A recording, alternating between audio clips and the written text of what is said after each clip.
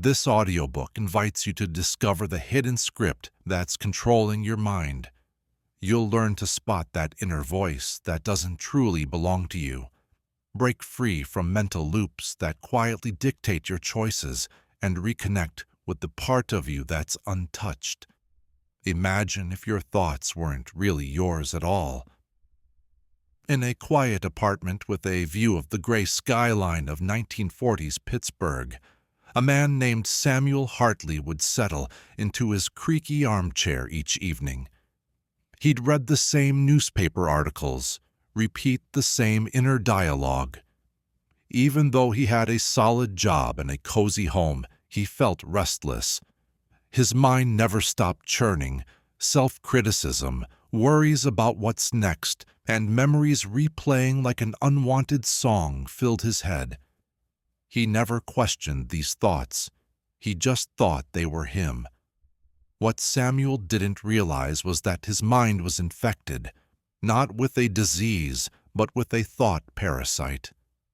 This thought virus isn't just a figure of speech. It forms when the mind starts to believe it knows everything. Most people think they come up with their own thoughts.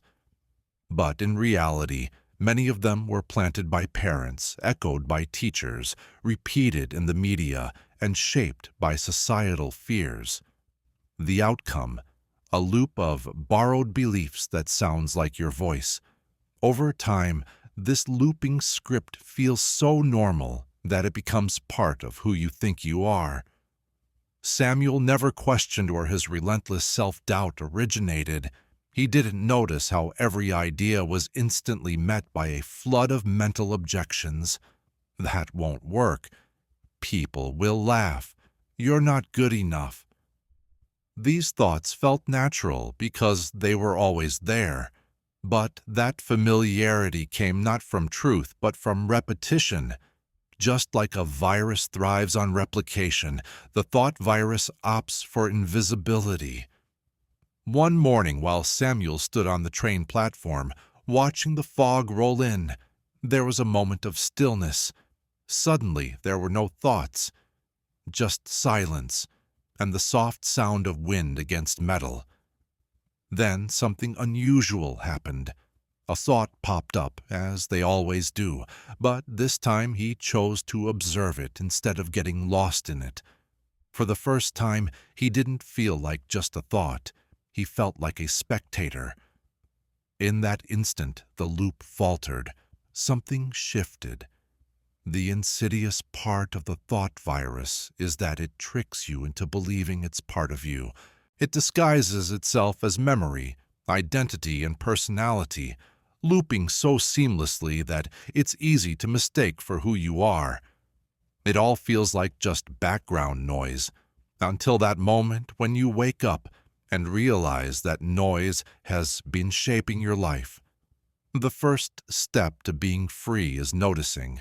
It's not about fighting the thoughts or trying to replace them. It's about just watching them without getting caught up in them. When Samuel started doing this every day, that constant chatter in his head lost its power. He still had thoughts, sure, but they didn't hold the same weight anymore. They weren't orders or facts. They were just echoes. You see, the thought virus can't survive when you bring awareness into the mix. It flourishes in distraction, in being unconscious. But when you take a moment to truly see it, that loop starts to unravel. And what's left isn't silence. It's space. A space where something deeper can finally emerge. Remember, you're not the voice in your head. You're the one who hears it. That realization is your first step toward healing. Back in the winter of 1931, a boy named Henry Wakefield stood outside his father's study in Boston, listening through a cracked door as his parents fought about money. His mom's voice shook, not with anger, but with fear. His dad's tone was sharp, filled with frustration and disappointment. Henry didn't grasp the words, but he felt the tension, and that feeling took root inside him. Years later, Long after his parents had passed, Henry woke up with that same anxious weight in his chest, even on good days. He didn't know why. It was like a loop had started. Thought loops don't kick off with thoughts. They begin with emotional experiences, especially ones from childhood. Feelings like fear, shame, and rejection lay down tracks in our minds. Later on, the brain tries to explain those feelings, creating thoughts that link back to the feelings, reinforcing each other over and over again. Many people think their thoughts create their emotions, but really it's often unprocessed feelings that stir up the thoughts. Those unresolved feelings make the mind spin a tale. I'm not good enough. The world is unsafe, or people always leave. As the body continues to churn out those old feelings, the stories seem true. That loop feeds on itself, day in and day out. Henry grew up into a man who never felt comfortable with success. When good things came his way, he expected them to vanish. He would throw away opportunities and always kept a wall of distrust around him. He gave compliments, not because he wanted to, but because a loop had taught him that worrying meant safety. It was a familiar pain, and the familiar feels safe, even if it hurts. His body learned a pattern, and his mind crafted thoughts to match. You see, loops don't come from logic, they come from repetition. What gets repeated feels familiar. What's familiar feels believable. What's believable shapes identity, and that identity becomes the lens through which we see life. The original loop might be buried so deep you forget when it began, but your reactions to life can trace back to it, like vines wrapping around a root. One evening, Henry sat alone at his desk, struck by a wave of anxiety. He paused and simply asked, "Where did this come from?" Not, "How do I fix this?" or "What's wrong with me?" Just pure curiosity. That night, he dreamed of his childhood study. The yellow lamp, the broken clock, the soft tremble in his mother's voice. He woke up with tears and stillness. The origin wasn't in his thoughts. It lay in his memories. To break the loop, you need to find its beginning, not to relive it, but to reclaim the part of yourself that froze when it started.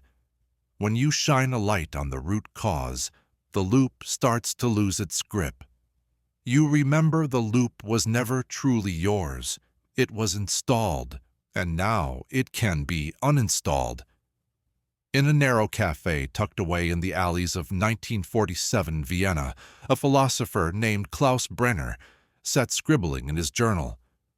His coffee had gone cold, and his thoughts flowed like water, sharp, relentless, almost frantic. He thought he was brilliant, maybe even touched by genius. But what he couldn't see was his brilliance was compulsive. It didn't pause. It didn't obey. It dragged him from sleep, interrupted conversations, and clouded his meals.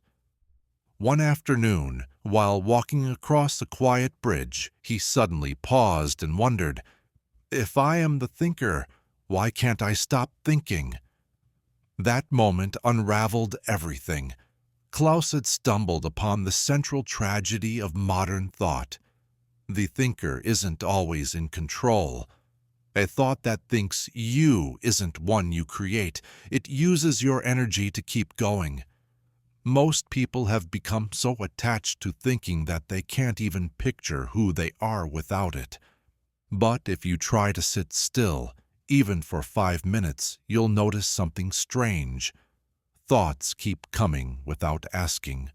They rise, change, speak, contradict, narrate, and judge, all while you sit back and listen.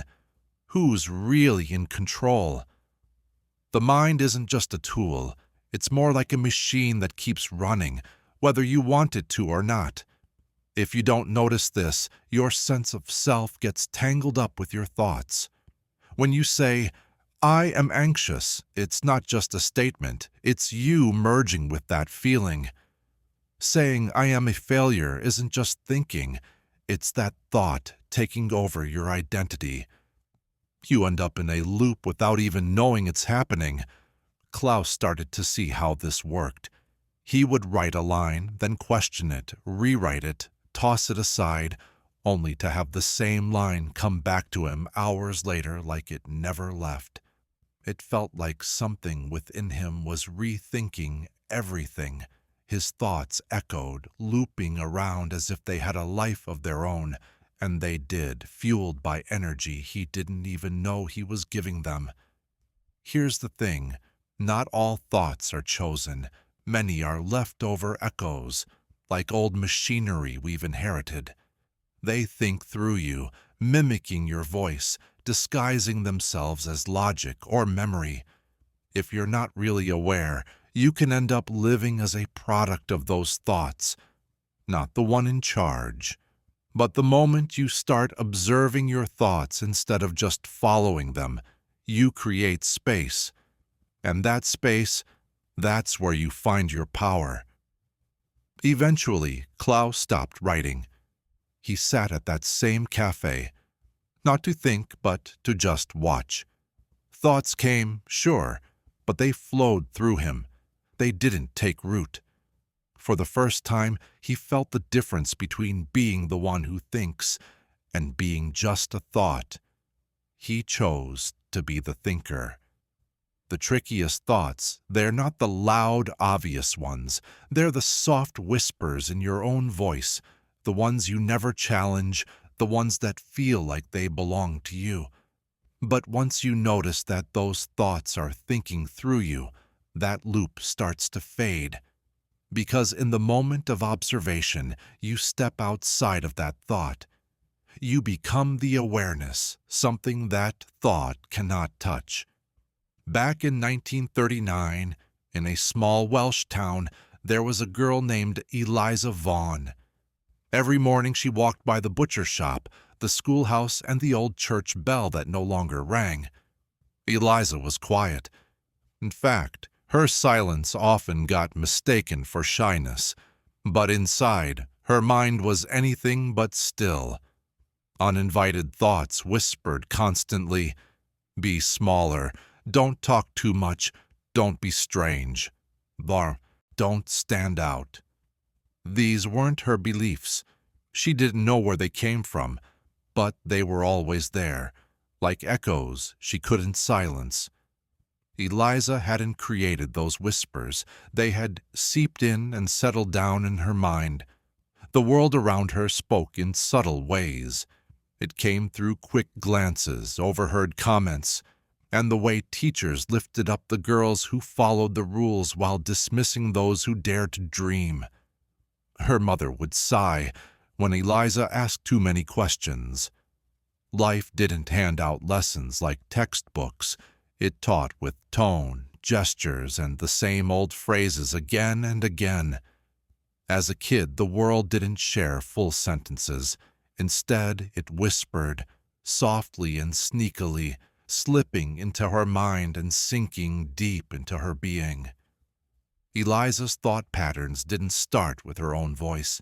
They began with what others said about who she should be. Fit in. Be agreeable. Work hard, but don't stand out too much. These messages weren't outright told. They seeped in like ink on paper until she accepted them as her own. Once they took root, those whispers became loops in her head. She repeated them to herself and lived by them. It wasn't until her artwork was turned away at a local exhibition that Eliza realized how much these inherited whispers had shaped her life. The rejection wasn't about beauty, it was about her uniqueness. One judge remarked, "This isn't how a proper girl sees the world." Instead of crying that night, something in her shifted. She looked at her hands and thought, "Maybe I'm not a proper girl." For the first time, those whispers didn't feel like hers. That's where the thought virus often begins, with the world's whispers. A parent's harsh words can turn into a loop of self-doubt. A teacher's sarcasm can become a loop of fear. A stranger's judgment morphs into a loop of shame. They never ask for your approval, yet once they land inside you, they mimic your own voice. The first step to breaking the loop is recognizing the difference between those whispers and the truth. When Eliza got back to her drawing table, she didn't try to make her art fit in. She focused on making it truly hers. She began to ask herself, whose voice is this? Every time her mind pushed back, those whispers faded a little more. She didn't have to silence them. She just stopped believing they belonged to her. You don't need to argue with those whispers. Just notice them. Once you hear them for what they are, they lose power over you. What stays is your own voice, strange, vibrant, unapologetic, the voice that is always there, long before the world taught you to whisper doubts about yourself. On the porch of his farmhouse, Thomas stood.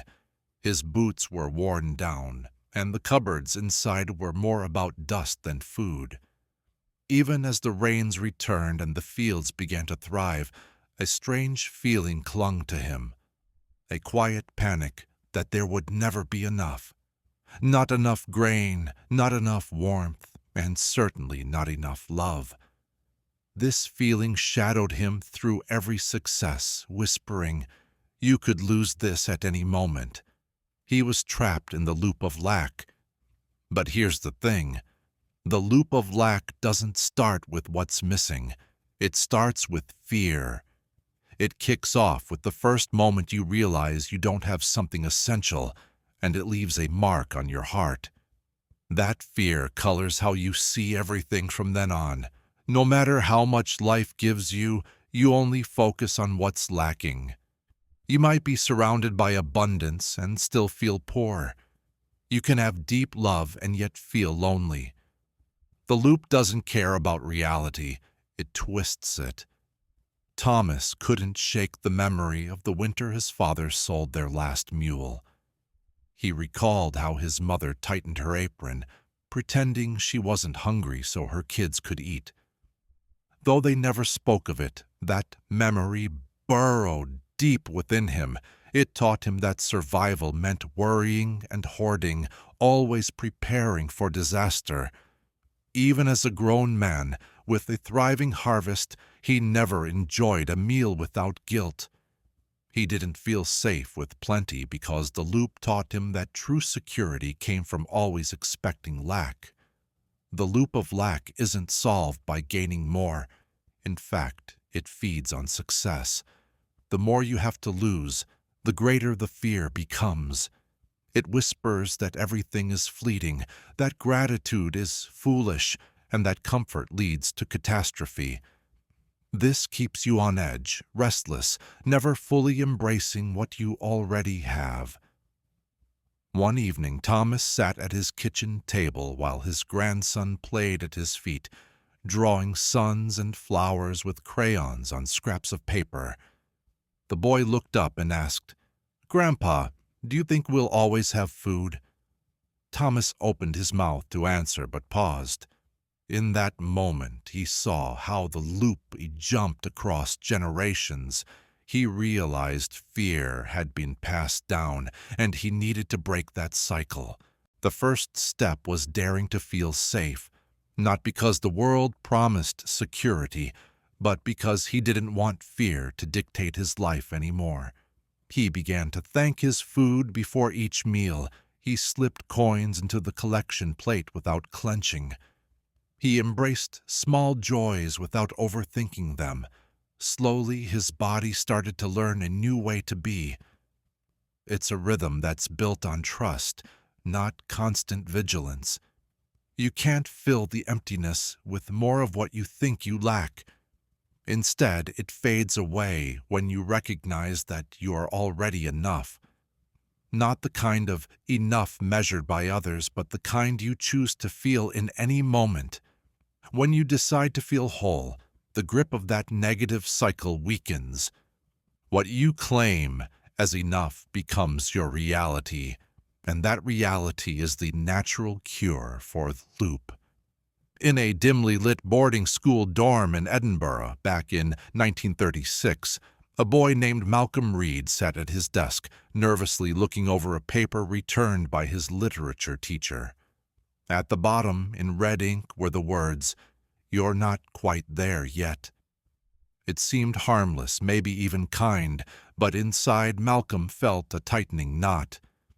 That night, and every night after, he started rewriting sentences in his head repeatedly, long after they were spoken or written. Each thought felt like a practice round for approval. Silence became a sign of rejection. He thought he was making progress, but really he had stepped into the trap of the feedback lie. The feedback lie starts with a small betrayal. The moment someone's opinion feels like proof of your worth. It could be praise that feels conditional or criticism that seems spot on. Once your mind accepts this, it starts to give away your sense of self. You think you aren't enough until someone from the outside says you are. And because people's reactions are so unpredictable, this loop keeps going. Malcolm became obsessed with perfecting himself. Every action, every little move was measured against an invisible scale. Would they approve? Did they notice? When someone complimented his work, he felt alive. But when he faced criticism, even gentle critiquing, he shrank inward. He lost touch with his own core. His sense of value became tied to other people's reactions. The thought virus disguised itself as a quest for self-improvement. The most dangerous kind of feedback isn't the brutal type. It's the sneaky, wise-sounding feedback, the sort that teaches you to judge yourself against a constantly shifting goalpost. You're getting better. That wasn't your best. Almost. These phrases create a mental agreement. They imply you aren't enough as you are, but with a bit of effort, you might just become enough. And so you chase. And so the loop starts. The feedback lie convinces you that your progress lies in how others see you.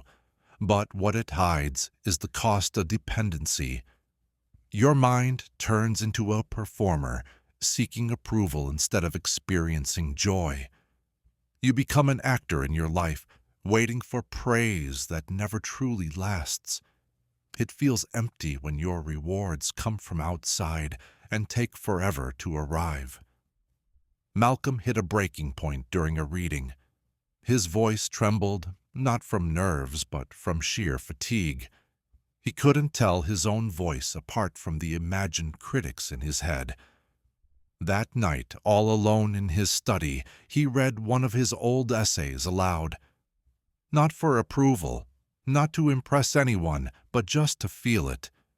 For the first time in ages, he was moved by his own words.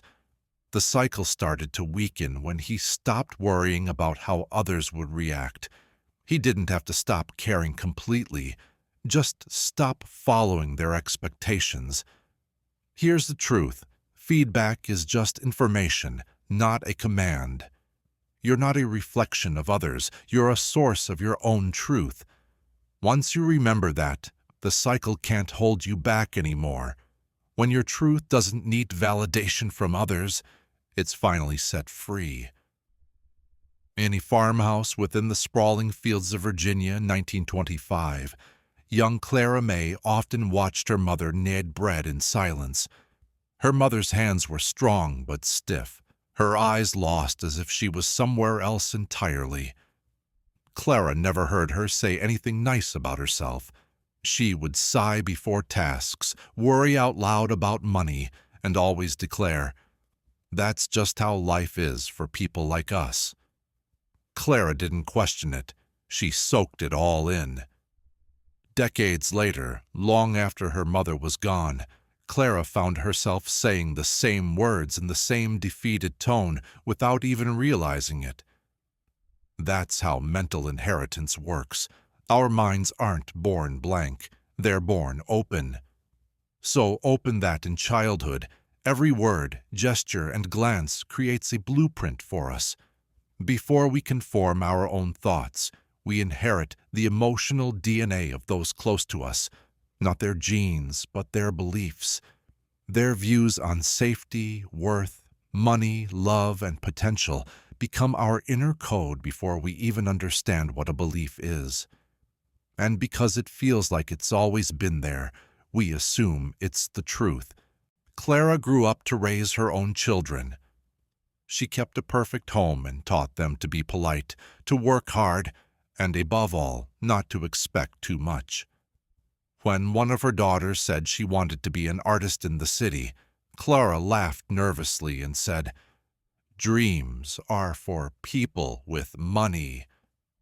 She didn't mean to be unkind. It was just what she believed. It never crossed her mind to question where that belief came from. You see, thought loops often get passed down like family heirlooms. They flow through generations. Generations pass down vibes, not just words. A home weighed down by silent anger teaches you that happiness is something you have to earn. A parent who worries about money makes you think that plenty is risky. Even the look on someone's face when they face the mirror shows you how to view your own.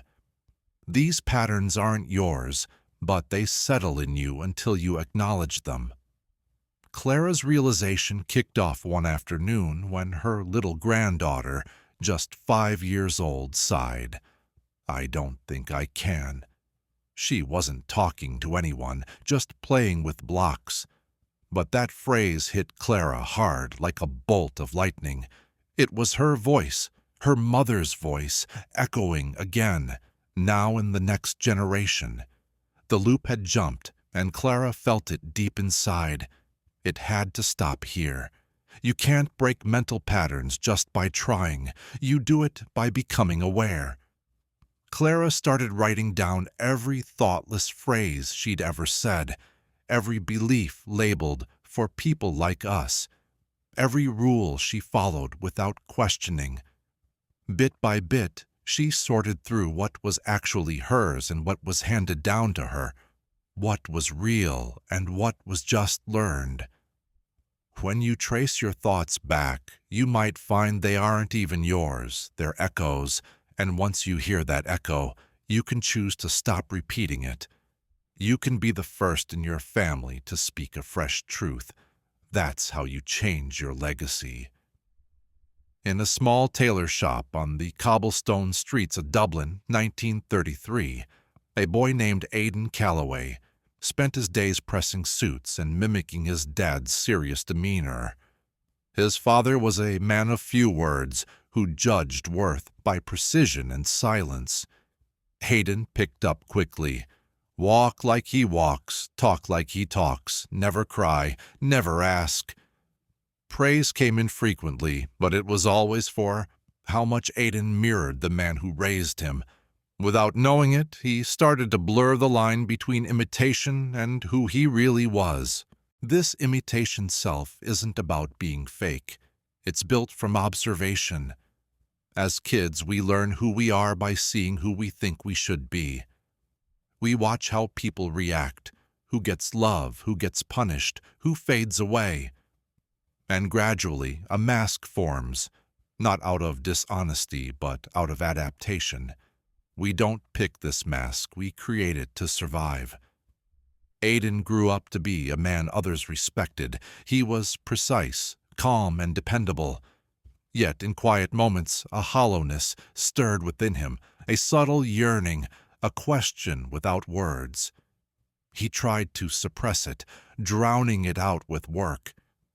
The feeling hit him again, especially when he glanced in the mirror. He couldn't remember the last time he made a choice that felt truly his own.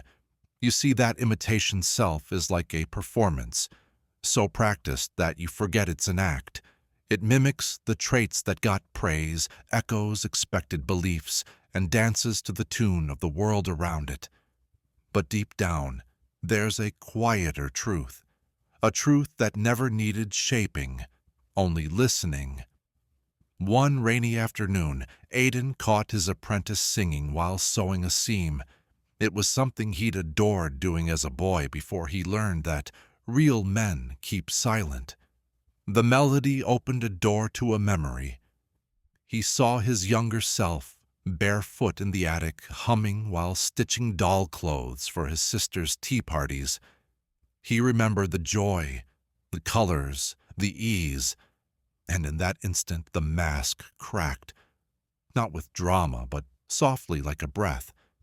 That imitation self isn't bad, it's just outdated. It formed in response to a world that used to be. But if you don't take a closer look, it becomes a prison with plush walls. You might gain approval, feel secure, but you'll also feel numb and cut off from your true self. Aidan didn't burn his shop down or flee. He started small. He began saying no when he really meant it. He played music while he worked. He laughed more. Slowly but surely, his true self, the one he thought he'd lost, returned like an old friend, patient and unafraid. The moment you stop performing is when your truth comes back. Not as a loud proclamation, but as a gentle whisper. You were never meant to be a copy. You were meant to be original. And the world, it turns out, needs fewer masks and more of the real you. In a cramped apartment in Manhattan's Lower East Side back in 1928, a young boy named Elias had a mental list of things to steer clear of. He never wrote it down. It lived in him. Don't talk back. Don't stay out too late. Don't trust strangers. Don't stand too tall. His father, a shoemaker shaped by war and loss, rarely offered praise. But when Elias made a mistake, his father's eyes would narrow. The message was clear. Stay small. Stay safe. Over time, Elias didn't need reminders.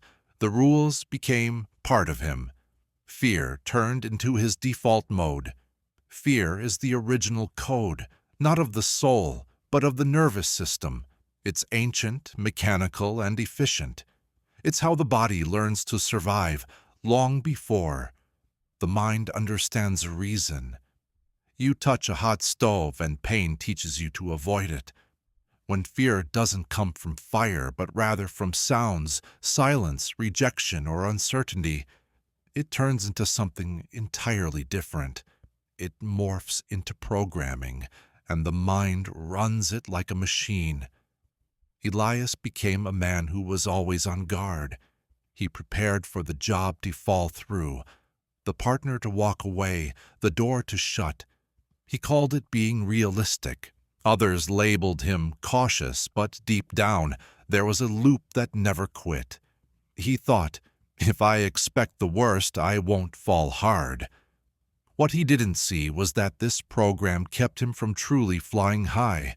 Fear dressed up as protection, but it quietly became a limitation. The mind can't tell the difference between real danger and feared memories. Once fear is programmed, it reacts the same way, whether there's a bear in front of you or just a disapproving stare across the table. The loop doesn't stop to ask if the threat is real. It just checks, have we seen this before? If the answer is yes, the code kicks in, the body tenses, the breath quickens, thoughts spiral, and the moment of being present slips away. One autumn morning, while Elias was fixing a boot, he heard a loud crash in the alley. His body jumped, but there was no threat, just a trash can knocked over by the wind. Yet the reaction stayed with him for hours. Sipping coffee in silence, he started to ponder. How many times have I let fears that aren't even mine control my choices? To reprogram fear isn't about getting rid of it, it's about changing its role. Elias began to do little things he once shied away from because of fear. He started talking to strangers, raised his prices, and spoke his mind without apologies, not because he was fearless, but because he refused to let fear be the director of his life. Fear will always knock on the door. That's just how it is. But you get to choose if it comes in, if it stays, and if it speaks for you. When you stop letting fear write your decisions, you can create a whole new story, one where danger isn't tied to being seen, and safety doesn't mean erasing yourself. Back in 1930s Chicago, the streets buzzed with noise, streetcars rattled, radios played from open windows, and in a crowded tenement on the second floor of a red brick building, Martha Clean kept a gramophone spinning as she tried to sleep. It wasn't that she adored the music, she just couldn't stand the silence. Every time the needle scratched to a halt, something inside her stirred. An unease, a pressing discomfort. Martha always had this nagging buzz of thoughts she couldn't shake off, so she kept hitting repeat, playing the same distractions over and over. People thought she enjoyed the racket, but really she was trying to escape herself.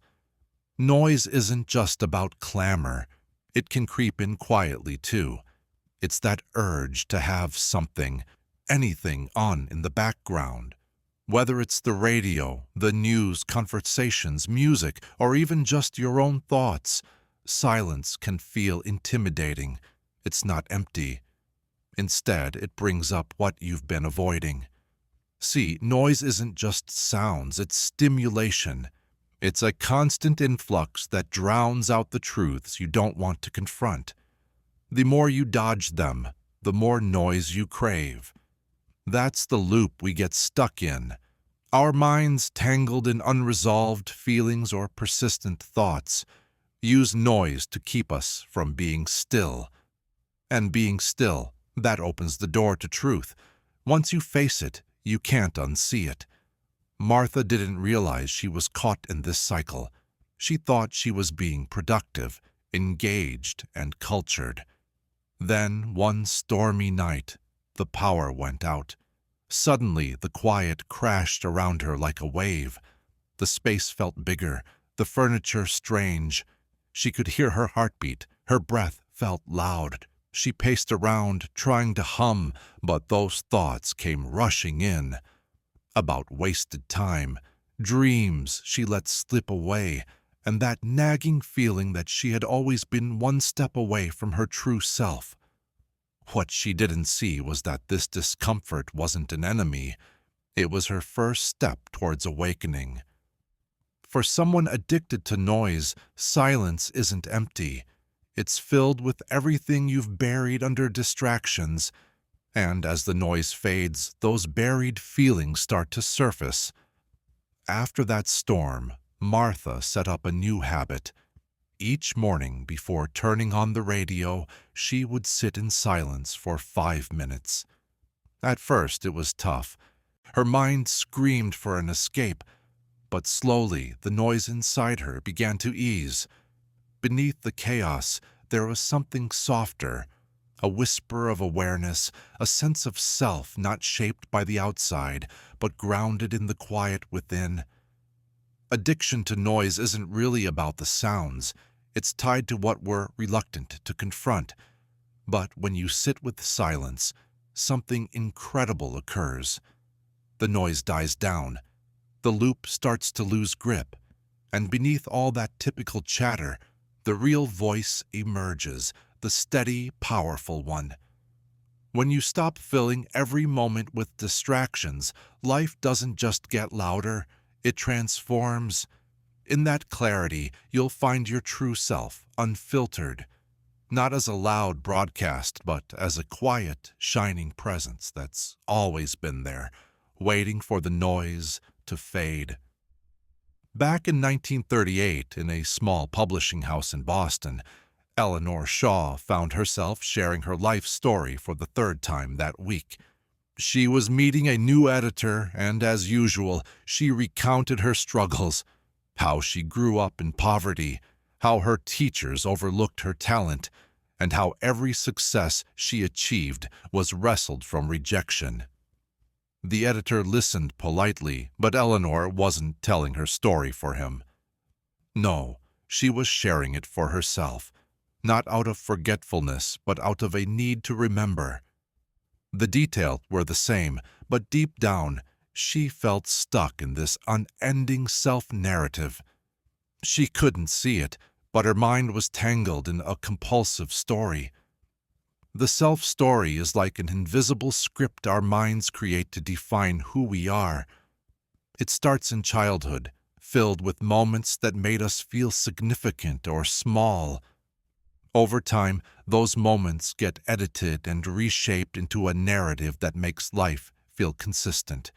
But when the story becomes too compulsive, when it overshadows the present, it turns from a memory into a prison. Eleanor's story was one of resilience, but hidden beneath that was a fear.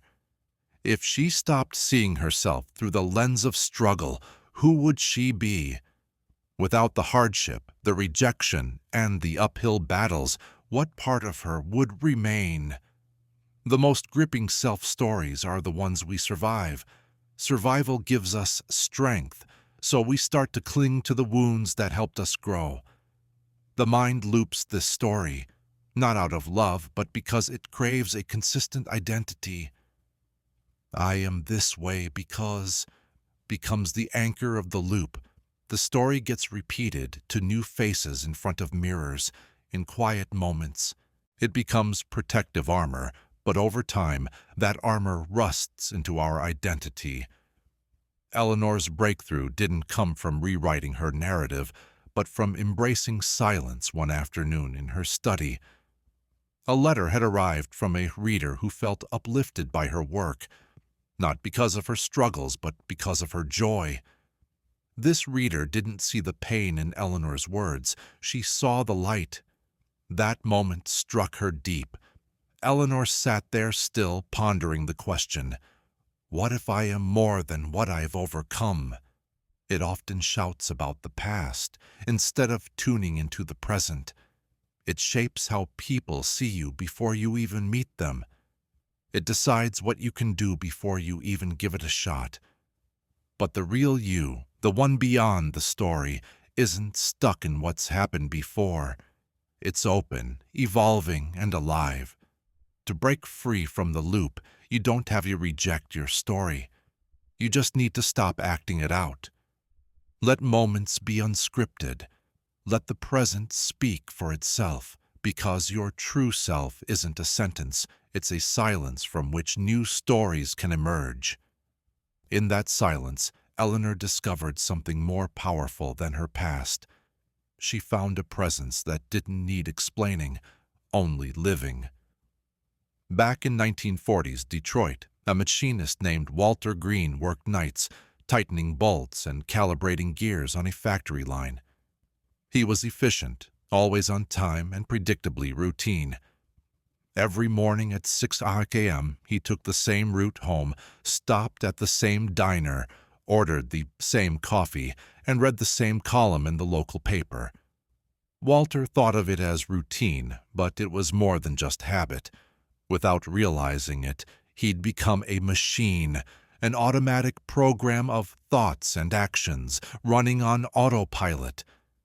Beneath his calm surface, Walter had stopped choosing his life. It was being managed by a silent program. The algorithm of you is made up of the patterns, reactions, and expectations that run your life without you even knowing. It covers not just what you do, but how you think, what you expect from others, how you judge situations, and even the kind of problems your mind fixates on when it's quiet.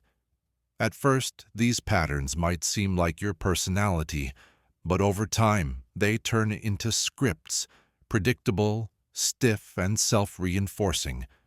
What you do once can easily become something you do forever, and what you repeat shapes who you think you are.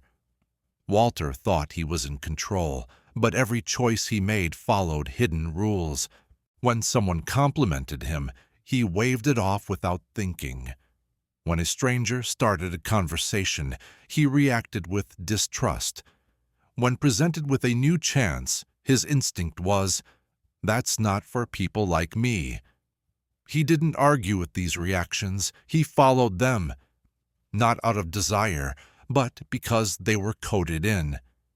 You see, the mind loves patterns. It saves energy by looking ahead to predict outcomes. The more you repeat a response, the more your brain wires it in. Over time, the loop becomes so smooth you forget there was ever a choice. You turn reactive instead of responsive, and your life shrinks to the limits of your routine. One morning, a new hire named Teresa joined Walter at work. She asked him why he always checked the same valve 3 times when 2 would do. He didn't have an answer. No one had ever asked him that. That question stuck with him. He started to observe other things, like how he always walked with its head down and never asked for what he wanted. He noticed how he avoided eye contact when dreaming about his future.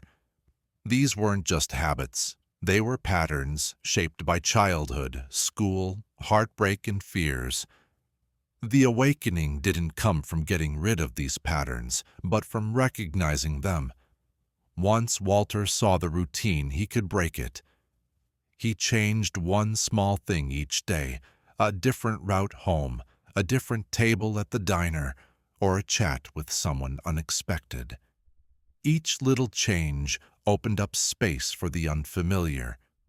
And in that unfamiliar space, he rediscovered his power to choose. You're not stuck in your routines. They're just codes you've written over time through repetition. And those codes, they can be rewritten. You're the observer of your patterns, not defined by them. By noticing them, you get your power back, not through force, but through awareness.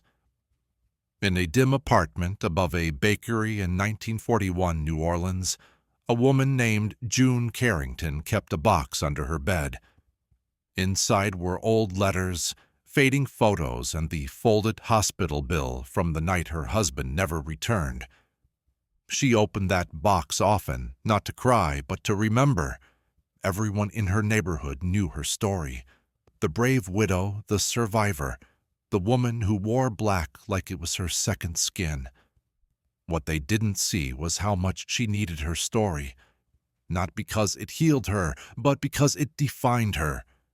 Pain became her guide, her anchor, her very identity. That's the hidden cost of suffering. When it goes unhealed, it shapes how you see yourself. Instead of just remembering the pain, you start to become that pain. Over time, your identity merges with your hurt. You stop saying you survived a tragedy and start living as if you are the tragedy. The wound becomes your view of life. The pain becomes your proof, and slowly the loop tightens. June wasn't being dramatic. She was just holding on to something real. Her sorrow was sharp, but it guided her.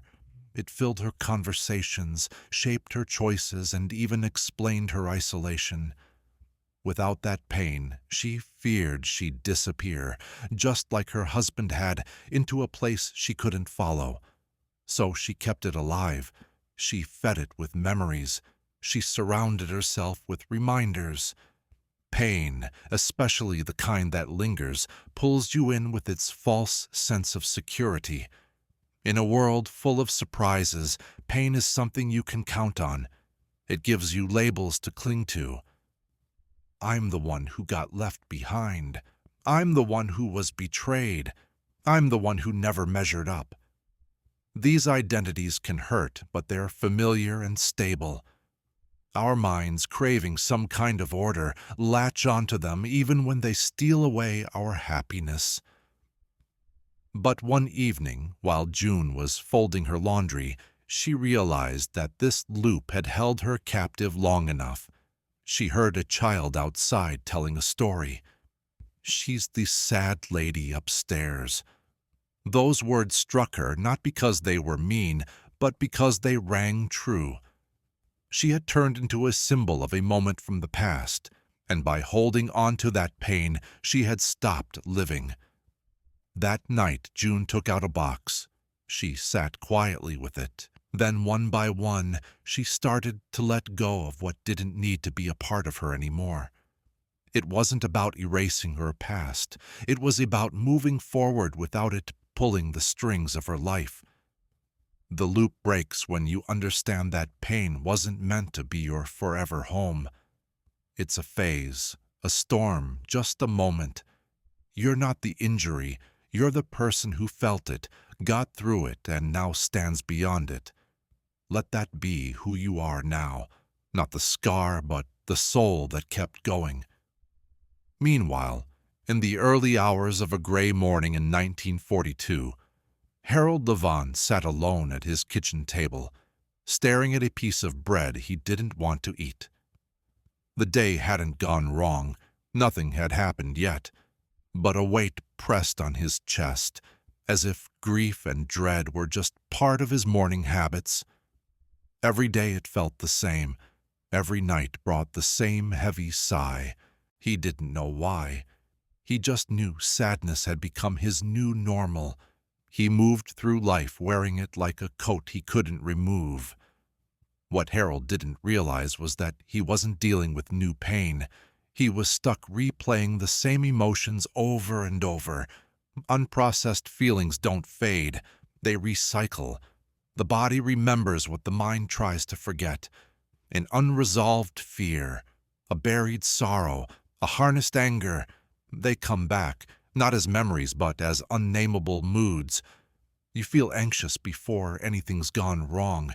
You feel tired though you haven't done anything to wear you out. You feel sadness without a reason. These are recycled emotions, echoes of feelings never fully experienced, coming back time and again to demand your attention. Harold had lost his wife 5 years before. He grieved, like anyone would, but he never let himself fully feel that grief. He didn't scream when he needed to. He didn't fall apart. Instead, he held it all in, for the kids, for the neighbors, for the version of himself that thought strength meant being silent. His feelings went underground. But emotions aren't bound by time. They don't just fade away. What's buried doesn't just stay gone. It keeps coming back. Thought loops often feed off emotional loops. A thought can trigger a feeling, but usually it's the other way around. I feel anxious, so something must be off. I feel angry, someone's to blame. The cycle repeats. Not because it's true, but because the feelings demand a reason. Harold had his breakthrough one morning when his granddaughter asked, "Why are you always sad in the morning?" It wasn't an accusation. It was an observation. It hit him hard, like a key turning in a long-locked door. In that moment, he realized that sadness wasn't just passing through. It was living inside him, operating without his permission. That night, for the first time in years, Harold allowed himself to feel. No filters. He played his wife's favorite song and let the tears flow. Not in the quiet way, but in a way that broke something open. After that release, he felt something new. Space. Those looped emotions don't want to harm you. They just want to be felt and set free. They come back not because you're broken, but because you're finally whole enough to face them. When you stop managing your feelings and start witnessing them, the loop begins to fade. Your emotions aren't meant to circle endlessly. They're meant to pass through like a storm that clears the air. Let them pass, and clear skies will return. In the summer of 1935, Mildred Fay, a school teacher, sat by the window of a busy New Jersey boarding house each evening, quietly judging the tenants below. She watched a young man with a loud laugh and labeled him arrogant. The woman with red lipstick, careless. The old grocer who never said hello, surely unfriendly. Mildred thought she was just perceptive, good at spotting human nature. What she didn't see was that she wasn't seeing them at all. She was seeing herself, specifically the parts of herself she had rejected. She wasn't observing, she was projecting. Projection happens when our minds push out uncomfortable feelings. When something inside feels too painful, too shameful, or just plain unacceptable, we don't get rid of it. Instead, we shift it onto someone else. Suddenly, the fear we can't face is in their eyes. The anger we bury shows up in their voice. The insecurities we deny appear in their achievements. And just like that, a loop starts, not in them, but in how we see things. Take Mildred, for example. She grew up under strict rules. Her mother taught her to be proper, quiet, and restrained. She got punished for showing emotions, for making mistakes, and for dreaming too big, so she learned to lock those feelings away. But emotions that get buried don't just disappear. They find other ways to sneak out, often through judgment. Here's the thing. Projection isn't a character flaw. It's a survival instinct. The mind shields the image of who we think we need to be by pushing out everything that doesn't fit. The downside, it distorts our view. We stop seeing people as they really are, and instead we start seeing them as reflections of parts of ourselves that we've rejected. Mildred's awakening happened one afternoon when she snapped at her student for being too emotional. The girl didn't fight back. She just looked at Mildred, tears in her eyes. That gaze stuck with Mildred for days. It reminded her of her own childhood, when she was told to calm down, to be quiet, to be easier to love. In that moment, the facade of projection cracked. Mildred wasn't really angry at the girl. She was furious at the version of herself she had hidden away. Healing starts when we look inward, not to blame, but to reclaim. Every judgment can be a doorway. Every trigger can be a teacher. Next time you feel irritated or offended, take a moment. Instead of asking, "Why are they like this?" ask yourself, "What part of me have I pushed away that this person brings up?" Projection loses its power when we welcome back what we've cast aside. Mildred began by making small changes. She let herself cry during sad movies. She shared her thoughts without rehearsing them. She laughed loudly one day, and no one told her to be quiet. Over time, the people she once judged began to soften in her eyes. Not because they changed, but because she did. The world doesn't just show you what it is, it reveals where you stand. When you clear your perspective, you see others more clearly, and most importantly, you see yourself. Whole, messy, radiant, and finally returned. In Liverpool, a young man named James Langley stood backstage, clutching a folded poem in his shaky hands. He had been asked to read at a local writers' gathering, but when his name was called, his mind turned against him. "You're not prepared. They won't get it. You'll fumble your words." He wasn't just nervous.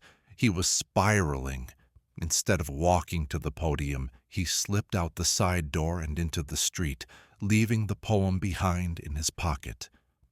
What James didn't realize was that he wasn't facing the moment ahead of him. He was caught in a loop of self-doubt. That spiral of doubt is a sneaky trick, keeping you small and unsure. It pretends to be your rational voice, judging your abilities and weighing the possible outcomes. But in reality, it's just your memories dressed as predictions. Somewhere in the past, he faced criticism, rejection, or even humiliation. That pain wrapped itself up as a protective shield. Don't speak too loud. Don't put in too much effort. Don't risk being noticed. Over time, that protective instinct turned into a gut reaction. James had talent. What he lacked was belief in himself. Whenever he approached a moment to shine, his thoughts would drown him in imagined failures.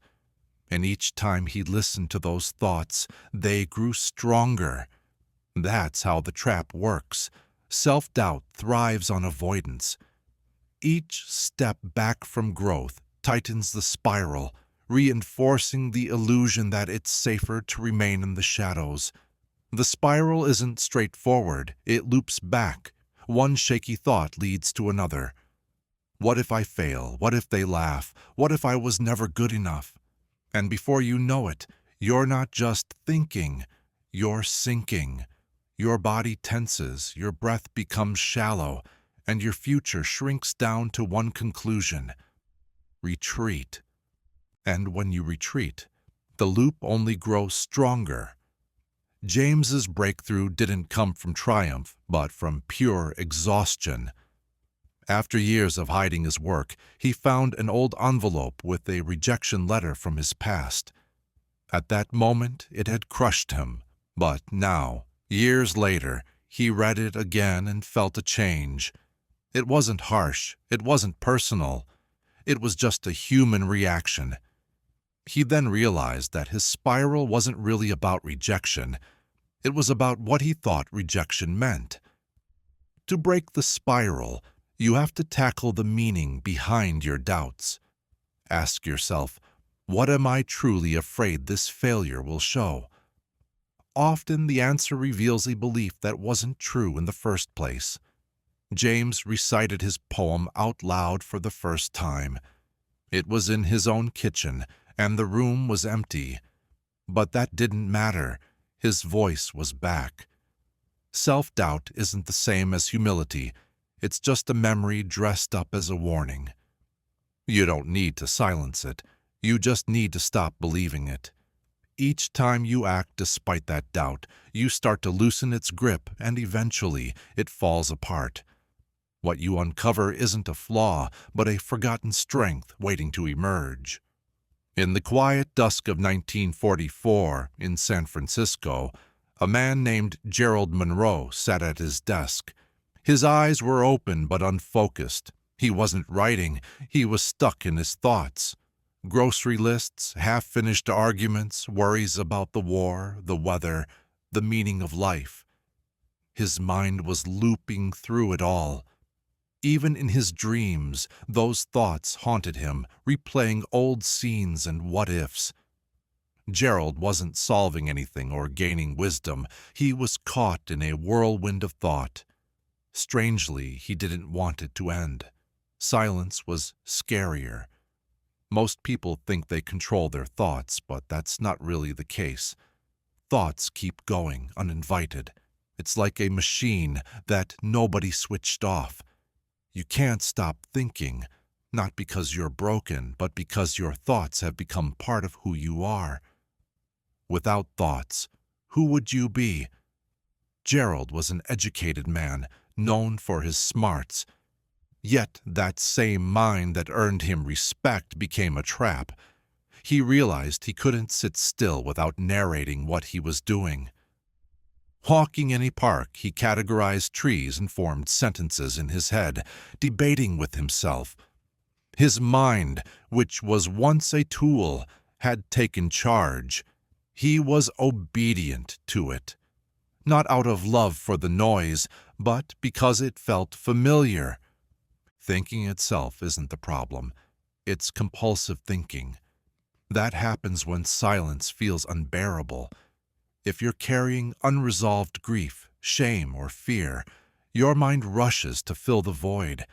It distracts you, analyzes everything, creates worries.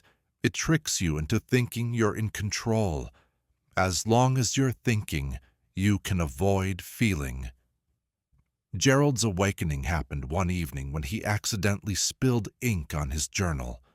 As he tried to clean it up, he froze, staring at the black stain. For the first time in days, there was no narration, no commentary, just stillness, just presence. The moment flew by, but it left behind a question.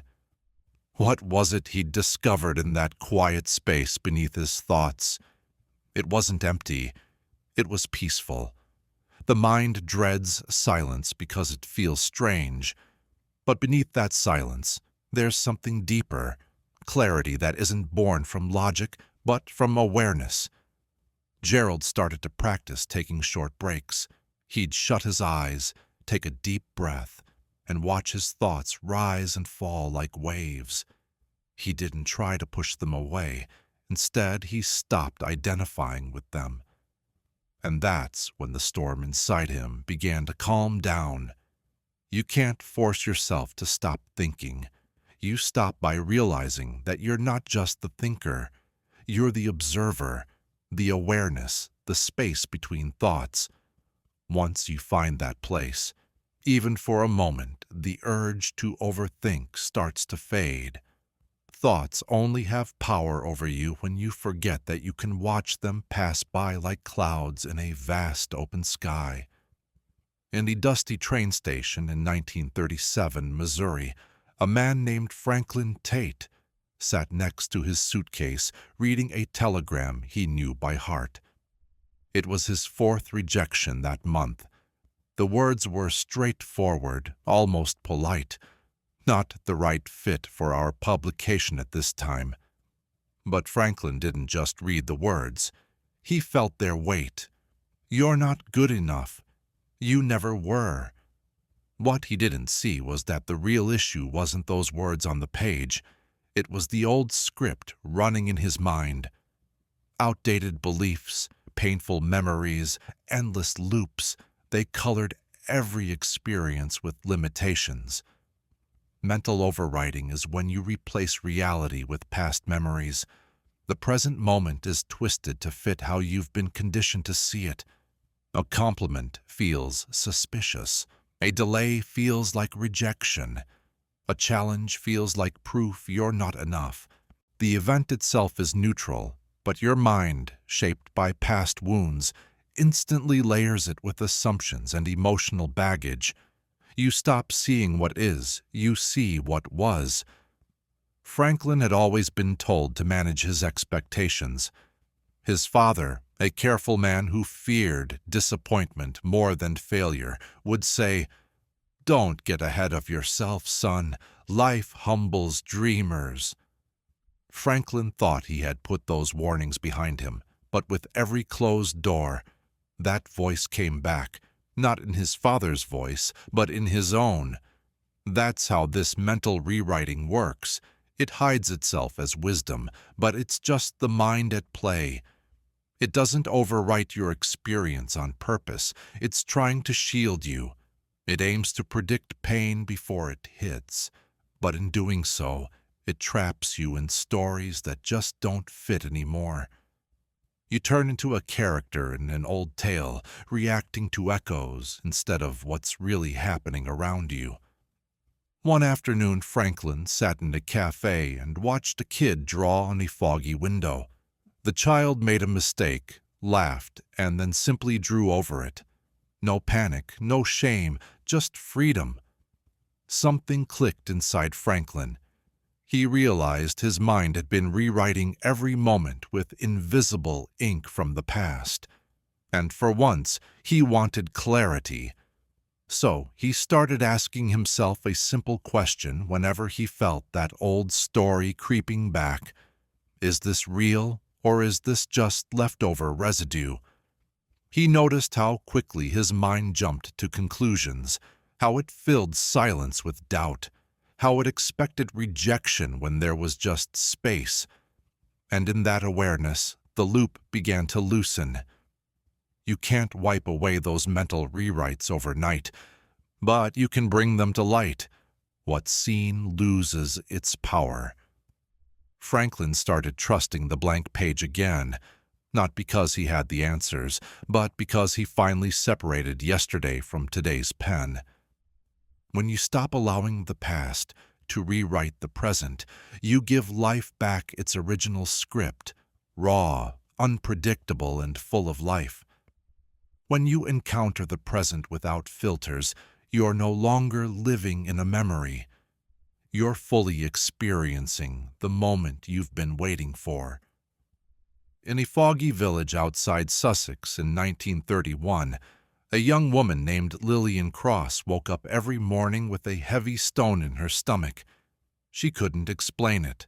Nothing was wrong, yet as soon as her eyes opened, a thought hit her. Something bad is going to happen. It felt real, heavy, shaped and textured. She went through her day waiting for it, bracing herself, scanning her surroundings, retreating. But nothing ever happened. The thought never proved true. Yet it came back, day after day. What Lillian didn't understand was that she wasn't responding to truth.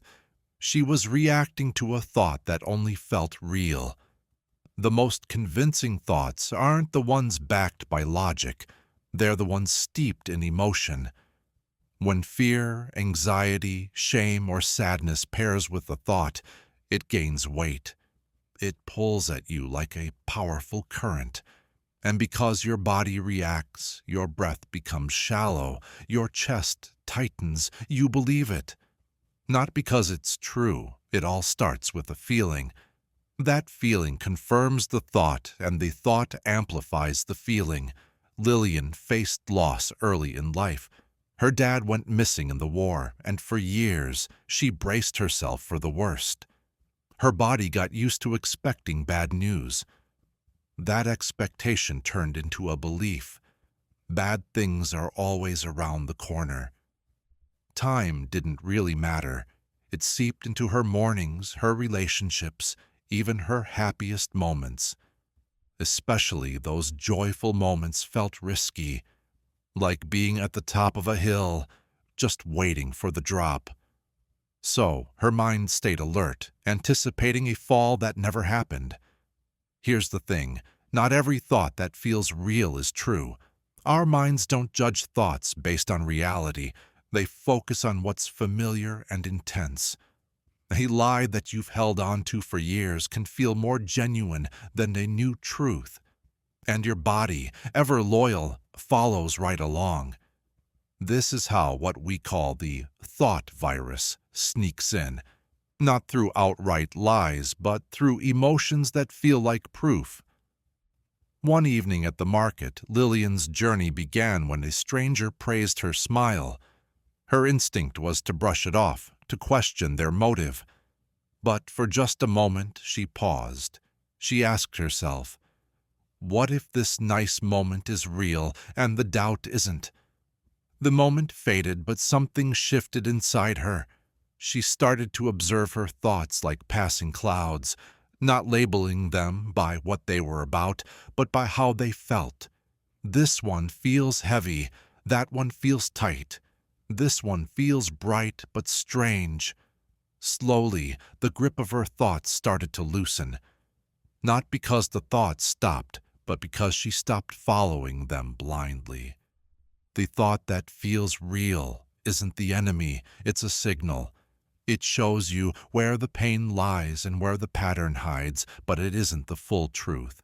The truth is quieter and steadier. It doesn't clench your body, it opens it up. When you pause before accepting a belief, when you can feel without merging with the thought, that thought loses its power. What's left is clarity, pure awareness that doesn't rely on feelings to know what is real. In a sun-bleached office in 1946 Los Angeles, Charles Danning adjusted the blinds, tuning into the same radio show he'd listened to every day for years. He wasn't really after the news. He liked the familiar voices that echoed his views. Charles had strong opinions, and he filled his life with friends, newspapers, and routines that echoed them back to him. He thought that made him informed. But in truth, he was caught in something much more subtle than ignorance. He found himself trapped in a mental echo chamber. This echo chamber wasn't a prison. It felt like safety, like consistency. It seemed certain, but it was built on repeating thoughts that never got challenged or questioned. These loops created walls around his mind, made not of truth but of familiarity. Once he was inside, it became tough to distinguish between what was real and what was just a repeated thought. Charles didn't realize he had stopped learning. Whenever a new idea popped up, his mind would instantly reject it. That doesn't add up, he'd think. That's not how it works. I don't think that way. His thoughts weren't evolving. They were just going in circles. Since he heard them so often, they started to feel true. The echo doesn't just mirror, it strengthens. Our minds love reinforcement. They crave predictability. They scan the world for what matches, not for what's new. They filter your reality, feeding you thoughts that align with your past, your hurts, your fears, and your long-held beliefs. Soon enough, everything you think appears confirmed by everything you see. But this isn't confirmation, it's containment. This echo chamber often starts as a form of protection. When Charles was younger, an idea he shared at school got mocked, and that left a scar. As an adult, he built a life where he wouldn't face that ridicule again. But in doing so, he also stifled his growth. He could only hear thoughts that padded those walls. Then one afternoon, his niece came to visit. She chatted openly about ideas he had never even thought about. He scoffed at her. She just smiled and asked, "Uncle, when was the last time you changed your mind?" That question hit him hard. He couldn't even answer. He hadn't changed his mind in years. That night, as he sat in silence, her words echoed louder than any of his thoughts ever did. To escape the echo, you need to invite in some disruption, not chaos, but contrast. Challenge yourself to seek out voices that push against your beliefs. Ask yourself, what if I'm wrong? Not because you actually are, but because freedom lies on the other side of that question. Charles didn't tear down his echo chamber overnight, but he started to open windows. He began reading different things, listening more and defending less. As those walls cracked, his world began to expand. Mental echo chambers might keep you comfy, but truth rarely comes in comfort.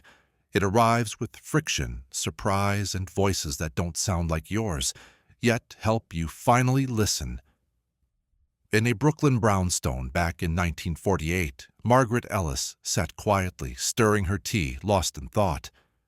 The day went on like any other. Her husband was immersed in the newspaper. The kids were bickering over breakfast, and the neighbors exchanged their usual pleasantries. Everything seemed fine. Yet, deep down, she felt a strange fragility, like the air just before a storm.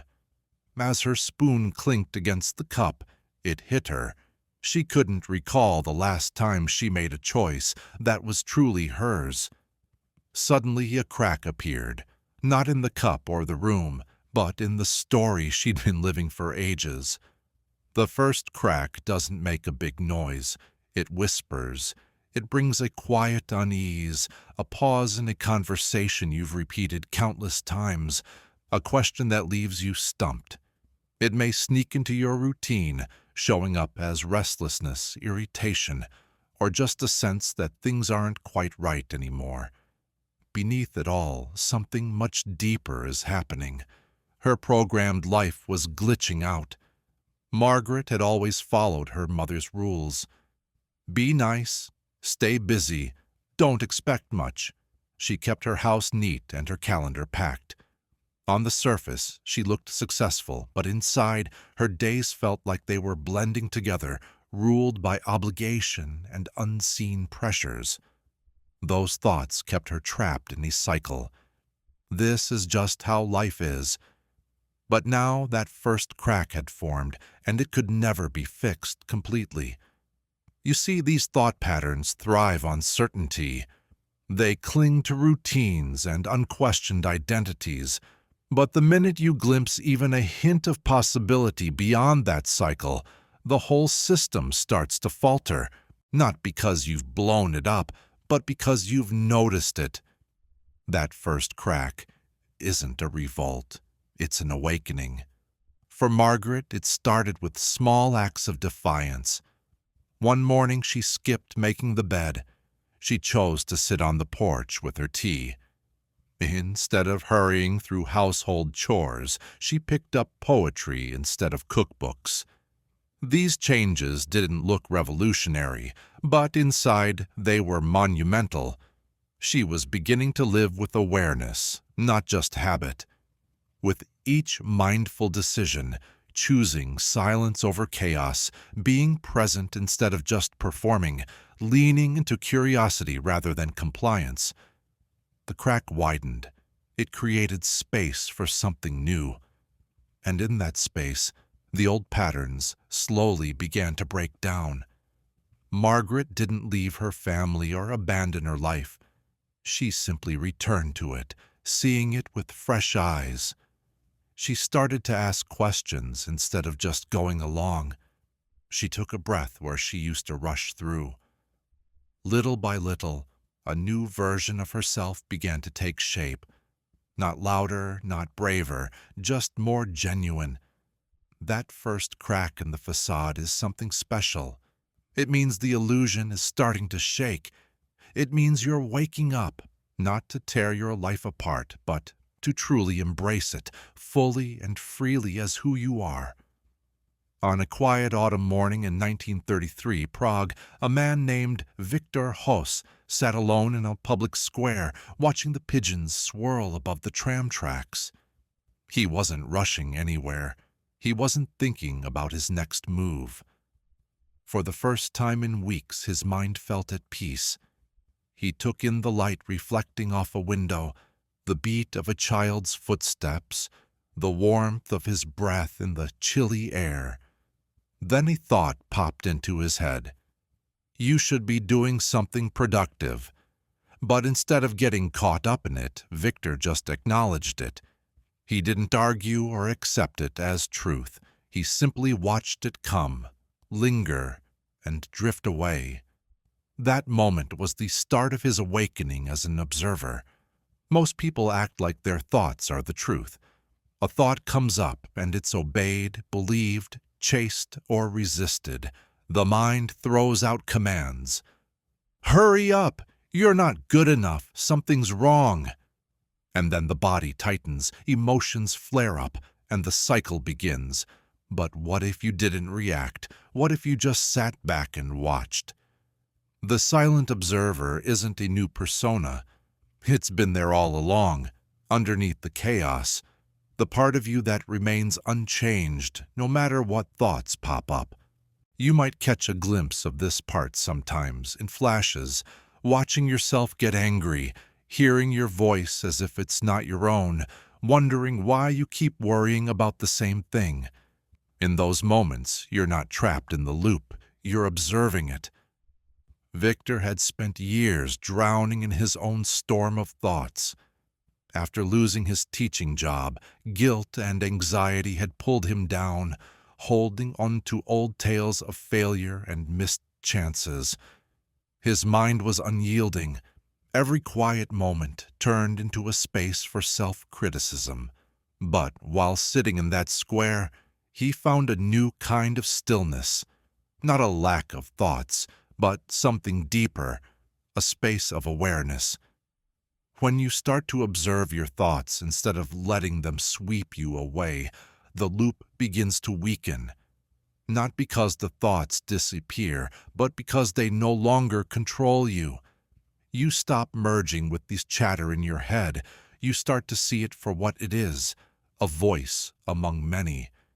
And it isn't always the voice to trust. Victor began to practice this quietly each day. He didn't overhaul his life. He shifted his place in it. He learned to pause before reacting. Instead of getting caught up in his thoughts, he named them. There's that fear again. There's the doubt creeping in. With each acknowledgement, he found a bit more space, A bit more power returned to him. The quiet observer isn't there to battle the mind, it's simply there to watch it. And as it observes, the loop starts to fade away because what you look at begins to lose its hold. What's seen clearly can't control you. When you remember who's watching, you realize you're not just the thinker anymore. You're the space where thoughts flow through, untouched, unmoved, and free. In a small tailor shop in Lisbon back in 1949, a man named Diego Morales stood in front of two rolls of fabric, one charcoal gray and the other deep navy. A wealthy client wanted a custom suit, and Diego spent an hour trying to decide which color to suggest. To onlookers, it seemed like just a style choice. But inside Diego's mind, it felt way more crucial. If he picked the wrong color, he worried he might lose the client, ruin his reputation, or worse, validate that nagging belief he'd held since he was a kid. You always mess it up. What Diego failed to see was that the choice wasn't really about color. It was about breaking free from that thought loop. This is the false choice illusion. When the mind offers options that seem different but stem from the same limiting belief, it tricks you into thinking you're picking A or B. But really, you're just choosing between two sides of fear, two branches of the same tree. The real decision has already been made by the loop. You aren't acting freely, you're just picking from a list crafted by your own programming. Diego learned this pattern early on. His father was strict and didn't tolerate mistakes. As a result, Diego learned to calculate every move, to guess what others wanted, to survive by pleasing those around him. This led him to live performatively. Every choice weighed heavily on him. Not, what do I want, but what will keep me safe? He called it careful, but it was really about control. The mind loves to present fake choices when it wants to distract you from the real decision. Should I stay or leave? Speak up or stay quiet? Confront or back down? These options may seem different, but if both arise from fear, guilt, or unworthiness, then they're not true choices at all. The outcome stays the same. The loop spins on. You can change your path, but the end point remains unchanged. For Diego, the facade shattered one rainy afternoon. He heard his apprentice confidently discussing an unusual design choice. The younger guy wasn't backtracking or hesitating. He was just creating without restraints. Something clicked in Diego. He asked himself a bold question. What if the fabric wasn't what mattered? What if it was about who I am when I make that choice? That night he sat in silence. He tuned out the chatter in his head and listened to the part of him that always knew what he liked, what mattered, what he wanted to express. So, the next morning, he stepped into the shop, not worrying about which fabric was the safest. He asked himself which one felt like art. The illusion of false choices crumbles when you stop picking based on fears and start listening to your truth. Real freedom doesn't come when you choose between two safe options. It comes when you completely change the question. The loop doesn't care what you choose. It only cares that you pick something from it. But you weren't meant to follow its script. You're meant to remember that your best decisions come from being present, not from pressure. In the bustling streets of 1940 Marseille, a man named Omri Dubois went about his days carrying a heavy heart.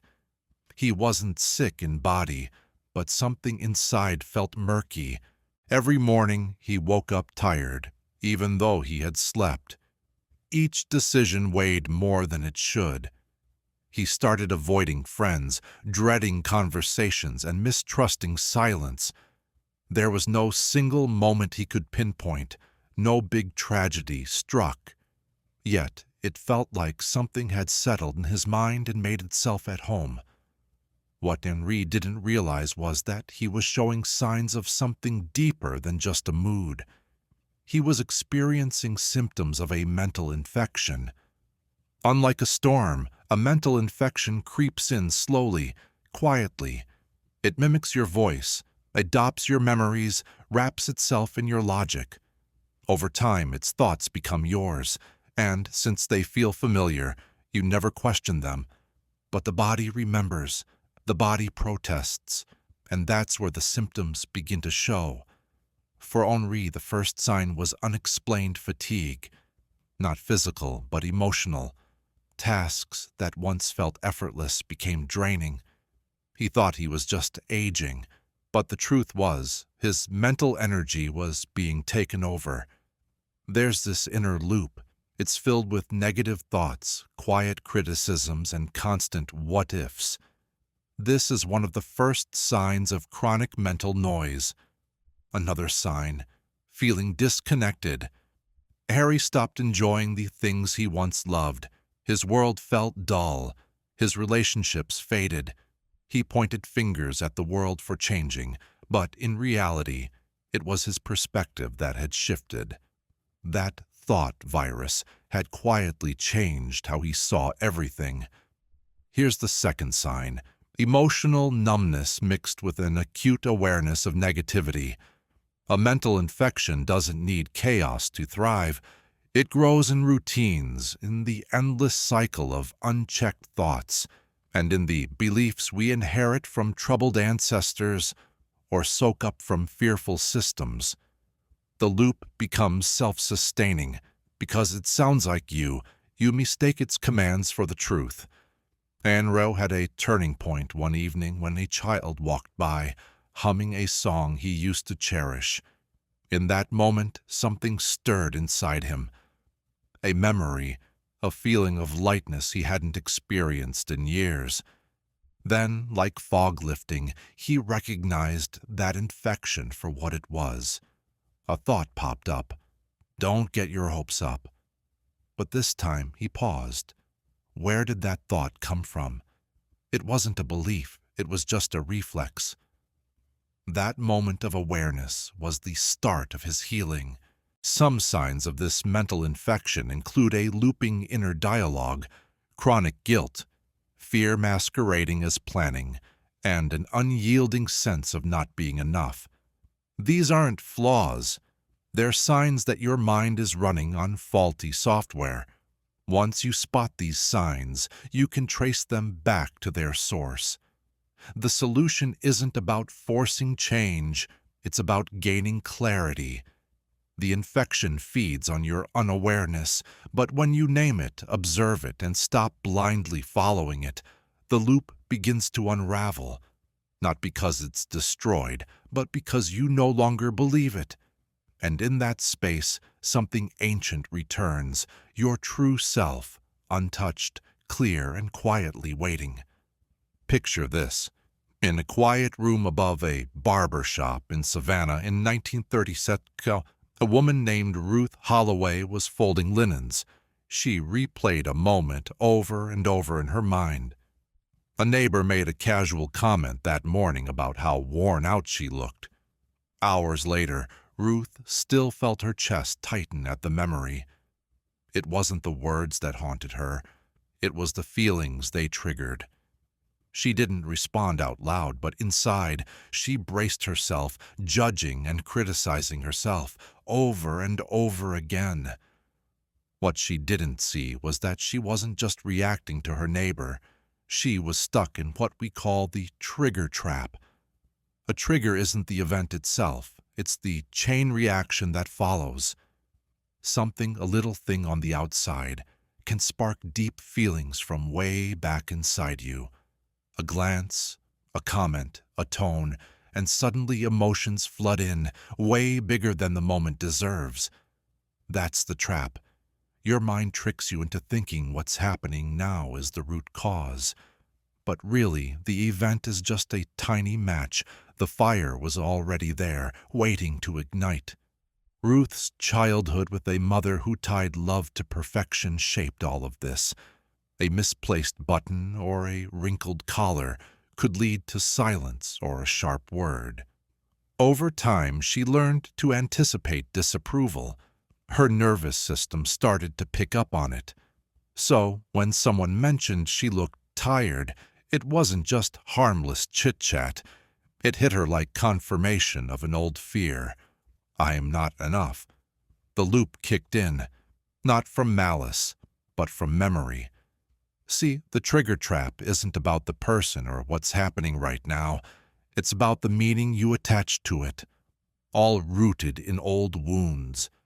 Your mind is constantly searching for familiar patterns linking everyday cues to past pain. And because it feels so fresh, you think the emotion is tied to what's just happened, but it's usually about things that have never been resolved. Ruth's breakthrough came during an unexpected still moment. She sat on the back porch, hands wrapped around a warm mug of tea, watching the laundry dance in the breeze. For the first time, she thought, what if it's not the comment? What if it's more about what that comment reminded me of? That small change shifted everything. Triggers are messengers. They highlight the parts of you still yearning for recognition, still aching to be set free. The trap isn't the feeling itself, it's the belief that it's only caused by what's happening now. When you take a moment to pause, to breathe, to follow that emotional thread instead of just reacting, you start to break the cycle.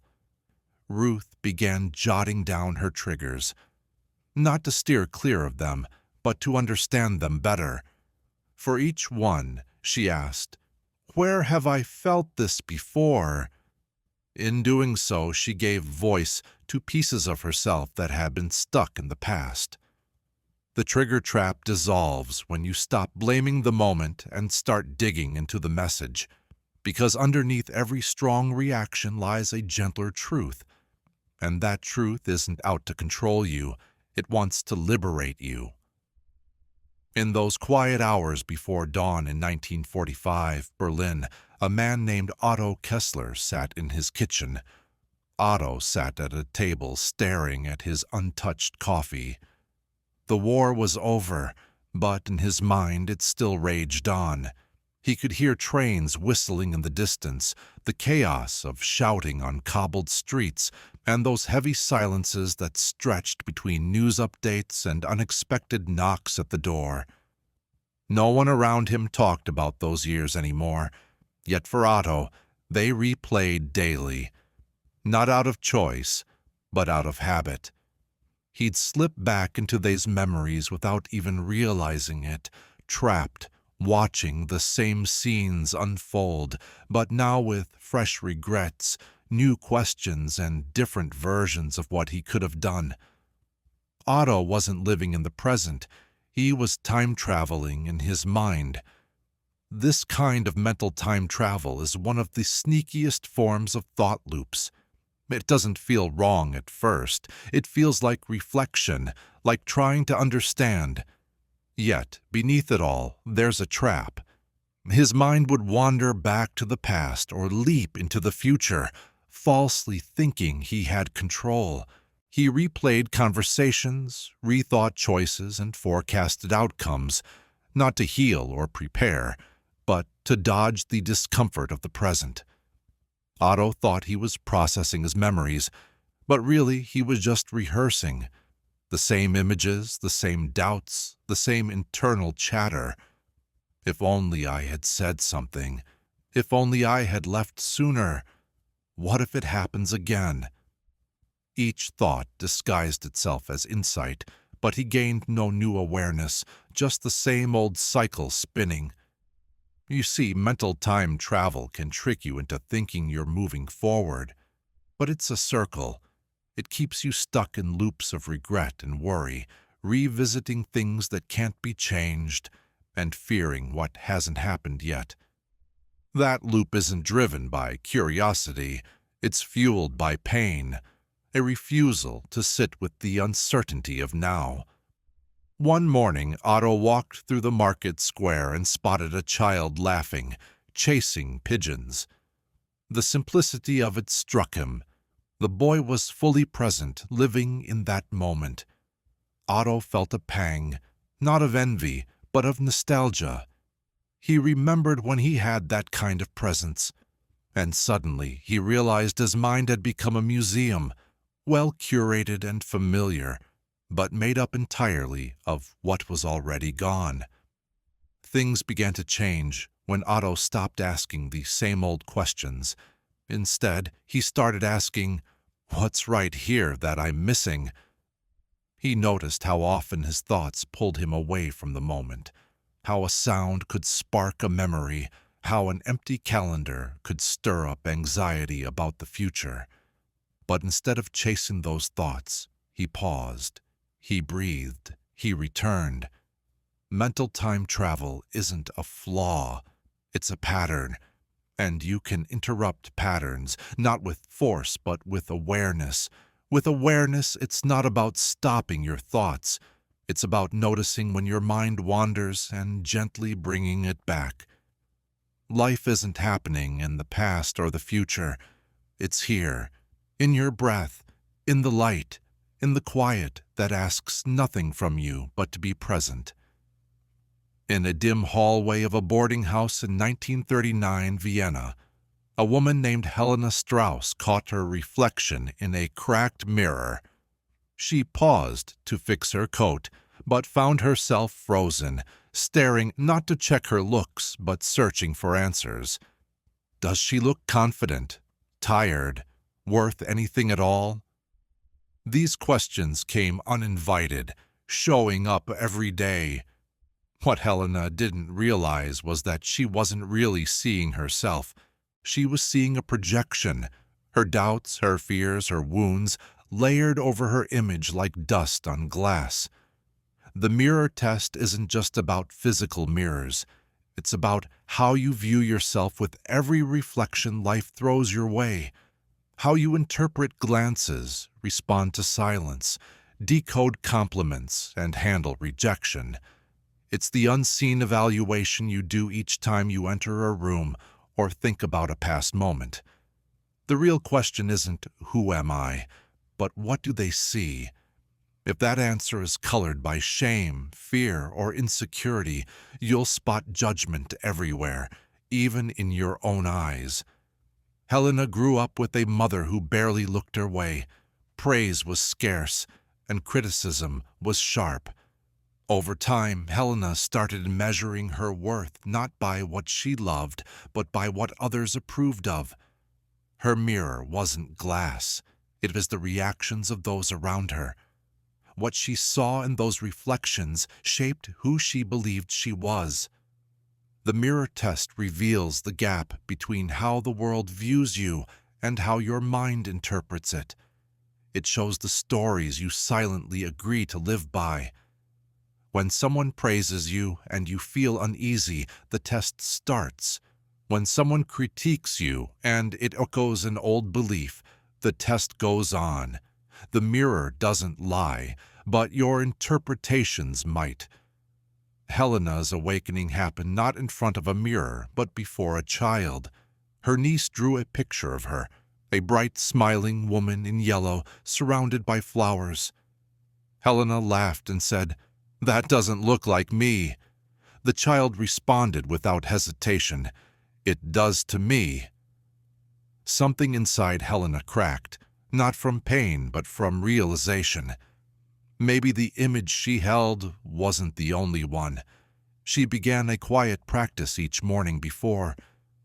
While brushing her hair, she would glance at the mirror and ask herself, not just what do I see, but what am I putting out there? Was she looking at a lonely child, a weary woman, a version of herself shaped by others' disappointments? Over time, she began to notice less chaos and more clarity. It wasn't about being perfect, but about being present. Passing the mirror test isn't about liking what you see. It's about seeing without the hazy filters. When you stop dragging past pain into your current reflection, that's when you stop living through echoes. And in that clear glass, maybe for the first time, you finally meet the one who's always been there. Not a show, not a facade, but the unfiltered truth of who you are. In a smoky cafe nestled in the winding streets of Naples in 1947, a man named Alio Conti stirred his espresso, lost in thought. He repeated the same complaint for the third time that week. His friend nodded, but Alio wasn't really talking to him. He was venting to the loop inside himself. It was a familiar story. How the world never gave him a fair shot, how others always seemed to win, how he just couldn't get ahead. The words felt true, automatic even. But Alio didn't realize his loop had been hijacked, not by clarity, but by his own hidden resentment. Loop hijacking happens when a repetitive thought pattern gets overtaken by different energy, often fear, bitterness, or unresolved pain, and it turns against your growth. What used to help you cope becomes your self-sabotage. The loop, it stops protecting you. Instead, it traps you. And the worst part, you think you're just being honest with yourself. Alio had once been an optimist. In his 20s, he buzzed with bright ideas and big dreams. But after a string of failures and betrayals, his inner voice shifted. Instead of dreaming big, it shifted to defending. Rather than planning for success, it started predicting failure. Loyal to its usual rhythm, his mind kept playing that same song, but now it had a darker edge. Loops can hijack your mind without your consent. They often start as helpful tools, a reminder to be careful, a story of past pain. But the mind, trying to dodge more hurt, cranks them up louder and longer with more certainty. Eventually, the loop starts to speak for you. It shapes your choices, your relationships, your sense of what's possible. And since it sounds like your own voice, you don't even question it. Emilio had a wake-up call one night at a cafe when a stranger interrupted his rant. "Maybe the issue isn't that life keeps hurting you," the man said gently. "Maybe the real problem is that you keep repeating the same story before life can show you something new." Those words hit home, not because they were harsh, but because they rang true. Emilio sat quietly, realizing that the loop he thought was his own had been controlling him for years. To get your mind back, you first have to spot when a loop has taken over. Listen for phrases that keep coming back like they're on repeat. Feel those emotions that bubble up before the facts do. Notice when your thoughts sound more like excuses instead of new ideas. Hijacked loops always feel urgent, seem familiar, and lead you right back to the same old dead ends. Emilio started jotting down his loops, not to fix them, but to distance himself from them. He noticed when the inner voice sounded exhausted, repeating stories that didn't fit his life anymore. Slowly, with each fresh thought, he changed the rhythm. Loops will keep playing as long as you let them, but once you see who's in control, you can take it back. When you do, your mind doesn't crash. It calms down. It waits, ready for a new tune, one that you pick, one that takes you somewhere new. In a little bookshop in 1938 Edinburgh, a man named Colin Fraser dusted shelves he'd already cleaned and shuffled books that no one would notice. He scribbled lists of things he wouldn't actually do. To an outsider, he looked busy. But inside, Colin was running from something, not a chore or a task, but himself. Whenever silence crept in, he'd fidget, move, think, talk, or clean. He wasn't lazy or even busy. He was stuck in the distraction loop. This loop isn't about getting things done. It's about avoiding what really matters, being present. The mind that craves movement learns to see stillness as a threat. So, every quiet moment gets filled with tasks, noise, or racing thoughts that drown out the discomfort they were supposed to silence. Colin once had dreams. He wrote poems on the backs of receipts, imagined adventures in far-off places, and stayed up late, buzzing with ideas that made him feel alive. But somewhere along the way, those dreams became daunting. They felt too big, too. He felt vulnerable, too easy to fail. So instead of going after his goals, he kept himself busy with small, manageable distractions. He was always doing something, but never felt fulfilled. The loop? It didn't care what kept him occupied. As long as he stayed distracted, it was happy. It masked itself as urgency. This needs to be done now. This can't wait. Now's not the time for deeper thoughts. But underneath every distraction lies a feeling waiting to be acknowledged, a truth that longs to be heard. And that's what the loop dreads most: stillness, enough for the soul to be heard. The trickiest distractions aren't the obvious ones, they're the productive ones. The errands, the cleaning, the endless checking and scrolling to organize. It all feels responsible. But the real question isn't if you're getting things done. It's what you're avoiding with those things. Colin had his breakthrough one rainy evening when the power went out. No light, no noise, no tasks to keep him busy. He sat in the dark, listening to his breath and the ticking clock behind the counter. Something inside him stirred. A thought, a line of poetry he never finished years ago. It resurfaced as if waiting in the silence. In that moment, the loop lost its hold. He started carving out tiny bits of his day. Small stretches with no distractions, no tasks, no noise, just being present. At first it felt uncomfortable, but slowly it became something sacred. The distraction loop fades in stillness, not because stillness is dramatic, but because it's honest. In that honesty, you realize what you've been running from wasn't failure or chaos. It was the truth of what you really want, what you were meant to do. And that truth doesn't rush you.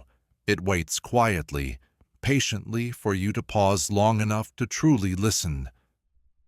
In a quiet tailor shop in 1942 Brussels, a woman named Elise Marot was diligently working on a silk dress for a client she'd never meet. As she finished the last seam, she felt an odd emptiness, not sadness, not fatigue, just a deep yearning she couldn't quite name. She paused, looked around her neat workspace, and asked aloud, "What is it I really want?" But there was no answer, just a restless urge to keep moving, to improve, to reach for something, anything. Little did she know she was chasing a phantom want. The phantom want isn't a true desire. It's a feeling of longing, without clarity. It's urgent like hunger, but it doesn't really have a target.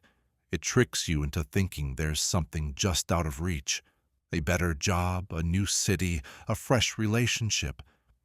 But once you get there, that feeling pops back up, and you find yourself chasing again. Elise had been chasing that feeling her entire life. She switched careers, redecorated her apartment 3 times in 1 year, joined book clubs she didn't care about, and even thought about moving to Paris more than a few times. Each choice felt like the right answer at first, but soon enough, the same nagging pull returned, whispering, "This isn't it. Keep searching." That invisible want doesn't come from deep inside. It comes from the loop. It's the mental program that insists something's always missing. And what's missing? It's always somewhere else. It leads you to believe that a simple choice, one improvement, or a different version of you will fix everything. But that's a lie. This feeling, It's not showing you what you want. It's distracting you from what you haven't truly felt yet. For Elise, the truth hit her one quiet night.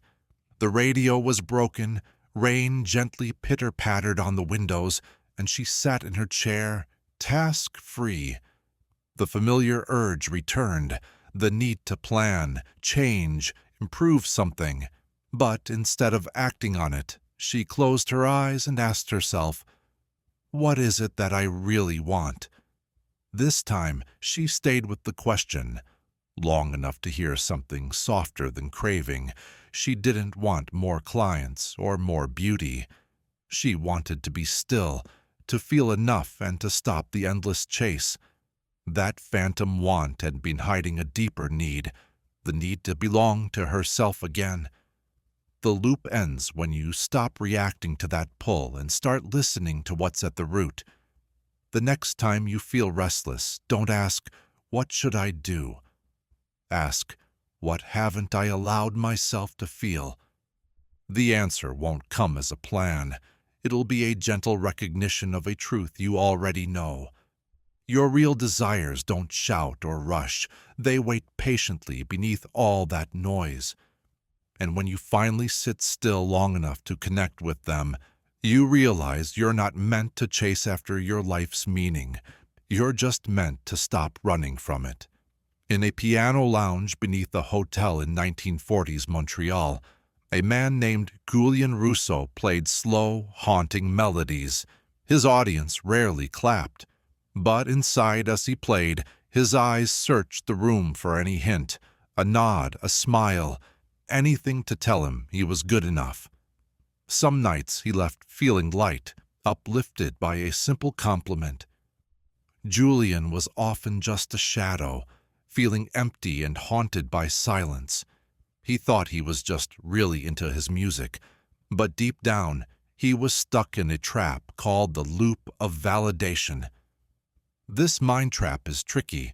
It makes you think your value comes from what others see. You feel like you're only worthy if you're getting praise, attention, or approval.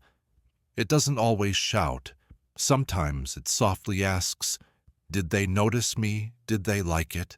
Am I good enough now?" This desire to be seen feels genuine, but it's not real. It's a loop, and it goes on forever. Julien figured this out as a kid. His dad seldom spoke unless it was to correct him. But when he did get praise, like playing the right notes or standing tall, it warmed him up inside. That warmth became something he chased all through his life. As an adult, he was always performing, not just on stage, but everywhere. He learned to smile right, speak right, and even arrange his days just to earn silent nods of approval from people who weren't really paying attention. The loop doesn't care about the truth. It only cares about the reaction. You can pour out your heart and still feel empty if no one claps. Or you can hold back your truth and feel strong if someone praises you. Validation becomes like a quick high, short-lived and addictive. It changes why you do things. You stop acting because it matters and start doing things to get noticed. One chilly night when the lounge was nearly empty, Julien played for himself. Not to impress anyone. No applause came, but when the last note faded, he felt something new. Peace. For the first time, he was not waiting to be seen. He saw himself. That moment stayed with him like a flicker of light in darkness. Breaking free from the loop doesn't mean ignoring compliments. It means separating your self-worth from them.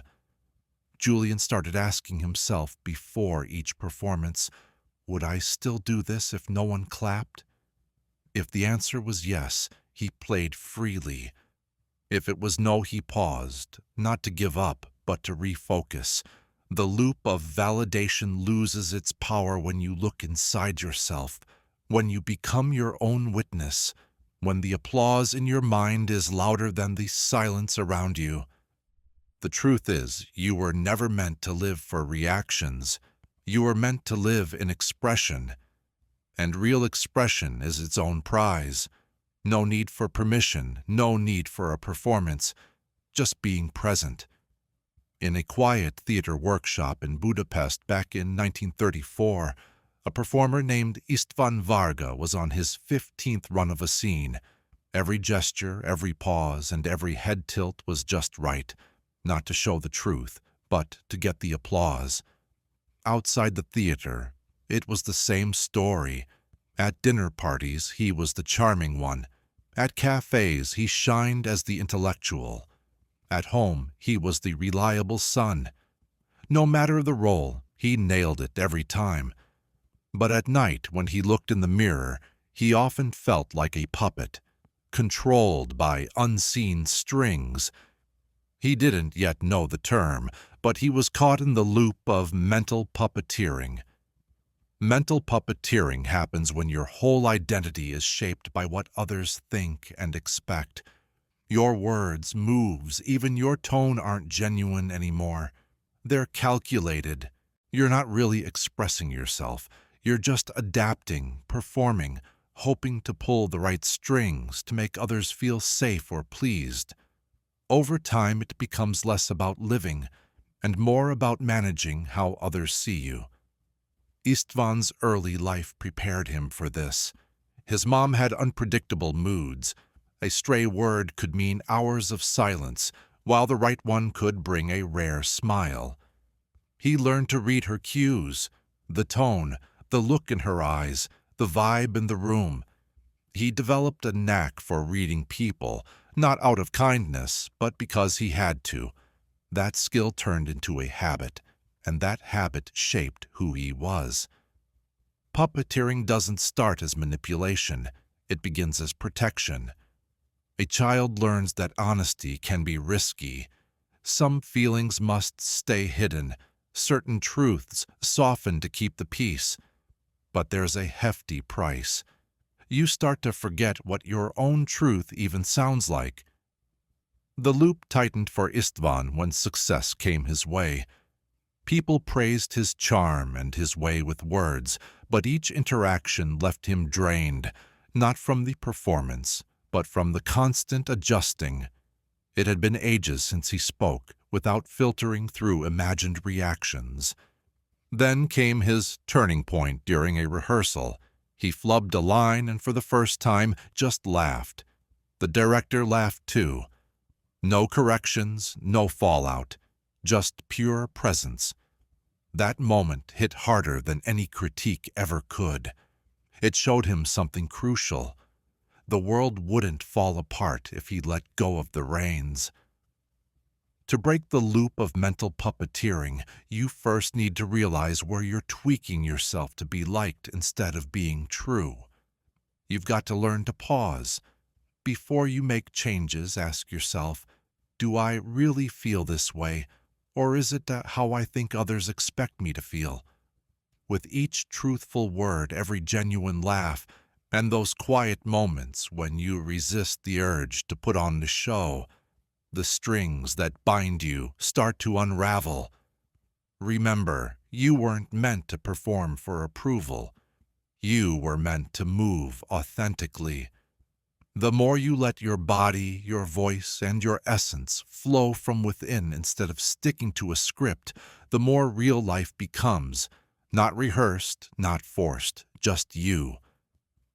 Back in 1937, Chicago, in a small classroom, a young teacher named Daniel Rowe worked late, jotting down lesson plans and dreaming big. He wanted a promotion, then to write a book on education, and eventually to start his own school.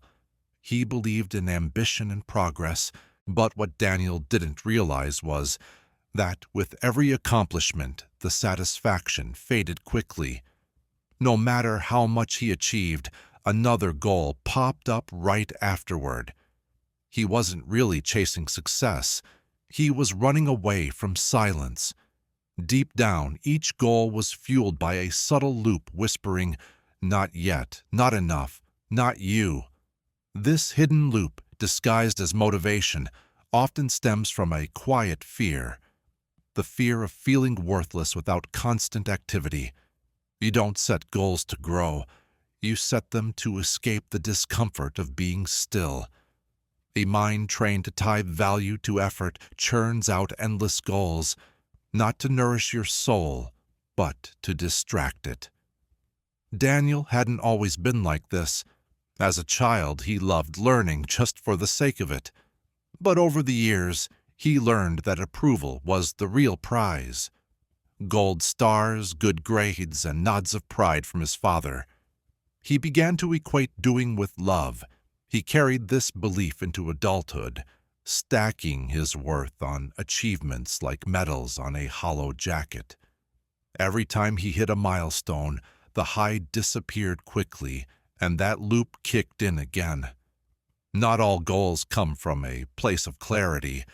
Some are born from a sense of lack, from thinking you're not enough as you are. So, your mind creates a future version of yourself that finally deserves peace, that finally earns a break.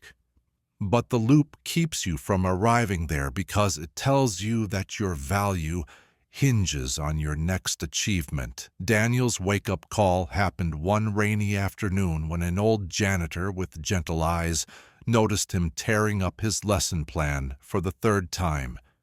"Are you improving the lesson?" the janitor asked. "Or just proving?" Daniel found himself reflecting deeply. The words rolled around in his mind, hitting harder than he expected. Not because they were cruel, but because they were spot on. That night, he asked himself a big question he'd always avoided. If I never got applause again, what would I still want to pursue? That question sparked a change. You see, there's a tricky loop behind our goals. It doesn't tell you to stop pushing forward. It just wants you to stop pushing from a place of emptiness. Sure, set goals, but don't do it to make up for feeling unworthy. Set them from a place of wholeness, from passion, from love, not from a sense of lack. So, Daniel didn't give up teaching. He simply shifted his motivation. He began picking goals that reflected who he truly was, rather than ones that aimed to fix his perceived flaws. And in that shift, something incredible happened. The loop loosened, the frantic chase faded away. For the first time in years, life felt less like a sprint and more like a rhythm, a flow he could finally tune into and enjoy. Meanwhile, in a cramped newspaper office in 1931, Baltimore, a woman named Evelyn Shaw typed away, her fingers racing to keep up with her thoughts. She was smart, capable, unshakable, her reputation built up like armor. People admired her for her strength, but they didn't see the fear she was constantly pushing down. When she felt lost, she just smiled wider. Help was offered, but she always declined. Not because she didn't need it, but because she thought needing help made her weak. Evelyn was more than just protecting herself. She was defending her identity. This identity firewall is an invisible barrier our minds build to guard the version of ourselves we think is safe. It's not based on logic. It's rooted in loyalty. Loyalty to an identity we create to survive, to fit in, to be seen. While it may have helped at one point, over time it can feel like a cage.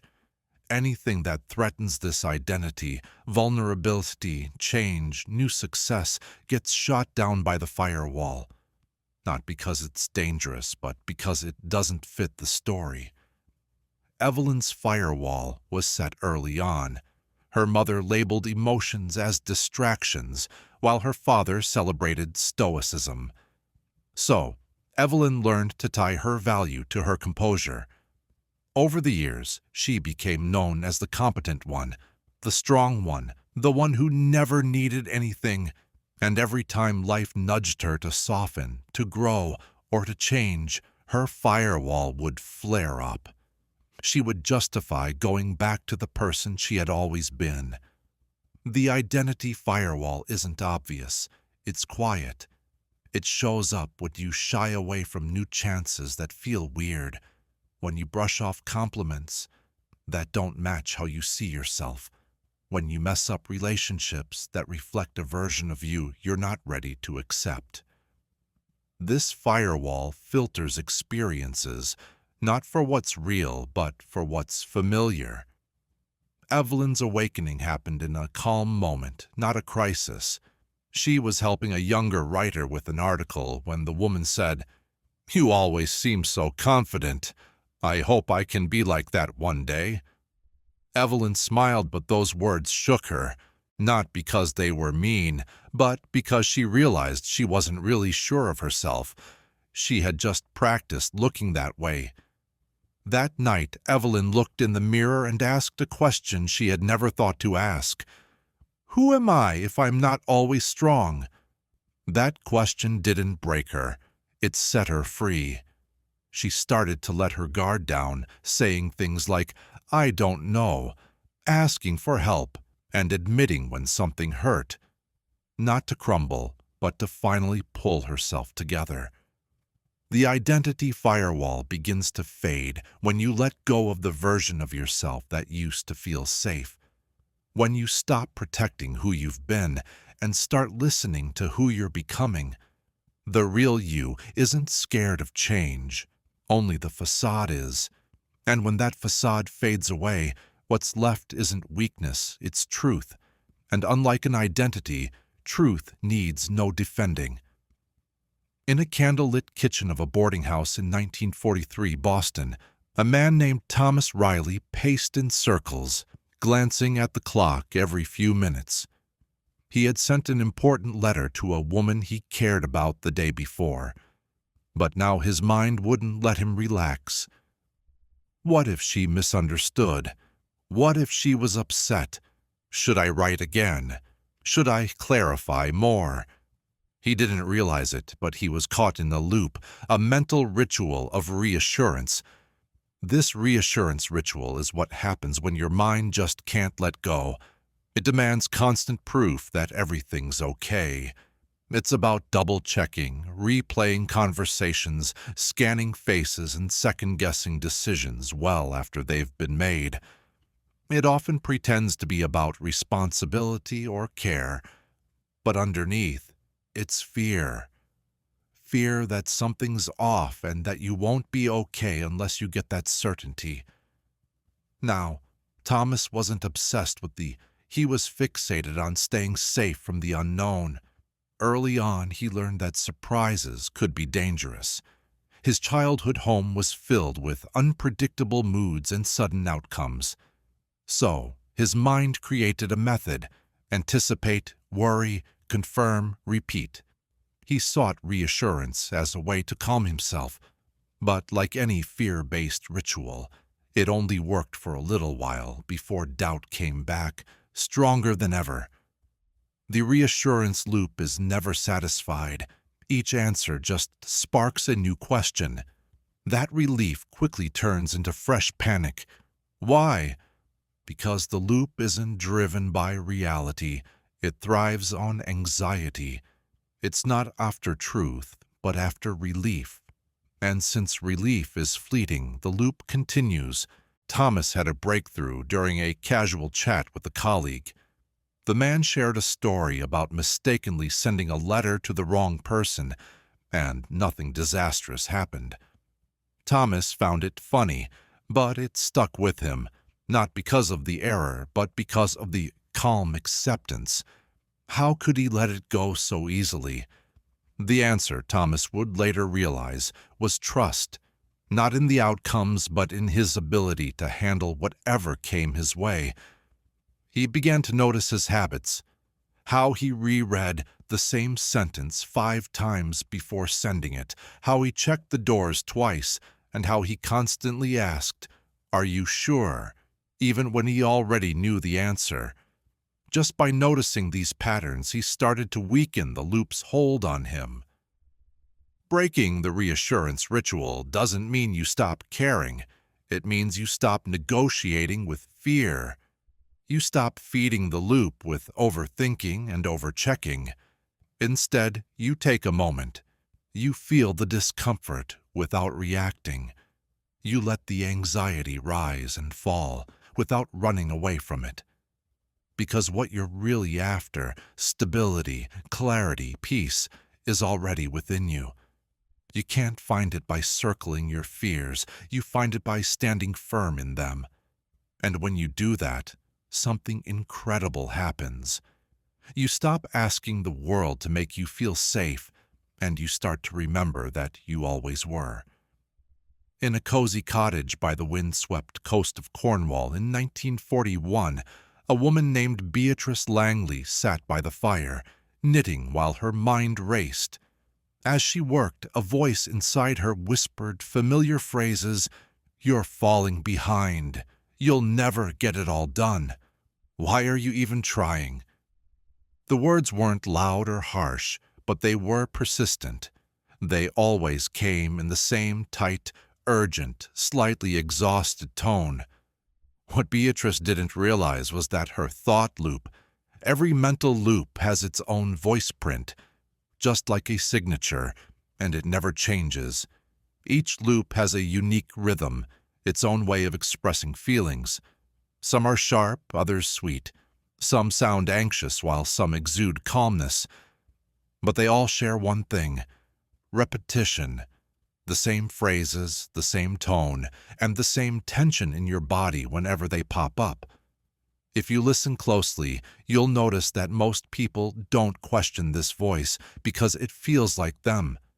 But it's not them. It's a loop. Once you figure out its voice print, you can start taking back your power. Take Beatrice, for instance. Her loop showed up early in life. Her mother's anxious voice was always talking about what could go wrong. As a kid, Beatrice soaked that in, and by adulthood that voice had settled inside her. She didn't need anyone to remind her. Her own thoughts carried those same warnings, not in her mother's words, but in her tone. The loop doesn't just repeat what's said, it mimics the sound. The same phrases get repeated with urgency, worries dressed up as logic. Over time, you might not notice the voice because it becomes your default. But if you take a moment to pause and listen, you'll start to catch the patterns. The loop always sounds the same, no matter what's going on.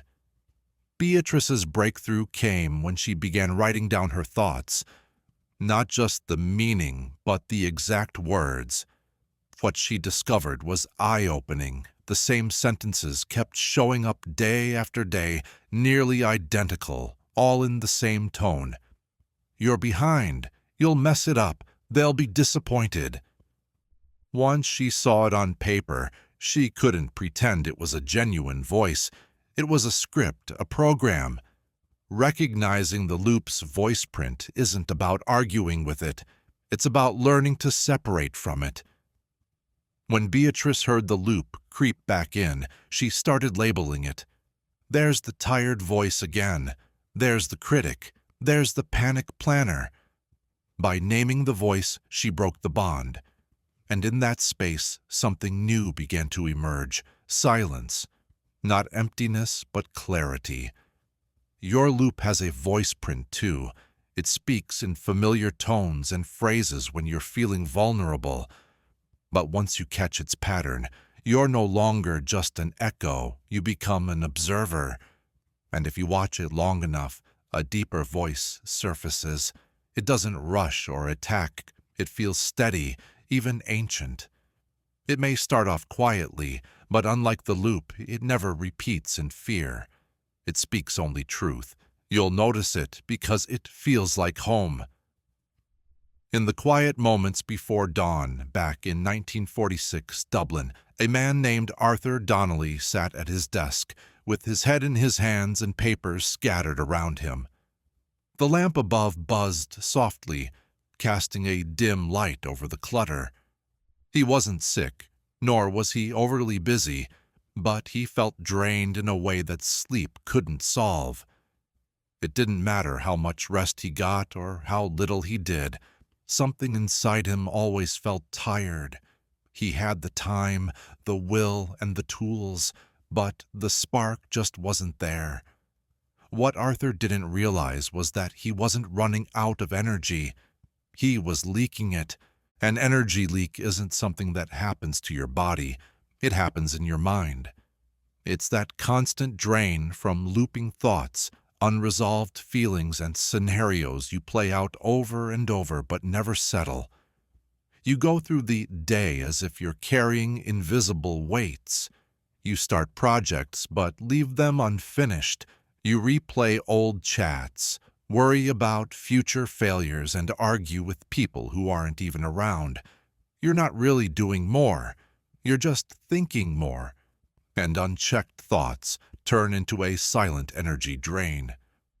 Arthur's loops were subtle. He was a planner, someone who enjoyed preparing. But over time, planning turned into obsession. Instead of just mapping out his day, he imagined every possible outcome. Instead of reviewing a meeting, he broke it down word by word. He thought he was being responsible, but he was really pouring energy into moments that didn't exist. The mind isn't designed to keep endless tabs open. Each loop, each what if, and each mental replay keeps a channel open, demanding your energy, emotions, and focus. Since these loops rarely resolve on their own, they keep building up. You can wake up from a full night's sleep and still feel like you've run a marathon before breakfast, not because of what you've done, but because of the weight you've been carrying. Arthur's awakening began one morning when he realized how often his thoughts ended in tension. He'd think about a project and feel a tight knot in his chest. He'd recall a past mistake and shame would settle in. None of this was happening in the moment, but his body couldn't tell the difference. It reacted as if it were real. And that's when it hit him. Every unfinished thought and unprocessed feeling was costing him more than just time. It was draining his life force. To stop the leak, you don't have to fix everything. You've just got to notice what you're still carrying. Arthur started closing those loops by journaling his thoughts, wrapping up unfinished tasks, letting go of mistakes that don't need punishing anymore. He got good at tuning out moments that weren't his to carry. The mind can be noisy, but the leaks, they're silent. They don't shout for help. They just keep draining you until you take a step back and reclaim your energy. When you come back to this moment, everything's intact. There's no leak because there's nothing missing. In that quiet, you start to refill, not with more thoughts, but with presence, with peace. The power you thought was lost, it was just scattered, waiting for you to bring it back home. In a weather-worn farmhouse in Vermont back in 1935, Lydia Whitmore sat on her bed. She stared at a faded photo of her late husband. It had been years since he passed. Yet each time she touched the frame, the pain felt fresh. It wasn't just grief. It was the stories that haunted her. Thoughts like, "You should have done more. You pushed him too hard. If only you had been better, maybe he'd still be here." These thoughts came on their own, as if they were part of her wiring. They didn't feel like just opinions. They felt like facts. But what Lydia didn't know was that these thoughts weren't new. They were old memories stuck in a loop. That loop fed on her past. It didn't care about reality today. It thrived on old moments, playing them back, reviving emotions, twisting events until they fit its story. You're not just thinking. You're remembering. And you're not just remembering. You're feeling it all over again. Memory fuels the fire of your thoughts, dragging you back into stories you've lived through but never fully escaped. Lydia's memories weren't false, but they were far from neutral. Guilt and self-doubt had warped them over the years. The soft chats, the laughter, the tender moments, they'd faded away. All that was left were the regrets, and those regrets came back with such force that they felt truer. That's the trick with memory. Emotion twists the details. The loop uses this distortion to prove itself right. Memory isn't just a record of what happened. It's colored by how you felt about it all, mixed with years of mental chatter. And the loop doesn't seek the truth. It seeks confirmation. If you believe you're not enough, your mind will dig up anything it can find to back that up. A harsh word, a missed opportunity. Years ago, you might have misunderstood an opportunity. It doesn't matter if the moment has passed. That loop just brings it back to life. Lydia's change started one afternoon as she sifted through a box of old letters. She stumbled upon one her husband wrote during a business trip, full of warmth and love. It shocked her. For a moment, her loop couldn't grasp it. This didn't align with the guilt she had been holding. It didn't fit the memory that her mind had created. She realized the loop was selectively choosing memories, only picking the ones that supported its version of the truth. She started to take back her story, not by denying her pain, but by finding balance. She began to remember the full picture, refusing to let that thought virus twist her history. Your past isn't a solid wall. It's a living story, and you have the power to rewrite it. Sure, the thought virus thrives on memories, but only the ones you don't examine. When you look at them with awareness and curiosity, that loop can't thrive anymore. It weakens, and a deeper truth can emerge, one built on wisdom, not wounds, allowing the past to settle and the present to blossom. In the quiet of a 1944 morning at a train station in Milwaukee, a man named Edgar Bell stood where he had stood for 12 years. He took the same train, sat in the same seat, read the same paper, and had the same thoughts. His routine was smooth, his life neat, yet he often gazed out the window, feeling uneasy. Why does every day feel the same? He wondered. Why do I know how I'll feel before anything happens? Edgar didn't realize it yet, but he was caught in a predictability pattern. A loop so familiar it seemed like life itself. This predictability loop tells you that change is scary and sameness is safe. It thrives on repeating behaviors, emotions, and thoughts. You wake up feeling the same, think the same thoughts, react to the same triggers, and then wonder why nothing changes. But the mind, conditioned to be comfortable, clings to what it knows, even if it's unfulfilling. Edgar's pattern formed out of necessity. After a tough childhood filled with instability, routine became his anchor. It kept his world steady. But what started as a helpful tool turned into a trap. His days became a blur. He wasn't choosing how to respond. He was just going through the motions. The mind loves predictability, not for joy, but for the sense of control it brings. Even being dissatisfied feels safer than diving into the unknown. So, the cycle gets entrenched. You expect to be let down, and you find that you are. You predict stress, and you end up causing it. You anticipate rejection, so you take a step back first. Before long, your life falls into a loop of confirming what you already believe. Edgar's realization didn't come from some big event, but from a small disruption. One day, his train was late. Instead of grabbing the usual paper, he looked around. He noticed people. He saw colors. He spotted a child laughing for no reason and realized he hadn't laughed like that in years. In that brief moment, he recognized the pattern. It wasn't fate. It was just a habit. To break free from the cycle of predictability, you first have to notice where you've stopped making choices. Ask yourself, where am I on autopilot? Where do I already know how things will turn out because I always react the same way? Change doesn't require a huge overhaul. It just needs a fresh choice, a pause before your usual reaction, a different path, taking a risk in a conversation, a moment of stillness rather than constant activity. Edgar started altering just one thing each day. He chose a new seat on the train, tried a different breakfast, made a phone call instead of sitting in silence.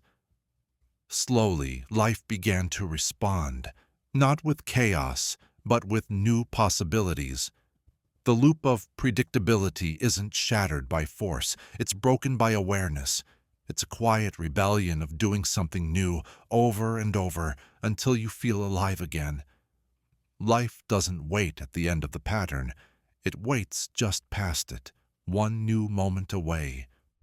In a cozy bookshop on a rainy corner in 1948 Portland, a woman named Clara Jensen stood at the self-improvement shelf, running her fingers along the worn-out spines of books she'd read many times.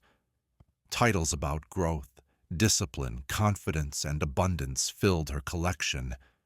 She underlined passages, took notes, and recited affirmations daily. Yet something felt stuck. Despite all the insights, she still doubted herself, still felt anxious, still fell back into that same pattern she promised to break. Clara wasn't lazy, she was committed, but she couldn't see that the loop had simply shifted. Her self-help efforts had turned into self-maintenance. The issue wasn't her dedication, it was a deeper problem underneath it all. Self-help loses its effectiveness when it becomes just another routine, feeding the loop instead of breaking it. At first, a book can unlock something inside you. It can shed light on your blind spots, give you tools, and help you wake up. But after a while, those same messages get so repetitive that they go from helpful reminders to mere placeholders. You start gathering wisdom like someone collects medicine they never actually use. You read about change. Instead of making the change, you keep repeating truths you haven't quite lived yet. And so the loop carries on, now dressed up in spiritual jargon. Clara began her self-help journey when she was going through a tough time. A breakup, a job loss, feeling lost. The books brought her some structure and understanding. They gave her a path. But gradually her mindset shifted. She started treating growth like a performance. If she could just say the right things, visualize the right outcomes, and align with the right vibes, maybe her life would finally click into place. The tools turned into rituals. Those rituals became her shield. But underneath it all, nothing changed. The mind is a tricky thing. Once it realizes you're onto its tricks, it doesn't just give in. It adjusts, turning healing into another task. Mindfulness becomes just another box to check off. The very idea of transformation morphs into a performance to manage. The loop doesn't care if you're diving into spiritual books or stuck in despair. Its only goal is to keep you spinning. If you've become the person who's always working on themselves, the loop has simply put on a new face. Clara's breakthrough came out of the blue. One afternoon she threw out her usual routine. No journaling, no affirmations, no fresh lessons. She just sat quietly by the window sipping tea without aiming to improve. For the first time in years, she paused her striving, and something within her softened. She didn't feel healed. She felt present. The truth is, self-help stops being helpful when it turns into self-avoidance, when growth becomes a way to escape the raw, real feelings, when you race through inspiration faster than you can truly take it in. Real change isn't about what you know. It's about what you're brave enough to feel, to sit with, to let go of, and to live. Clara didn't stop reading. She stopped seeking. she let the wisdom seep through her instead of just collecting dust on her shelves. By doing that, the loop of always becoming fell away because you were never meant to keep fixing yourself. You were meant to remember that underneath all the fixing, striving, and stories, something whole has always been waiting, quiet and steady. Every day Elias followed the same routine. He opened his shop at 7, swept the floor twice, organized the displays by color, and checked the ledger before noon. It brought him comfort. It gave him a sense of control. But deep down, he felt something was off. A heaviness, a stillness, a feeling that his life was on a track he didn't choose. He kept spinning the same thoughts, reacting in the same ways, feeling the same emotions. What he didn't realize was that he was trapped in a mental loop. His way out wasn't more effort. It was about making one small, deliberate change. The principle is straightforward. A loop only keeps going if it's not challenged. Thought patterns, emotional spirals, and behavior ruts thrive on repetition. They love the familiar. But if you do something unexpected, even just a little, the loop stumbles. That's when awareness can slip back in. Elias had formed his patterns for a reason. A personal tragedy had shattered his world, and routine became a shield. Predictability felt safe, but over time it turned into a cage. His days mirrored each other. His thoughts went in circles. Be careful, stay busy, don't get too hopeful. These weren't conscious choices. They were on autopilot. Each day he followed them, the cage grew stronger. The mind is good at efficiency. Once it finds a path, it'll stick to it, especially if that path avoids pain or uncertainty. But just being efficient isn't really living. Healing doesn't come from doing things the same way, but from stepping off that track, even if just for a moment. One morning, everything changed. A child burst into the shop, chasing a paper kite. The kite got tangled in the shelves, sending jars flying and laughter filling the air. Elias froze. His first instinct was to scold the child and restore order. But then he hesitated. He knelt down, picked up the kite, and handed it back with a small smile. For the first time in years, he responded from a place of awareness, not programming. That moment passed quickly, but it broke something open in him. From that day forward, Elias promised himself to do one thing differently each day. Nothing big, just enough to shake things up. He took a new route to work. He left a task unfinished. He asked someone a question he usually wouldn't. These small changes created little openings, tiny breaks in the loop where choice could return. The pattern interruption principle isn't about chaos, it's about awakening. When you step outside what's expected, even for a moment, you remind yourself that you're not just going through the motions, you're the awareness that's watching it all unfold.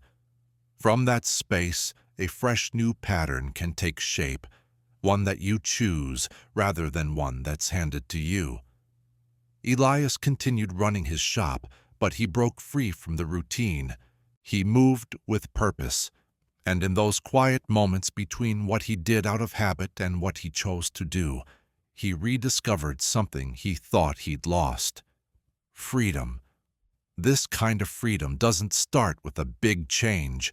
It begins with just one mindful pause.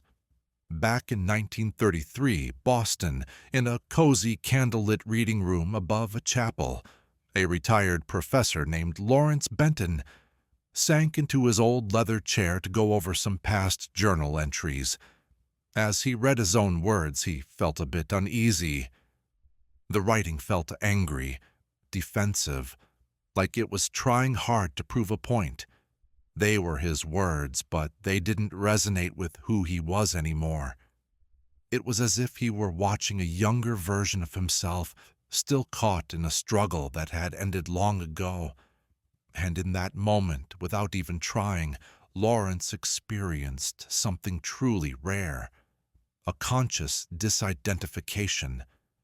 This disidentification is when you start to see thoughts, beliefs, and reactions not as part of you, but as things you're simply experiencing. It's not about disconnecting, it's about gaining clarity. You pull back from your inner chatter and notice, this is not me. This is just a pattern. This is a program. This thought, it's something I took for truth. And in that brief pause, the hold of the loop begins to loosen.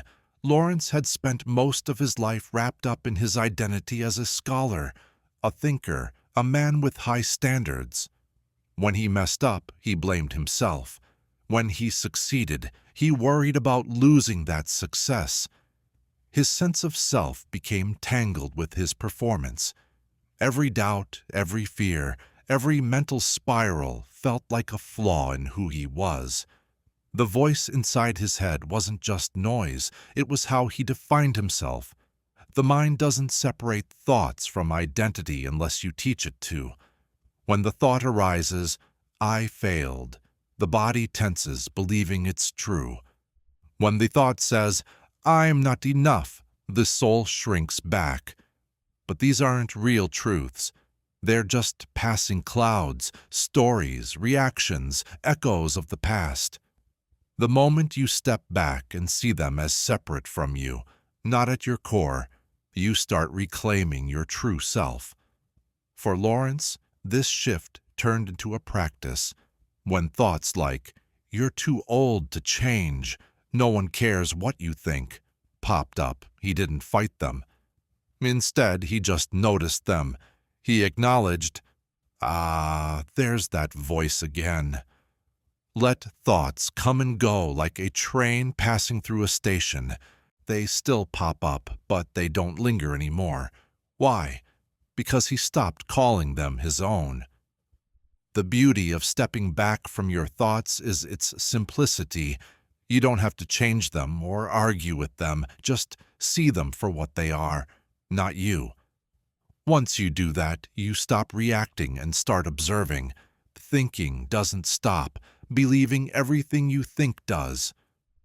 Over time, Lawrence felt lighter, not because he silenced his thoughts, but because he untangled his identity from them. He realized he wasn't the chaos, he was the space that chaos moved through. Calm, unmoved, ever present. The loop loses its grip not by conquering it, but by simply not becoming it. It all starts with a moment of awareness, a gentle step back into reality. You're not the storm. You're the sky it flows through. In a busy tailor shop in 1938 Madrid, Marco Reyes worked with practiced hands. Customers came and went, orders were finished, and Marco didn't miss a stitch. But one morning while threading a needle, he dropped it. For a moment he stood still, watching that tiny silver piece on the floor. The chatter faded. The scissors paused. The shop was quiet. That accidental stillness felt sacred.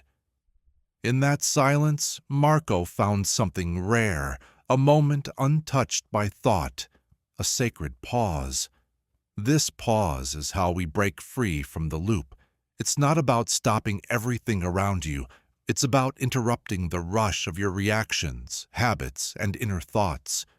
You don't need hours of meditation or days alone. Just one breath, one moment, one choice to not automatically follow the next thought. Marco was a disciplined man. He lived by the clock and the unspoken rule to always be busy. But beneath the structure of his life was a mind that never rested. Each task blurred into the next. Every moment was filled, counted, controlled. He thought this brought order, but really he'd lost touch with feeling life as it unfolded. You see, the mind loves to keep going. Once it gets moving, it doesn't want to stop. A small irritation can spiral into a day full of tension. A passing doubt can turn into a wave of insecurity. We barely notice it because we're caught up, carried along by momentum. But that sacred pause, that's where life happens. Pause.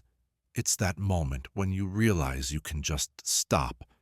You can let go of the argument, the worry, the chaos, and just be. Marco started doing something different. Whenever he felt overwhelmed, whether it was a mistake, a customer complaint, or racing thoughts, he would pause for just 5 seconds. He'd shut his eyes, feel his breath coming in and out, and silently tell himself, "This moment is enough." Then he'd move on. That simple act, repeated gently, changed his whole rhythm. The sacred pause doesn't solve problems. It shows you that not all problems need fixing. It reminds you that between what happens and how you react, there's a choice. And in that space, your true self exists, calm, clear, and free. Marco still worked hard, but now he did it with presence. He spoke less, but with more impact. He laughed more easily because he discovered something many miss. True power doesn't come from being constantly busy. It comes from being still and aware.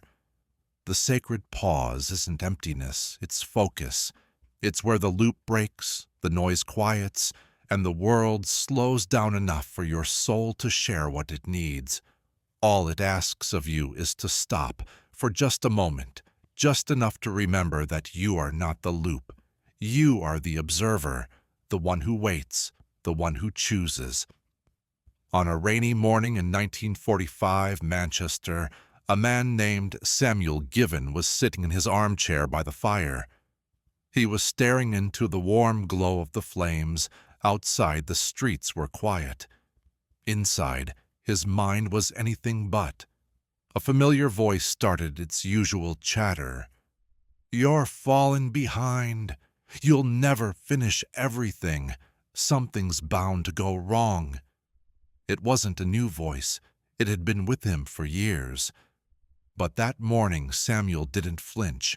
He didn't fight it. Instead, he just watched it drift by like smoke from the fire. For the first time, he realized something had changed. He hadn't silenced the voice. He'd stopped believing it. What Samuel had quietly built was mental immunity. Mental immunity is the ability to face thoughts, doubts, or fears without being affected by them. It doesn't mean you stop having negative thoughts. It means they no longer control you.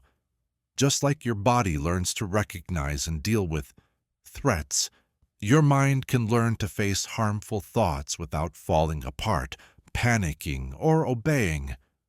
For too long, Samuel had battled his thoughts, trying to outsmart the fear and drown the anxiety. He kept himself busy, thinking that would distract him, but the more he fought those nagging thoughts, the louder they got. The loop thrived on resistance. For years, he thought the way out was to beat his mind. But then he realized that the shift didn't come from winning. It came from being neutral. Most folks try to fix their minds by correcting their thoughts, but that just keeps the loop spinning. You end up engaging with it, fueling the very thoughts you want to escape. Real mental immunity happens when you stop trying to fix those thoughts and start changing how you relate to them. It's about letting them flow by without holding on to their meanings. Samuel began to see the patterns. The same 5 worries popping up every week, the same voice chiming in before anything new. He called it the old radio. It played the same old songs, and he learned to stop dancing along. Sometimes the music still played softly in the background, but it no longer dictated his day. The secret was not to force anything.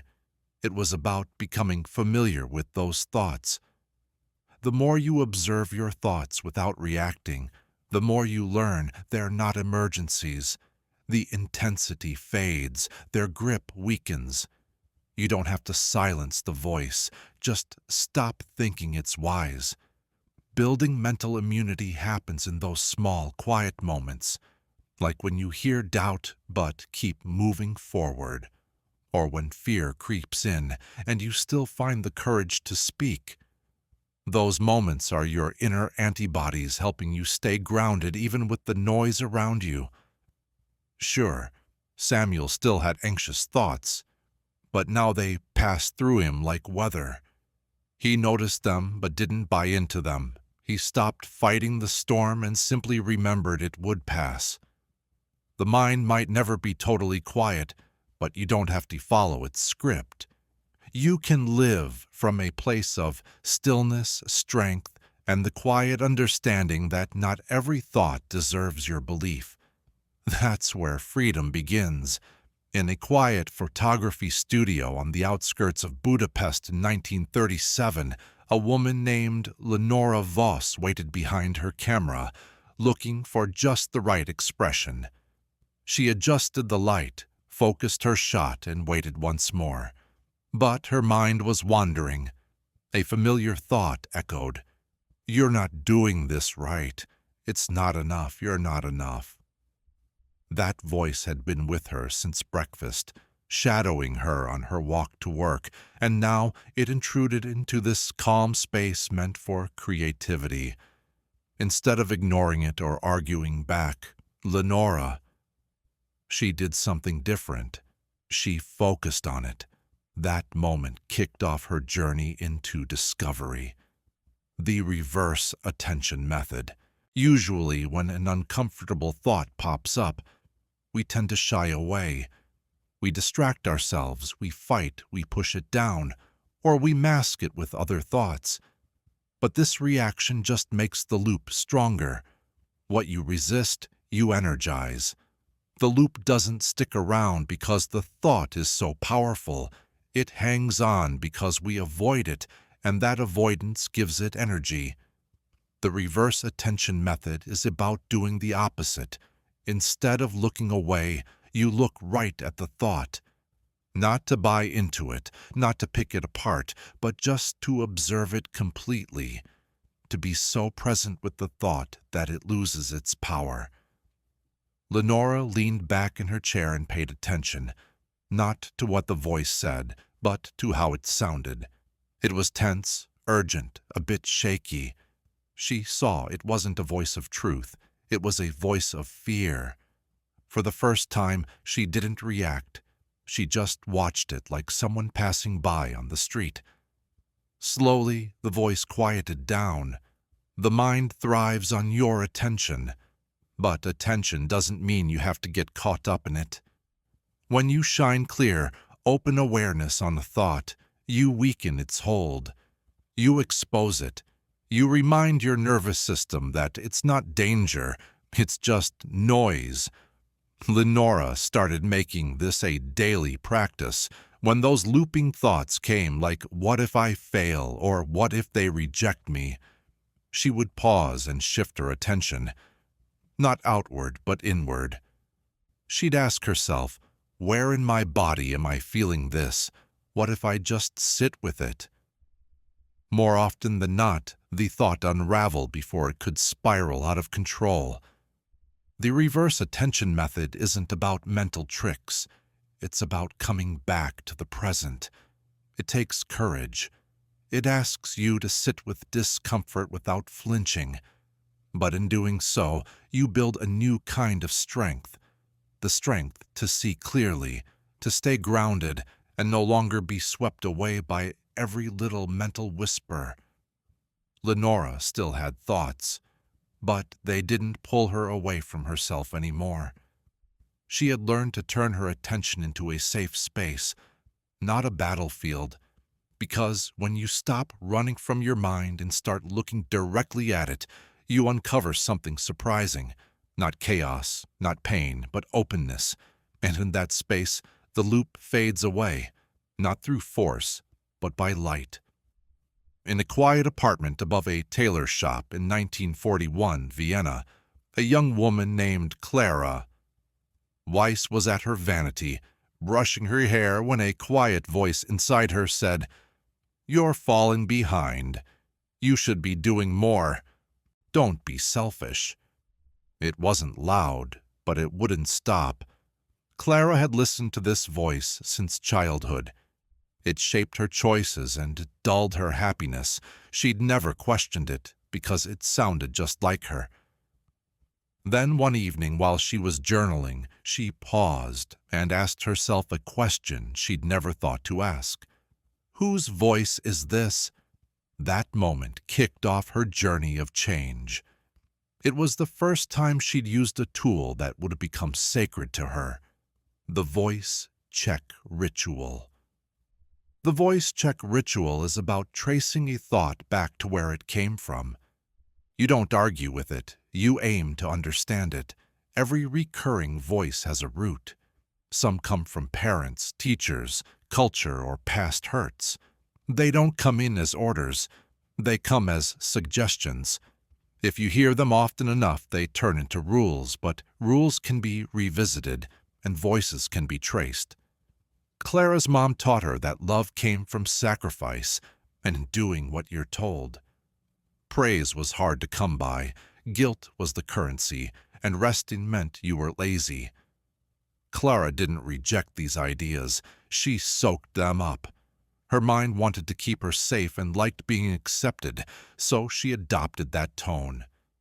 As time went on, that voice became her inner narrator, always pushing her to do more, give more, and expect less. She thought of it as discipline, but really it was servitude. You see, not every voice in your head is yours. A lot of them were planted there before you could defend your own boundaries. Over time, they stick to your sense of identity, not because they're true, but because they feel familiar. So, Clara started a morning ritual. Before her day began, she would write down the loudest thought in her mind. Then she'd ask, "Whose voice is this?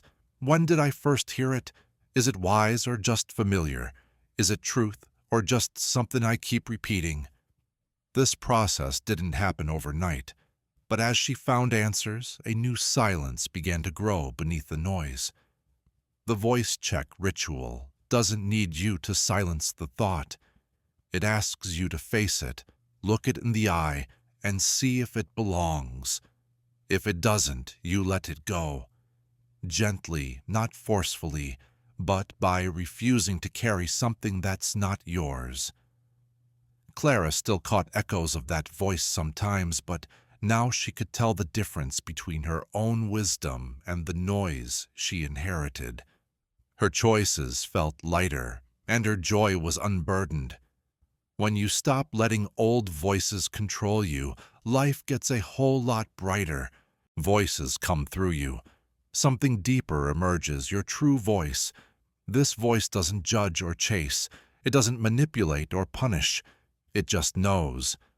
Once you claim that voice, it doesn't just lead you, it sets you free. In the soft blue light of a bakery one morning back in 1939, Copenhagen, a man named Emil Sorensen was kneading dough. His hands moved like clockwork, flour dusted his apron, and the aroma of fresh bread filled the air. But even in that peaceful moment, his mind was a whirlwind. "You forgot to reply to that letter. What if they're upset? You're falling behind. You're failing again." Those thoughts crashed over him, louder than the calm around him. He tried to drown them out with work or music or thinking even more. Then one day, between batches, he just stopped. He stood still. Instead of feeding those thoughts with more attention, he gave them nothing. That was the start of what he called thought starvation. Thought starvation is about stopping the energy drain from unnecessary thoughts. It's not about pushing them away or fighting. It's letting them fade from disinterest. You see, thoughts, especially the looping kind, live on your reaction. You analyze, argue, or try to solve them. But without that response, they start to wither. They're like fire without air or weeds without water. Emil had always seen a thinker, praised for his intelligence, counted on for his sharpness. But at some point, thinking began to feel like a compulsion. Every feeling led to analyzing, every quiet moment filled with planning. Even feeling peaceful made him anxious because it left his mind craving something to dig into. He kept feeding it, thinking that keeping his mind busy meant he was mastering it. Yet looping thoughts don't crave resolution. They want your attention. They pretend to be problems, inviting you to engage, and then they spin endlessly. The more you react, the more real they seem. The loop tightens. Not because the thought is true, but because it's been fed. Emil's change began on a quiet morning when he burned a batch of bread and felt the spiral starting. "You're careless. You can't keep up. You always mess up the details." But this time, instead of correcting or explaining, he did nothing. He let the thought come and just observed it, like a stranger passing by a window. At first, the silence was hard to handle. His mind screamed for something, anything, but he remained still. And slowly, things began to shift. The thoughts grew weaker, less convincing. They started to fade. The loop, starved of energy, softened into silence. Thought starvation doesn't mean you stop thinking completely. It means you stop feeding unhelpful thoughts. You start to notice their patterns.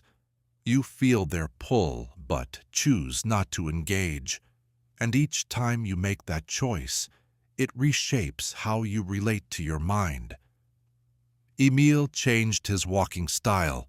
Instead of racing ahead of his thoughts, he strolled alongside them like shadows that no longer frightened him. His presence grew deeper. His reactions became calmer. He found peace again, not because the thoughts disappeared, but because he stopped feeding them. Remember, you're not your thoughts. You're the one they revolve around. When you stop giving them attention, they lose their power.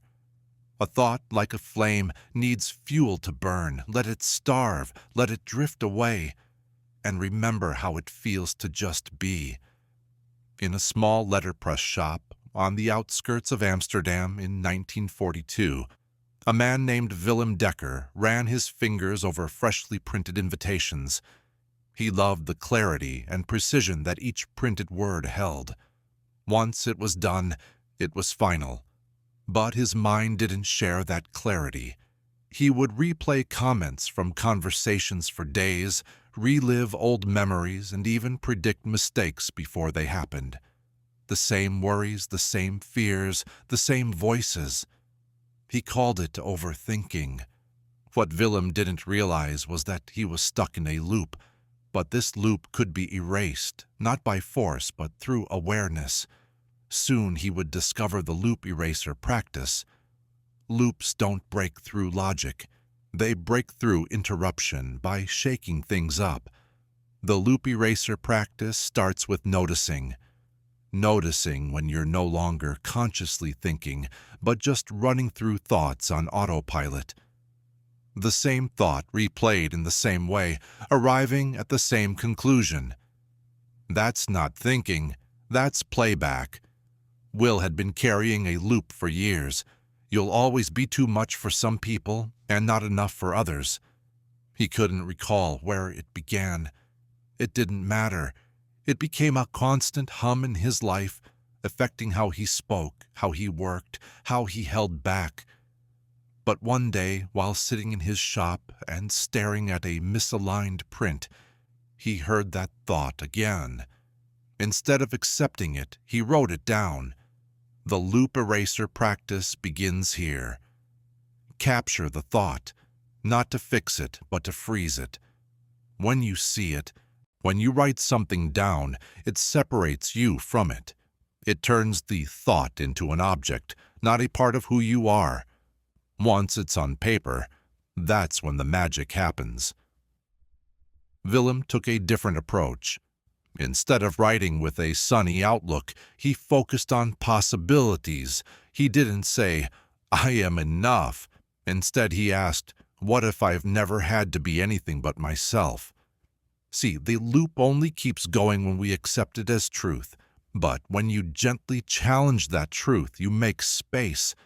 And in that space, the loop starts to wither away. Bum made it a daily habit. He would grab a looping thought, jot it down, then rewrite it, not to convince himself of some new truth, but to interrupt the old one. It wasn't about affirmations. It was about curiosity. What else could be true? Who would I be without this belief? With each question, the grooves in his mind started to soften.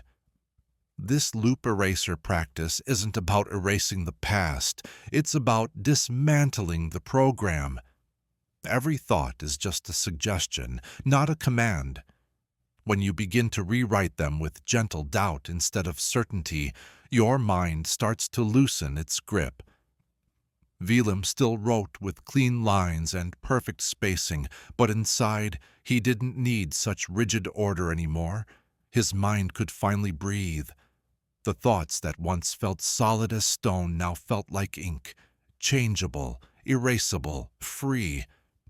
Because when you rewrite your story, you take back the pen, and that old loop, no matter how long it's been there, starts to fade away. In 1936, in a small dance studio on the outskirts of Prague, a woman named Annika Thoman practiced by herself, barefoot on a worn wooden floor. There was no music, just the sound of her breath and the occasional creak of the floorboards beneath her. She wasn't going through a routine. She was tuning in, not with her ears, but with her body. Each move was slow, deliberate. She felt every motion rise from instinct, not from thought. After years of being caught up in anxious loops and mental noise, Annika discovered something significant, a way to drop beneath her thoughts, a return to what she later called embodied awareness. Embodied awareness is about moving from merely thinking about your experience to fully living it. It's one thing to know you're anxious. It's another to feel where anxiety sits in your body. It's noticing the weight in your chest, the tightness in your jaw, the shallowness of your breath. Not to fix them, but just to see them. And in that act of witnessing, something powerful begins to shift. The loop starts to loosen its grip. Annika had once been trapped in overthinking. Every decision spiraled into doubt. Every interaction replayed in her mind. Her thoughts were like a script she should have rewritten. Instead of clarity, they created a gap between her and her body, her senses, her life. She felt like a maid lugging a body around like it was just extra baggage. Then one day, during an anxious moment, she lay down on her studio floor and focused on nothing but her breath. No movement, no goals, just breathing. And in that stillness, she noticed something important. The fear wasn't just in her head. It lived in her limbs, her spine, her breath, her hands. It was physical, not an abstract concept. The body always tells the truth. While the mind runs wild with stories, the body holds on to what's real. It doesn't get stuck in loops. It simply feels. When you tune back into your body, you step out of that tangled web of thoughts. You find presence, not by forcing your mind to shut down, but by stopping the urge to live only inside your head. So, Annika started a daily practice. She'd hit pause during those thought loops and drop into her body. She'd ask herself, where's this tension? What shape does this feeling take? Can I sit with it instead of running away? Some days, she'd feel anger clenching her fists. Other days, sadness pooling behind her eyes. But she stayed with it, and in that space, something began to soften. Embodied awareness doesn't mean you stop thinking. It means your thoughts don't call the shots anymore. Your breath does, your senses do, your feet on the ground do. It's about remembering your body, not just as a container, but as a guide, a truth teller. Annika still danced, but now every movement felt like a conversation. Her body led, and her mind listened. In flipping that dynamic, a deeper understanding surfaced, an understanding rooted in experience, not just theory. Healing doesn't happen in ideas, it happens in sensations. When you reconnect with your body, you find the one place the incessant loop can't reach. Right here, right now, alive.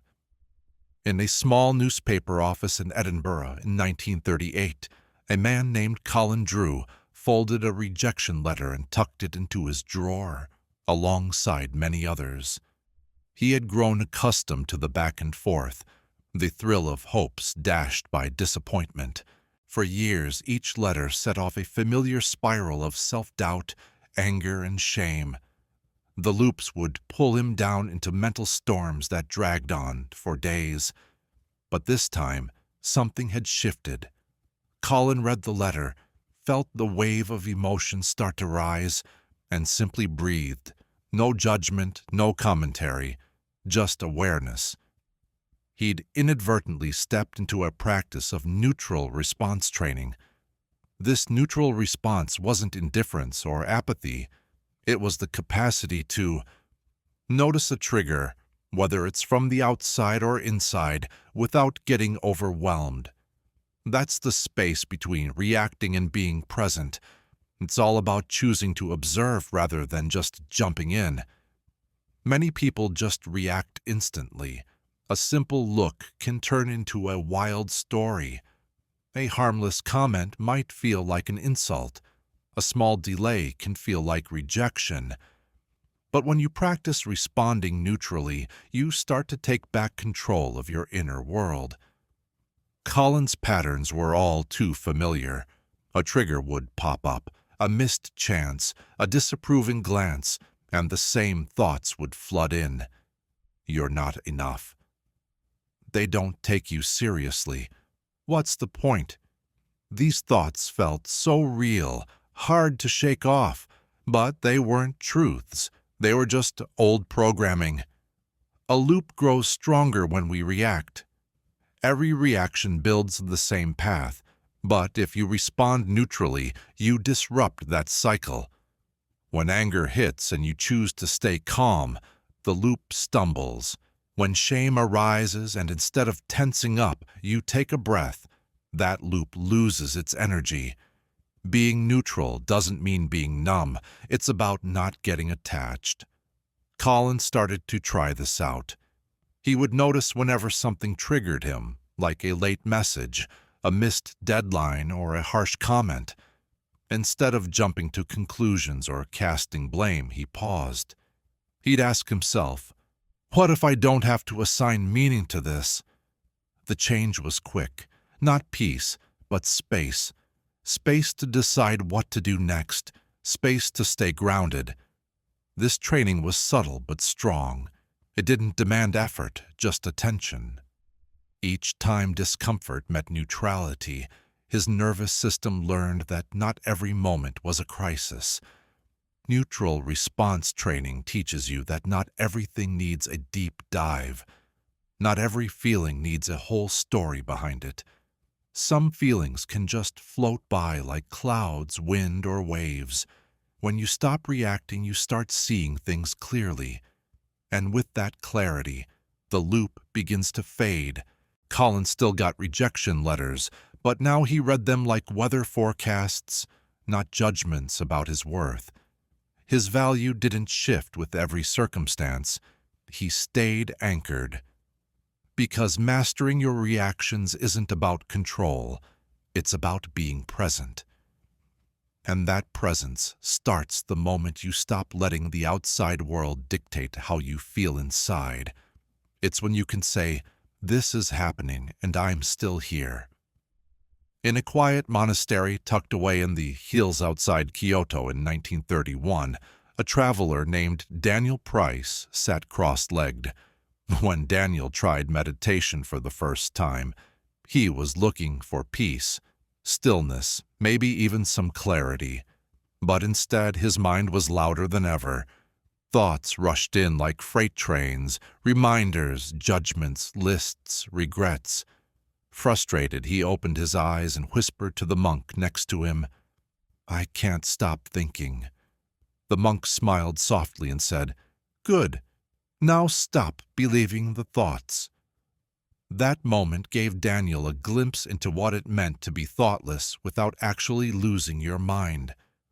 Most people think thoughtlessness is about ignorance, detachment, or feeling empty. But really, it's not about erasing thoughts. It's about not being controlled by them. The thoughts will still come, but you don't have to dance to their tune. They float by, and you remain still and whole. For most of his life, Daniel identified as a thinker. It was his talent, his shield. He solved, analyzed, anticipated, and reflected, but at a cost. He could never rest. Even in silence, his mind was busy finding problems, fearing futures, and reliving mistakes. He thought he was in control, but he was just a servant to his own cleverness. The mind isn't the enemy. It's a great tool, but it shouldn't be the leader. When your mind leads, you live in interpretation. When your awareness leads, you're present. The key difference isn't in how many thoughts you have. It's whether you're caught up in the thought or simply watching it from a distance. Daniel's approach changed when he stopped trying to silence his mind and started to witness it. If a thought came up, he didn't fight it or chase after it. He labeled it gently, planning, judging, remembering, and then let it drift by like a leaf on a stream. Sometimes he watched 10 leaves pass in a row, other times just one. But over time, the gaps between thoughts grew wider. He found himself lingering in the pauses more than in the thoughts themselves. Becoming thoughtless isn't a goal. It's a state of being. It happens naturally when you stop giving every thought so much importance. When you stop seeing them as threats or absolute truths, just passing clouds in the sky, the mind doesn't vanish. It softens and fades into the background, like a radio playing quietly in another room. Daniel still had thoughts, but they didn't control him anymore. He could plan without obsessing, remember without reliving, and observe without reacting. His thoughts became visitors rather than rulers. This is the paradox. When you stop holding on so tightly, everything changes. You think you're losing your mind, but really, you're just finding it again. Instead of being overwhelmed, you learn to walk alongside your thoughts. Your mind isn't a cage. It's like an expansive sky. In the gaps between the clouds, that sky remains wide open, always waiting for you. In a modest art studio overlooking the rooftops of Florence back in 1935, a woman named Elena Moretti faced a canvas that felt untouchable. For days, she tried to paint, but nothing felt right. Her hand hesitated as her mind buzzed with familiar doubts. It's not good enough. You're not good enough. What's the point? She took a step back, not just looking at the canvas, but also at the storm of thoughts she felt inside. Instead of walking away, she did something new. She stayed. She stood still and watched those thoughts unfold like a play on stage. To her surprise, as she kept her gaze firmly on them, those thoughts began to lose their grip. What she found was a kind of mirror. She called it the mirror of dissolution. This happens when you look at a thought deeply, without reacting or judging, without running away. You don't push it down, and you don't try to replace it. You just stay aware, open, until it starts to unravel on its own. Most thoughts aren't meant to stick around under scrutiny. They thrive on being repeated unconsciously. Irina had lived her life driven by thoughts she never questioned. Whenever doubt popped up, she just complied. When criticism appeared, she accepted it. The loop of self-doubt had become so familiar that it didn't need to shout anymore. It whispered, and she followed. But on that day, as she stood before her canvas, she caught that thought in motion. "You're failing again," it said. Instead of getting defensive, she simply acknowledged it. There it is. And then she did nothing. She just watched. When you don't engage with the thought, it loses its weight. The energy that gives it life fades away. The thought, no longer fed, starts to dissolve like morning mist. It was never as solid as it pretended to be. But until you sit still long enough to realize this, it'll seem very real. Elena began practicing this mirror every morning. When fear whispered, "This will never work," she observed it like an artist studying a shadow. When the loop told her, "They won't understand you," she watched it too. She didn't argue. She just took a breath and sat with her thought. And each time she did, she felt a bit looser. The tightness in her chest eased. The thought flickered and then drifted away. The mirror doesn't fight the mind. It simply reflects it. In that reflection, you realize most of what you think aren't truths. They're just fleeting clouds, stories that lack solid ground, programs that don't stick. Elena went back to her canvas. She painted not to prove a point, but to express something real. The loop of thoughts still popped up, but now she didn't live in it. When you learn to look at your thoughts without flinching, without trying to fix them or run away, you discover the thought is not really you. It's just your shadow. And when you shine the light of your attention on it, it fades, not with a fight, but gently. In a smoky cafe in Paris, spring 1934, a man named Ari Duval sat alone at a table, hands slightly shaking as he held his teacup. He'd just gotten a letter, a chance to showcase his architectural work to an important firm. But instead of feeling pumped, dread washed over him. "You'll mess it up. You're not ready. Don't get your hopes up." That voice was all too familiar, always showing up at the edge of new possibilities. Ari folded the letter and went back to his drink, unaware he stood on the brink of something big. The reversal code. The reversal code is about doing the opposite of what that loop tells you. When fear whispers to hide, you step into the light. When it says stay quiet, you speak up. When it warns you not to take risks, you lean in, not mindlessly, but deliberately. You start to see that those commands are just patterns, and patterns can be turned around. Ari had spent years obeying those inner commands. Be humble, be careful, be small. They sounded wise and safe. But beneath those words was a deep fear of being seen, of failing, of disappointing others. Every time he followed the loop, it only grew stronger. That thought gathered more evidence and power. The loop is tricky. It talks in your voice. It mimics logic. It pretends to be caution when it's really just fear.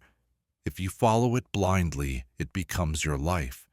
But the moment you decide to do something different, the loop stumbles. It's not set up for opposition. It thrives on repetition. Break that rhythm, and you break its hold. Ari's moment of change didn't come in a flash. The next morning he got dressed, printed his designs, and headed to the address from the letter. Each step felt strange, like wading through water, but he kept going. When the receptionist asked if he had an appointment, the loop shouted inside him, "Say no and walk away. This is a mistake." Instead, Henry smiled and said, Yes, that tiny act of defiance changed everything. The reversal code isn't about being brave, it's about acting with awareness. You know the loop will fight back and the fear will rise, but instead of shrinking away, you push against it, not to destroy it, but to rise above it. Henry didn't get the contract that day, but something much bigger happened. He left the building feeling taller, steadier, almost unfamiliar to himself. For the first time, he hadn't followed the script. The loop speaks with certainty. The reversal speaks with freedom. Every time you do the opposite of what fear tells you, you take back your agency. You rewrite the code because you're not supposed to be led by fear's voice. You're meant to face it, thank it for the warning, and walk through the door anyway. In a stone cottage in 1939, Wales, a woman named Margaret Penrose sat at her desk with a fountain pen and a leather-bound notebook. Dust-covered boxes of old letters and family heirlooms, but Margaret wasn't thinking about the past. She was focused on her thoughts. Not just any thoughts, but the nagging ones, the kind that drained her and felt familiar yet wrong. You're always behind. You'll never get it right. Why even try? These thoughts had haunted her for years, invisible yet relentless. That day, Margaret became a tracker, not of animals or storms, but of the thought virus in her mind. She was starting the practice of virus tracking. A virus tracker doesn't seek control. It seeks understanding. It involves spotting those recurring thoughts that sabotage you and cloud your clarity. These aren't just passing thoughts. They're patterned attacks. Thoughts that come back with the same tone, timing, and emotional weight. The virus disguises itself as you. But when you track it, when you note its shape, triggers, and arrival, it starts to lose its disguise. Margaret had always been diligent, always composed, but beneath her calm exterior. On the outside, she seemed calm, but inside, it was a storm of questioning. Every choice brought doubt. Each compliment triggered an internal struggle. These thoughts felt familiar. They weren't strangers. But over time, she started to spot a pattern. The same doubts often popped up, using the same words, even in the same voice, especially when she faced something new. The thing is, negative thoughts have a routine. They recycle the same old stories. They cloak themselves in emotions. If you don't take the time to jot them down, you might miss the connection. But when you begin to track each thought, each trigger, each reaction, you become aware of what was once hidden. The patterns start to reveal themselves. So, she created a nightly ritual. Each evening she took out her notebook and wrote down the thoughts that hit her hard. It wasn't just about what they said, but also how they sounded. What tone? What feeling? Where did she feel them? In her chest, her stomach, her breath. She labeled them like a scientist cataloging samples. Perfectionism loop, unworthiness loop, guilt replay. By keeping track, she began to see herself as an observer rather than a victim. And slowly, something powerful happened. The grip of those thoughts started to weaken. Not because she fought against them, but because she noticed them. The surprise factor was gone. The negative patterns were exposed. A virus tracker doesn't require you to erase your thoughts. It simply asks you to name them, pattern by pattern, entry point by entry point. You collect the data, and through that collection, awareness grows. She still had thoughts, but they didn't invade her anymore. She had mapped out their territory. In doing this, she reclaimed her own space. What you name can be understood. What you understand can be tracked. And what you track can't hide in the dark anymore. It starts to fade away. In a quiet observatory on the outskirts of 1937 Vienna, a man named Jacob Adler gazed through his telescope, mapping the stars. He spent his nights searching the skies for order, precision, and patterns that wouldn't lie. But inside him, it was a different story. Chaos. Every compliment, suggestion, or new idea made his body tense up. His thoughts raced. Why are they saying that? What do they want? Are they challenging me? Jacob thought he was being careful, thoughtful, and analytical. What he didn't realize was that he wasn't just protecting himself from others.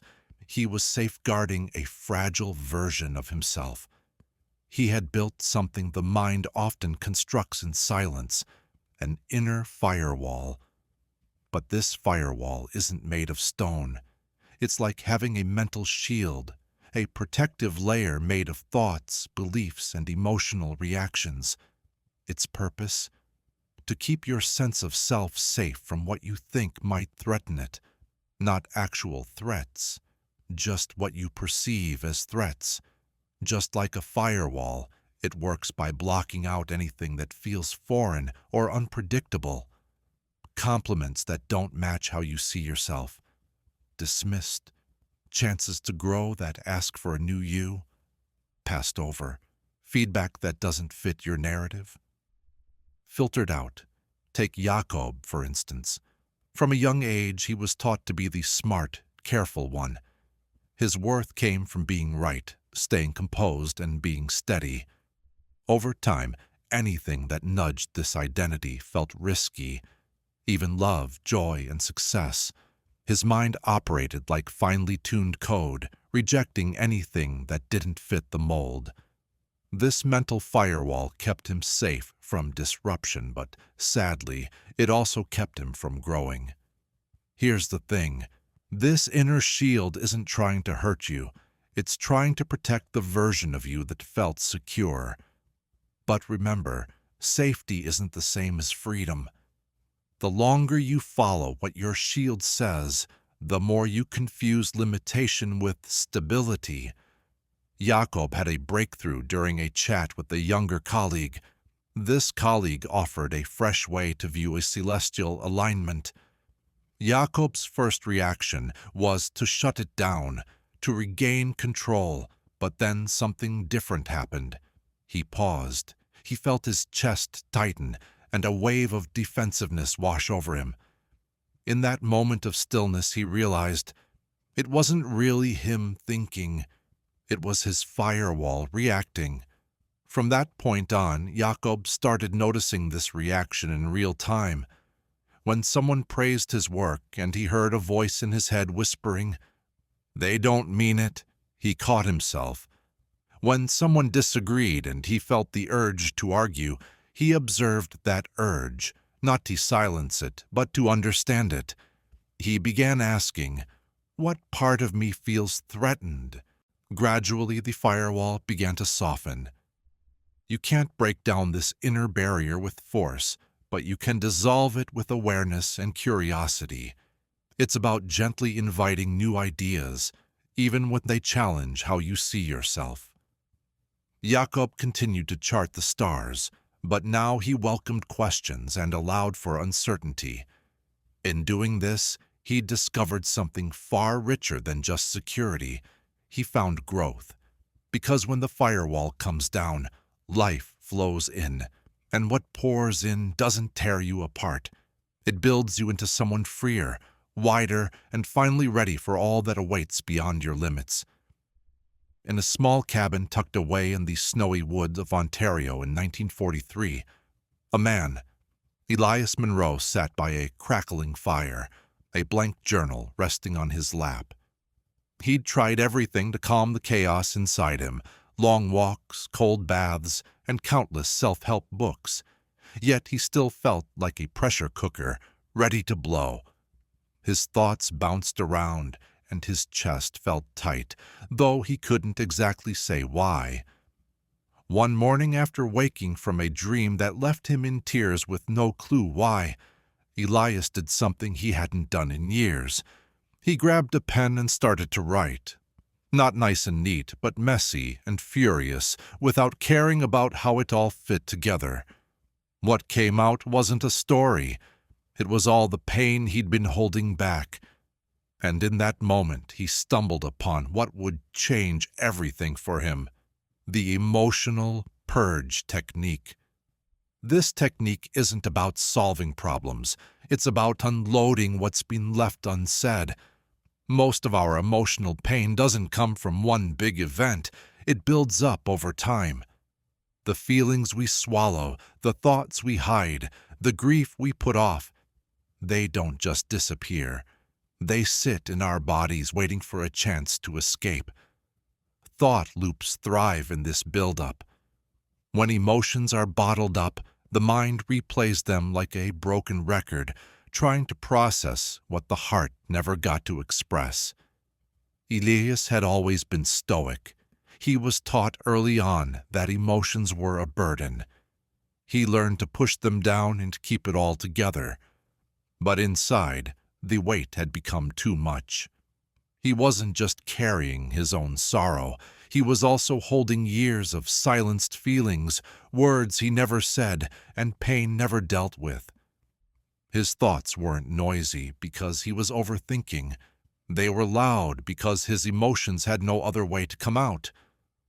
When feelings get trapped, they borrow the mind's voice, turning into worries, fears, and guilt. But these aren't mental issues. They're emotional ones dressed up as thoughts. If you don't let those feelings out, your mind can't find peace. The emotional purge technique is straightforward. Sit down, breathe, and release. Cry without needing to explain. Write without worrying about grammar. Scream into a pillow. Move your body however you feel.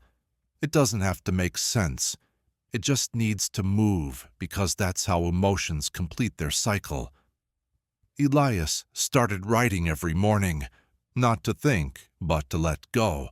Some days he poured out pages of rage. Other days he wrote about deep, wordless sadness.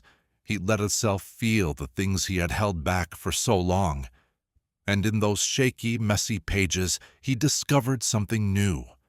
Not about perfection, but about relief. The thoughts settled down. The tension eased. He didn't feel trapped. He felt clearer. An emotional release doesn't need a backstory. It just needs room. When you stop trying to hold it all together, even for a moment, what's buried can rise up and pass through. Healing doesn't come from thinking through the pain. It happens when you allow that pain to express itself in its own way. Honest, raw, unfiltered expression. Let it out, and suddenly your mind can finally find some peace. In 1932, in a quiet tailor shop in Oslo, there was a man named Anders Lifson. He cut fabric with careful, silent strokes. Each day followed the same pattern: measure, mark, sew, repeat. His life outside the shop was just as predictable. Same breakfast, same walk, same newspaper. To others he seemed disciplined and steady. But inside, Anders felt a quiet frustration, like he was just a shadow of himself. His thoughts stuck to familiar paths. Be careful. Don't stand out. Stick to what's expected. The routine was so smooth it had become invisible. Then one morning he did something unexpected. He set down the scissors mid-stitch and walked out without a word. He didn't know why he left. He just knew he had to break the pattern. That unplanned move was his first step into what we call conscious disruption. It's the intentional act of doing something to shake up your usual mental or emotional rhythm. Not recklessly, but with purpose to interrupt the cycle. Most of our thought loops stick around not because they're strong, but because they're familiar. They follow the same emotional cues, the same settings, the same triggers. You don't realize you're stuck in a loop because your life is set up to reinforce it. Anders had never questioned his daily routine. It felt safe and predictable, but it also dulled him. The same thoughts greeted him each morning: a low-grade dread, quiet self-doubt, the urge to stay invisible. His mind was on autopilot, and since nothing broke the pattern, the loop just kept going. Your mind loves a rhythm. It doesn't care if it hurts, it just wants things to stay the same. If your thoughts, habits, and feelings are all in sync with that old tune, the loop won't break on its own. You have to take action. That morning when Anders left the shop, he did something unusual. He hopped on a train to the next town. No plan, no destination. He had no particular reason. He wandered through the streets, chatted with strangers, and sat in a cafe he'd never visited. He didn't feel changed, he felt lost. But that feeling of being lost was a remedy. For the first time in years, he didn't know what was coming next. And in that blank space, something new could emerge. Disrupting the usual doesn't mean bringing chaos. It's about breaking out of the dull cycle. Maybe you wear a color you usually avoid, say something you usually keep to yourself, or take a left instead of a right. Speak last instead of first. These little shifts create friction, and that friction brings you into the moment. Anders started shaking up his daily routine. Sometimes it was an external change, like a different path or a new activity.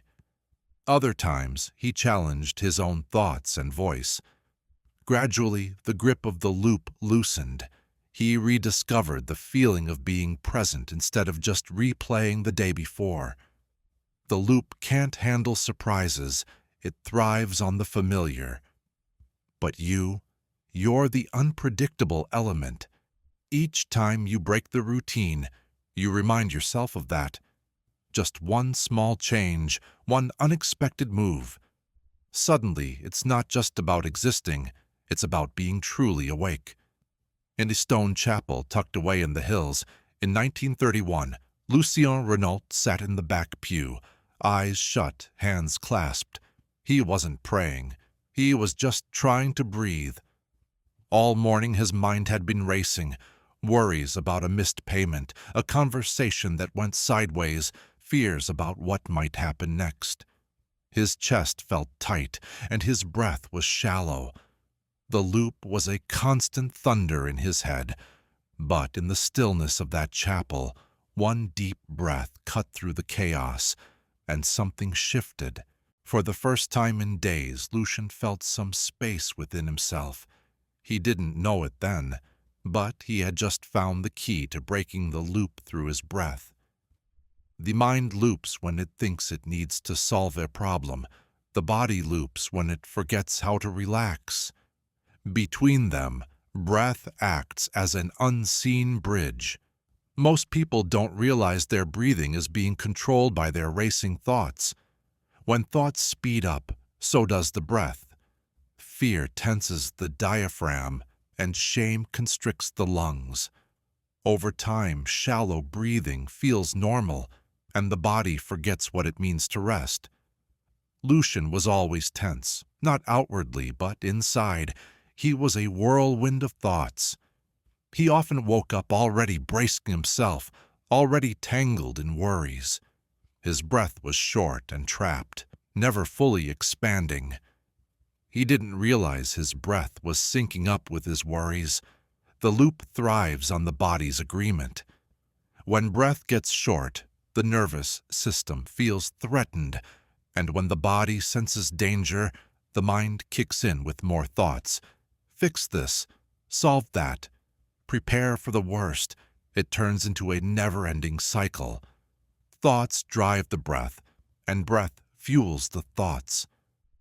The breakthrough came slowly.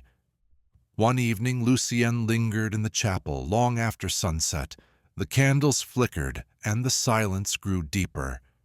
He placed a hand over his heart and started to breathe. Not forcefully, not perfectly, just mindfully. He took a slow breath in through his nose and exhaled even slower through his mouth. At first, the loop pushed back. "You're wasting time. You need to think this through." But Lucien kept breathing. After a few minutes, something shifted. It wasn't loud, but it was profound. The thoughts were still there, but lost their urgency. His body stopped believing them. The nervous system relaxed. Without that fuel, the loop fell apart. Deactivating the loop through breath isn't about controlling your mind. It's about calming your body. When you control your breath, you control your state. A longer exhale signals the brain that we're safe. A slower rhythm tells the loop we're not in crisis. From that quiet place, thoughts settle down on their own. Lucien made it a ritual. 3 breaths when waking, 3 before speaking, 3 before reacting. Each breath was a quiet act of rebellion against the loop's grip.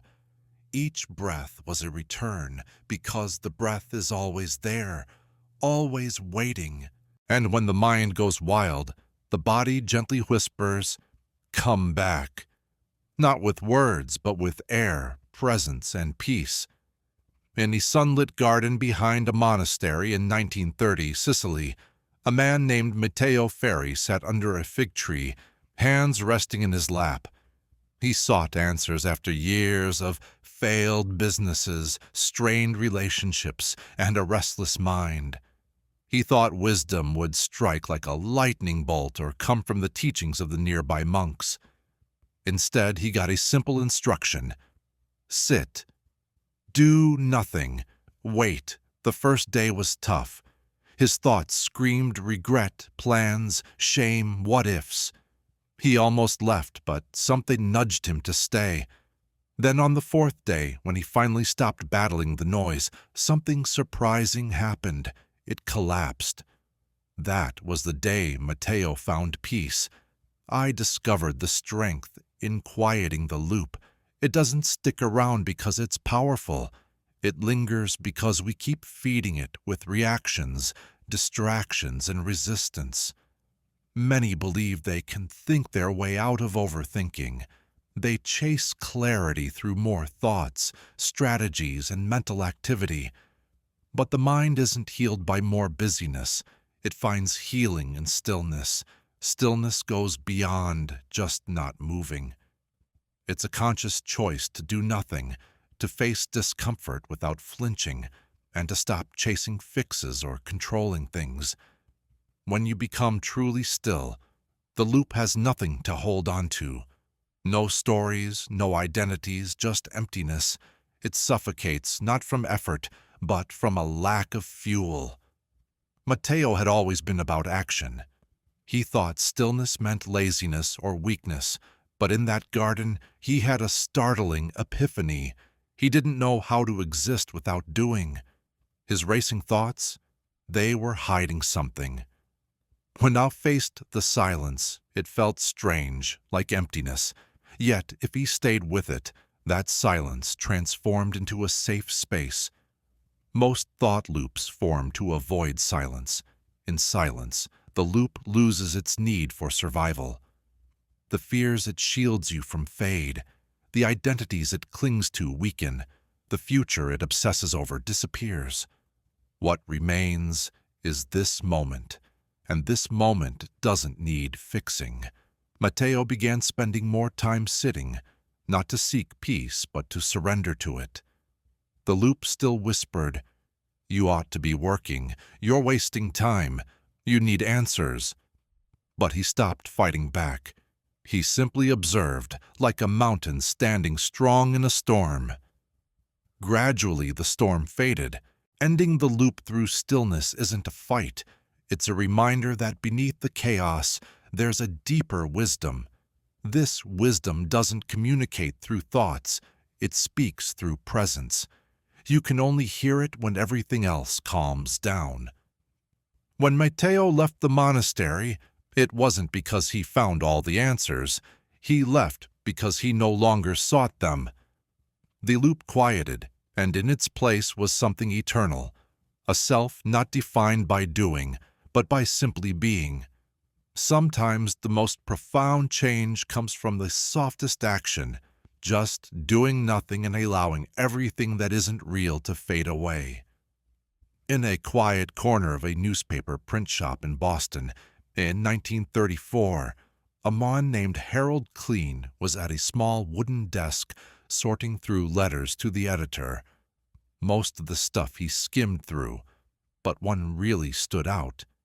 It was a harsh critique of an article he'd written months ago, filled with wrong assumptions.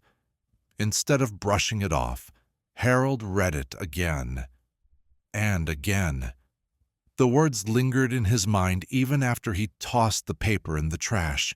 He started questioning his worth, rethinking his points, and playing out imaginary debates.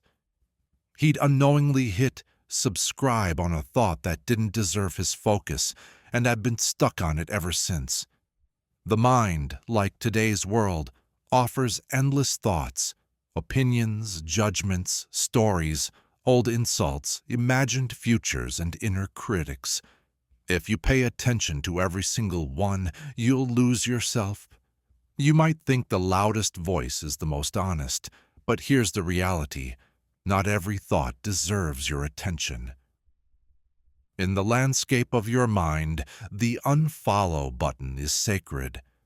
Harold had often confused being mentally engaged with being responsible. He thought that if a thought popped up, especially if it was filled with fear, shame, or judgment, it must be important, something to fix, something to respond to. But the more he followed those thoughts, the deeper he sunk. It didn't help clear his mind, it clouded it. The mind isn't picky. It throws out ideas carelessly, some from memories, some from imagination, and some from old wounds. But attention is like currency. What you focus on grows, and what you ignore fades away. Most thought loops aren't harmful because they exist. They're dangerous because you choose to follow them. Harold had his moment of clarity while watching a younger apprentice brush off a customer's criticism. "You can't believe everything they say," the boy said with a lightness that Harold envied. That night he replayed that line. "You can't believe everything they say." Then a deeper thought followed. "You also can't believe everything you say." He started practicing his own internal unfollow. When a judgment popped up, like, "You should have done more," he paused. He asked himself, "Do I want to follow this? Does this lead anywhere worth going?" If not, he let it go. No arguing, no justifying, just the quiet click of disengaging from that thought.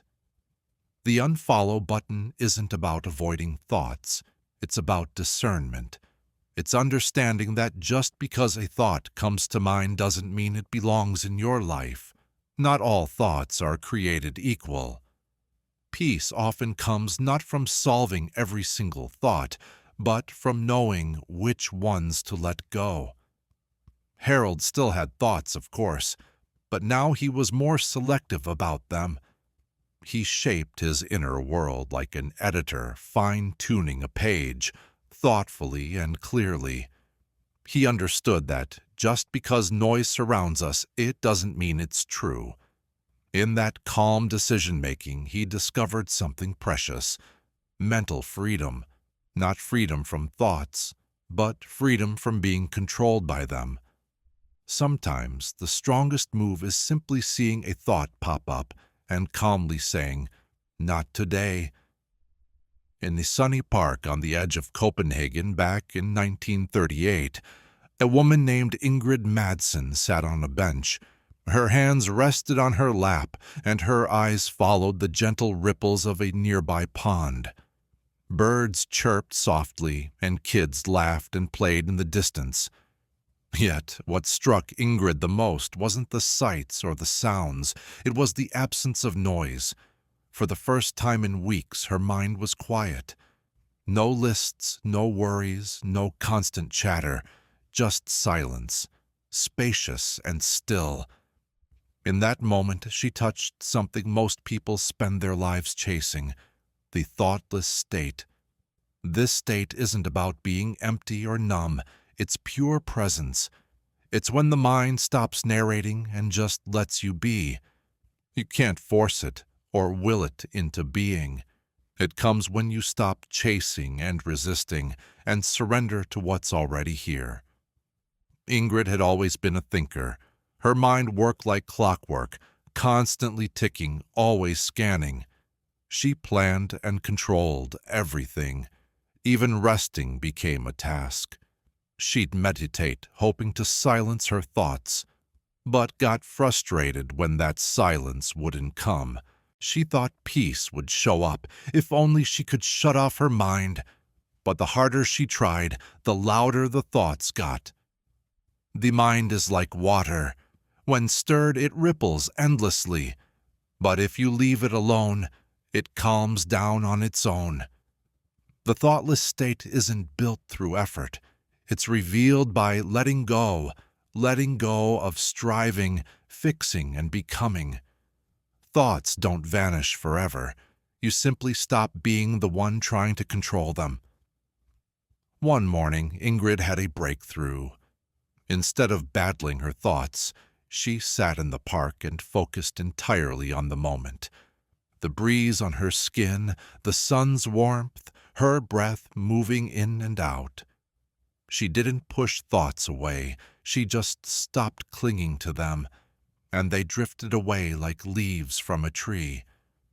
You can't understand the thoughtless state by overanalyzing it. You have to experience it. It might last 5 seconds or longer. In just 5 minutes, you don't vanish. Instead, you return. Not as the person shaped by thoughts and past experiences, but to a deeper awareness. It's clear, open, and whole. Ingrid realized she didn't need to chase silence. She stopped viewing it as a goal and started welcoming it, finding it in the simple act of washing dishes, in her steps, and in the quiet moments gazing out the window. Gradually, she noticed more space between her thoughts. The world became brighter, and she felt more complete. That quiet state isn't empty. It's a fullness without any commentary, a life unfiltered. You can't get there by escaping your thoughts. You find it by not letting your mind define who you are. Beyond every thought lies a calm presence, free from worries and stories. In that silence, you rediscover what it means to be you before your mind imposed its rules. Back in 1936, in Bavaria, a man named Otto Weber was sanding the edge of a hand-carved table. Each motion was slow and thoughtful. His face was serene, his breathing steady. He wasn't lost in thought or analyzing anything. He was simply there, present with the wood, feeling the rhythm, listening to the sound of shavings falling. For hours he worked this way, not needing to think because the wisdom of his craft was in his hands. Otto wasn't disconnected from his mind. He embodied it. He tapped into what many strive to understand: the embodied mind. It's not about rejecting thoughts, but rather merging them into action. When thinking flows through you, it connects with your senses, your breath, the here and now. Otto had once been a man of the mind alone. Before taking over the family shop, he worked as a bookkeeper, sharp, efficient, respected. But his thoughts took control. Numbers turned into obsessions, small mistakes led to sleepless nights, and his body tensed while his breath became shallow. He had a brilliant mind, but it floated above him, ungrounded like a storm. Most people live with a mind that feels disconnected. The head races while the body merely follows. There's little awareness of sensations, breath, or posture. The body becomes a vehicle for the mind's demands. Yet when the mind isn't grounded, that's when loops form and anxiety creeps in, because your thoughts were never meant to rule your life. Otto's change didn't come from hiding away or deep thinking. It came from moving. After leaving the world of accounting, he went back to his dad's old workshop. The tools felt familiar, and the tasks were the same. But as he worked with the wood, something shifted inside him. His mind quieted, not by pushing thoughts down, but by letting them out. His ideas became actions. He got more focused. His body relaxed. He wasn't avoiding his thoughts. He was finishing them. The embodied mind happens in moments where you tune into your body, when you really feel your breath as you talk, when you become aware of your feet while you walk, when you move not from stress but from being fully present. That's how wisdom moves from just an idea to a gut feeling. It's how insight turns into art. Otto started applying this in his daily life. He began to speak more slowly. He chewed his food mindfully. He noticed when his shoulders were tight and let them relax without overthinking it. The more he practiced this, the less his thoughts took over. Not because they disappeared, but because they found their place, a rhythm, a way to flow. You don't have to silence your thoughts to find peace. You need to invite them into your body. Let them breathe, let them move, and let them dissolve into presence. Because when your mind and body finally come together, the noise quiets down. What's left isn't just thoughts, it's felt and lived truth. It's a mind finally at home in its body.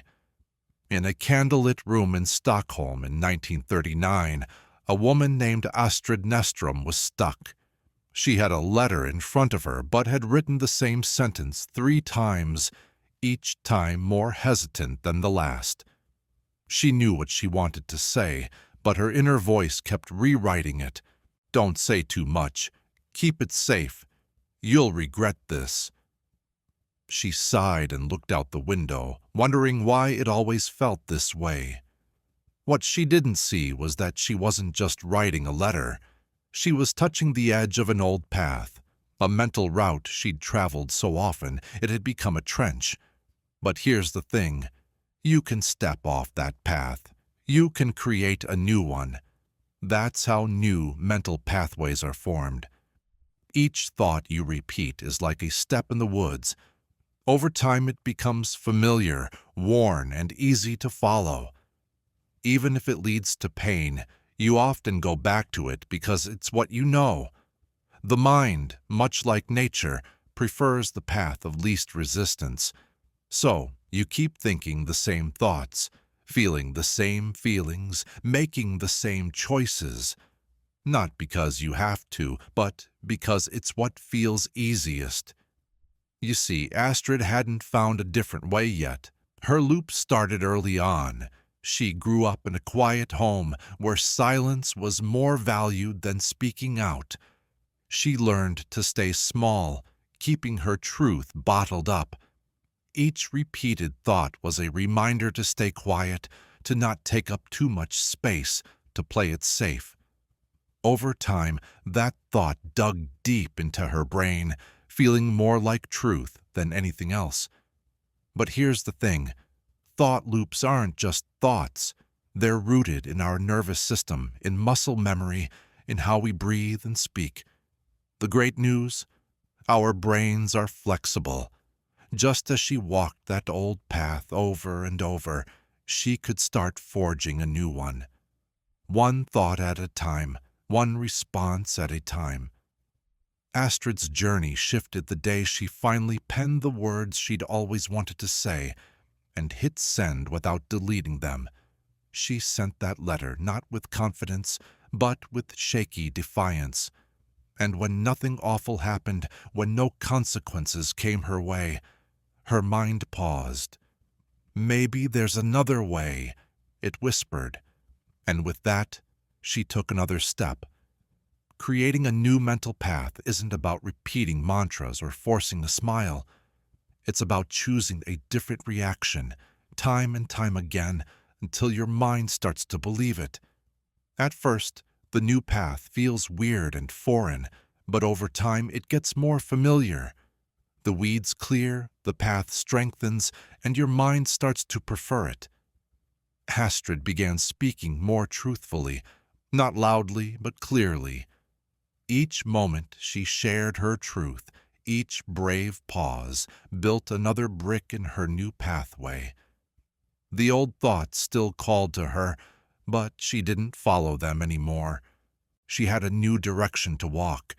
Remember, your mind isn't a set map, it's an open field. With every choice, every breath, every moment of awareness, you create a new trail, one that leads you away from the past and towards who you're becoming. One step at a time, one thought at a time, until that new path becomes the only one worth traveling. In a quiet library in 1933 Lisbon, a woman named Rosa Almeida ran her fingers over a poetry book. She adored language for how it captured meaning, expressed emotions, and twisted time. But lately, words had felt like a heavy load. Her mind was nonstop, narrating, critiquing, planning, and even in still moments, she was bombarded with questions. What does this mean? What should I do next? What if I mess up? Though Rosa was surrounded by language, none of it brought her peace. One morning, while watching the sunlight dance through the windows, she realized something important. Her thoughts weren't really hers. They were just scripts from past and future events. But right now, nothing was being said. This realization opened a door to something new, the language of now. And this language, it's not about thoughts. It's all about sensations, breath, and just being. Instead of trying to explain what's happening, it's about truly experiencing it. Most people live in a constant cycle of translating their moments.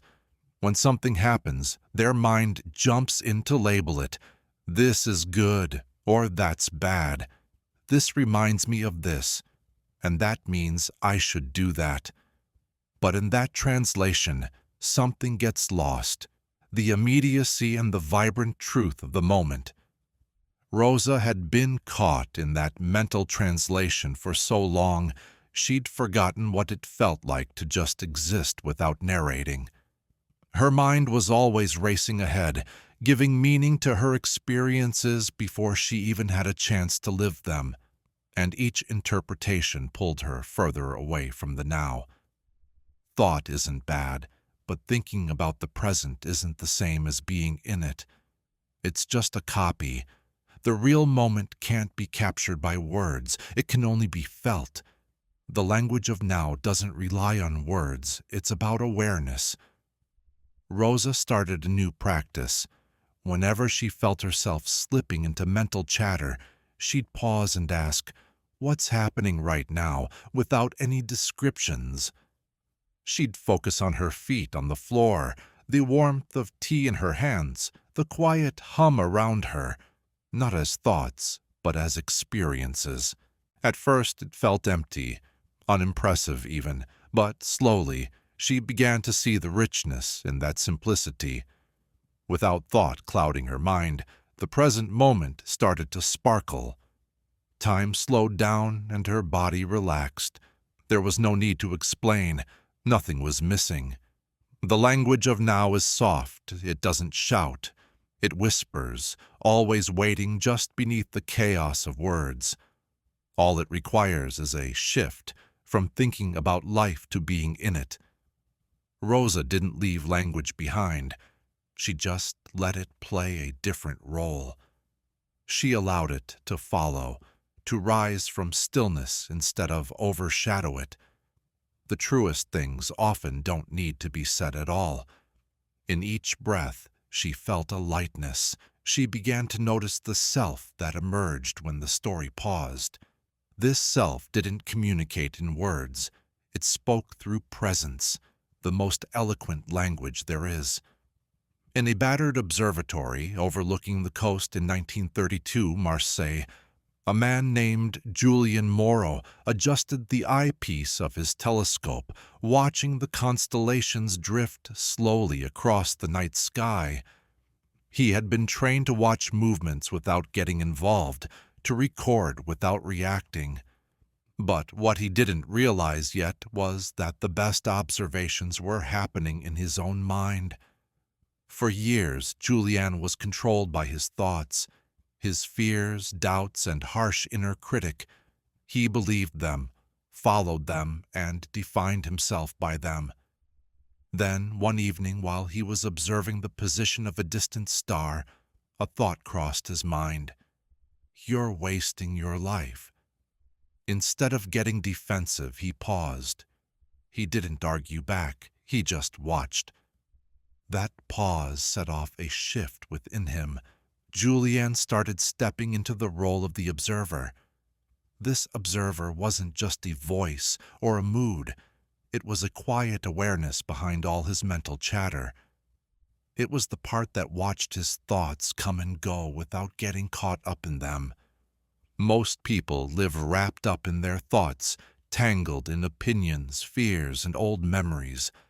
But when you realize there's something inside you that can see a thought without becoming it, you unlock an incredible power, the power to choose what you pay attention to. For most of his life, Julian had been a servant to his thoughts. When the voice told him he should feel ashamed, he complied.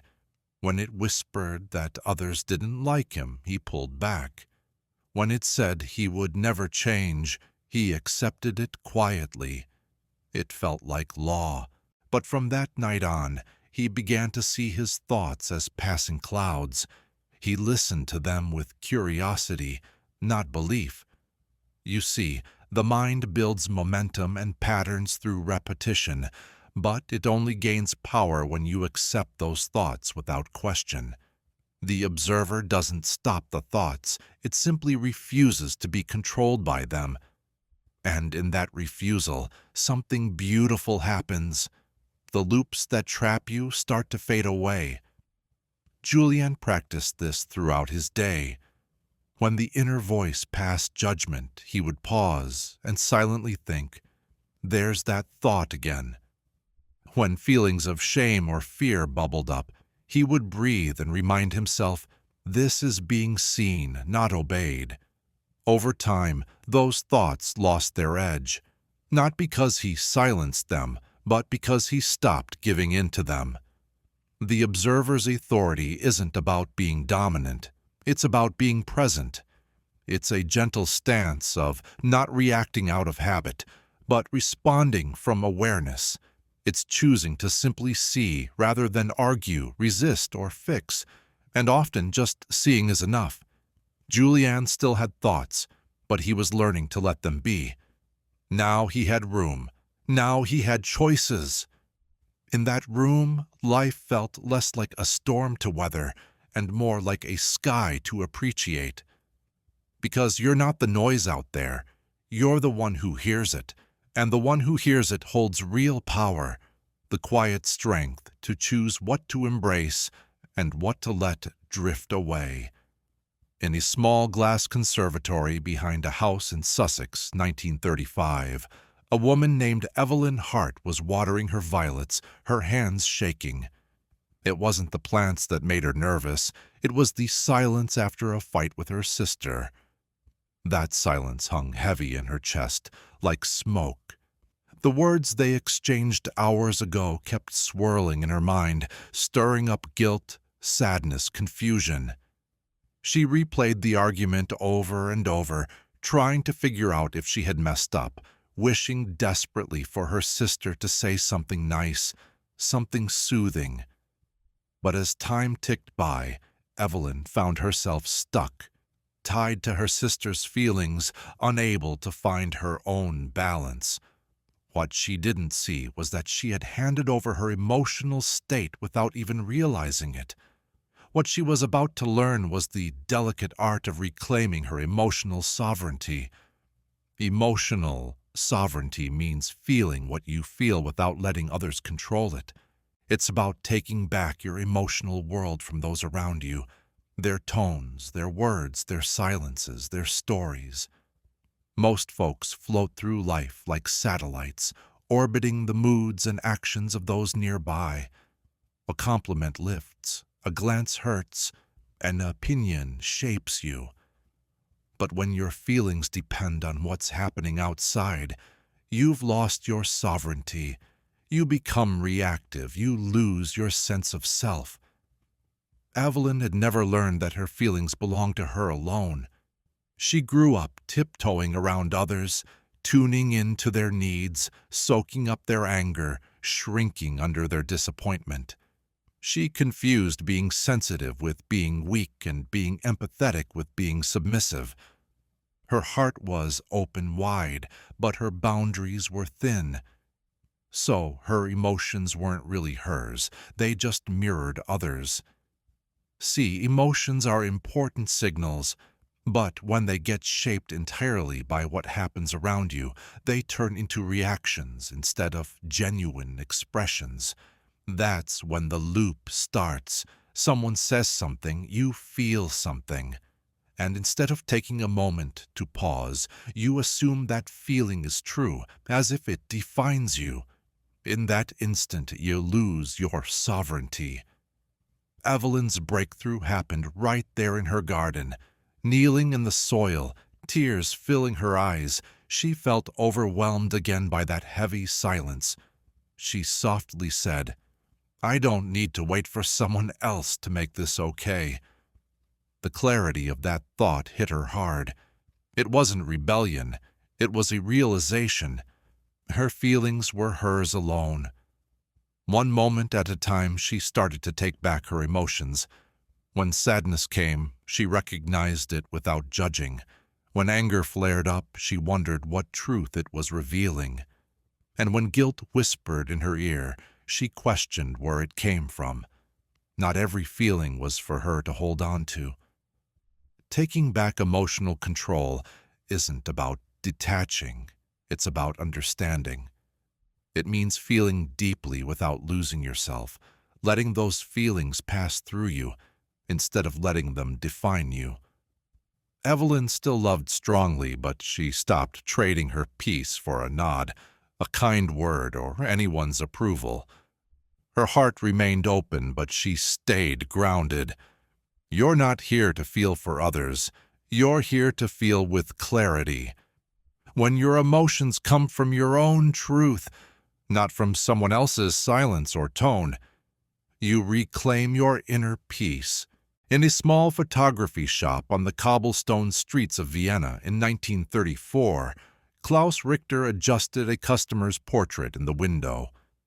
He was known for his careful framing and polite way of speaking, but every night after returning home to his quiet apartment, Klaus would replay his conversations, not out of pride, but out of doubt. Did I say what they wanted? Did I seem too confident or too soft? He didn't speak to share himself. He spoke to reflect what others expected. Klaus wasn't truly speaking. He was echoing. Speaking without echoing is about using your voice for truth, not for approval or performance. Most people talk not from their core, but from calculation. Will this go over well? Will it upset anyone? Will they still like me? So their voice gets twisted, shaped until it loses its essence. Klaus learned this early on. As a child, when his father got angry, he fell silent. His father's approval was inconsistent. To cope, Klaus listened and became a mirror, reflecting what he thought others needed. While this talent helped him navigate life, it slowly dimmed his own voice. Every time he held back a truth, he twisted his words just to stay comfortable. His true self faded a bit. He wasn't lying, but he wasn't being real either. The cycle sneaks in quietly. You say things to keep the peace, to fit in, to sound smart or agreeable. Eventually, you lose track of how you sound when you're not putting on a show. Your voice turns into a means to gain acceptance instead of a way to express who you are. Klaus had a turning point during a chat with an old friend who simply asked, "But what do you think?" It was just a basic question, but it hit him hard. He hadn't been asked that in years. Not what he observed or what he repeated, but what he actually believed. He didn't have a quick answer. The silence caught him off guard.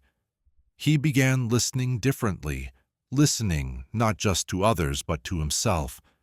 He started to notice those thoughts that popped up but were changed before they ever left his mouth. He recognized the pause where his truth got watered down. Slowly, he began to reclaim his voice, not by shouting but by being genuine. Speaking without an echo doesn't mean being harsh. It's about being rooted. It's letting words rise from deep within rather than just filling the space around you. It's about expressing yourself even when you're unsure of the reaction, but feeling aligned inside. Klaus still tweaked his photos with care, but his conversations shifted. They got slower, braver, and simpler. Because when he spoke, it wasn't for approval. It was to be authentic. And in that authenticity, the echo vanished. For the first time, his voice stood strong and honest. In a little watchmaker shop in Geneva back in 1937, a man named Emil Barr fine-tuned the gears of a delicate pocket watch with skilled hands. He worked quietly, focused and present. But as soon as he put down his tools, his mind kicked in. It nagged him. You forgot something. You didn't do enough today. What if you lose the next client? The thoughts raced through his mind, pulling him into imagined disasters and worries about the future. Emil had mastered the art of tiny mechanisms, but inside his head, the gears spun out of control. He had become a servant to something he thought he could manage. What he didn't yet know was that thoughts were never meant to dominate him. They were meant to support him. When used correctly, thoughts should be tools, not tyrants. Most people end up ruled by their minds, not because the mind is evil, but because it's gone untrained. A brilliant tool left on its own can become noisy, bossy, and relentless. It tries to help, but often forgets its role, leading to a loop or a storm. Emil used to think that overthinking was the key to feeling safe. He believed the more he thought things through, the better prepared he'd be. But soon he noticed that thinking didn't always clear things up. It often made things messier. It felt like his thoughts were controlling him instead of the other way around. Thinking is handy for tasks like planning trips or solving problems, but if we don't keep it in check, it can spiral out of control. Your mind becomes a nonstop chatterbox, telling stories, judging situations, and predicting outcomes. It can feel like a bully, one that you don't often question. One quiet evening, Emil dropped a little spring on the floor. Instead of freaking out, he simply knelt down and looked for it in silence. In that calm moment, there were no distractions, no nagging thoughts. Just breathing and light movement, that's when he got it. Thinking isn't always necessary. Sometimes it just gets in the way. He started a new habit of checking in on his thoughts. He'd ask himself, is this helpful or is it hurting me? If it was useful, he'd hold on to it. If not, he'd let it go. Over time, Emil learned to treat his thoughts like tools, used carefully and purposefully. He didn't allow his mind to run wild anymore. He'd give it a job to do and then let it rest. When a problem was fixed, he stopped dwelling on it. And when memories popped up, he let them drift away without an added narrative. Thoughts became lighter, quieter, and more truthful. Remember, thoughts aren't enemies, they're servants, but it's important to remember who's in charge. Set that inner tyrant aside. Pick up your mind like a tool. Use it when needed, Then put it down and embrace the piece that doesn't need fixing. In a softly lit studio in 1939 Kyoto, a calligrapher named Hiroshi Sato picked up his brush. He hesitated before the first stroke. It wasn't the paper he was scared of. It was that nagging voice inside saying, "This won't be good enough." This same voice would criticize him when he stumbled, especially when others were watching. The longer he hesitated, the more he saw his mind as a wild, unpredictable force, often unkind. For years he tried to fight it, to quiet it down. But one afternoon, while watching his reflection ripple in a koi pond, he realized something crucial. The mind wasn't the enemy. The enemy, it turned out to be a mirror.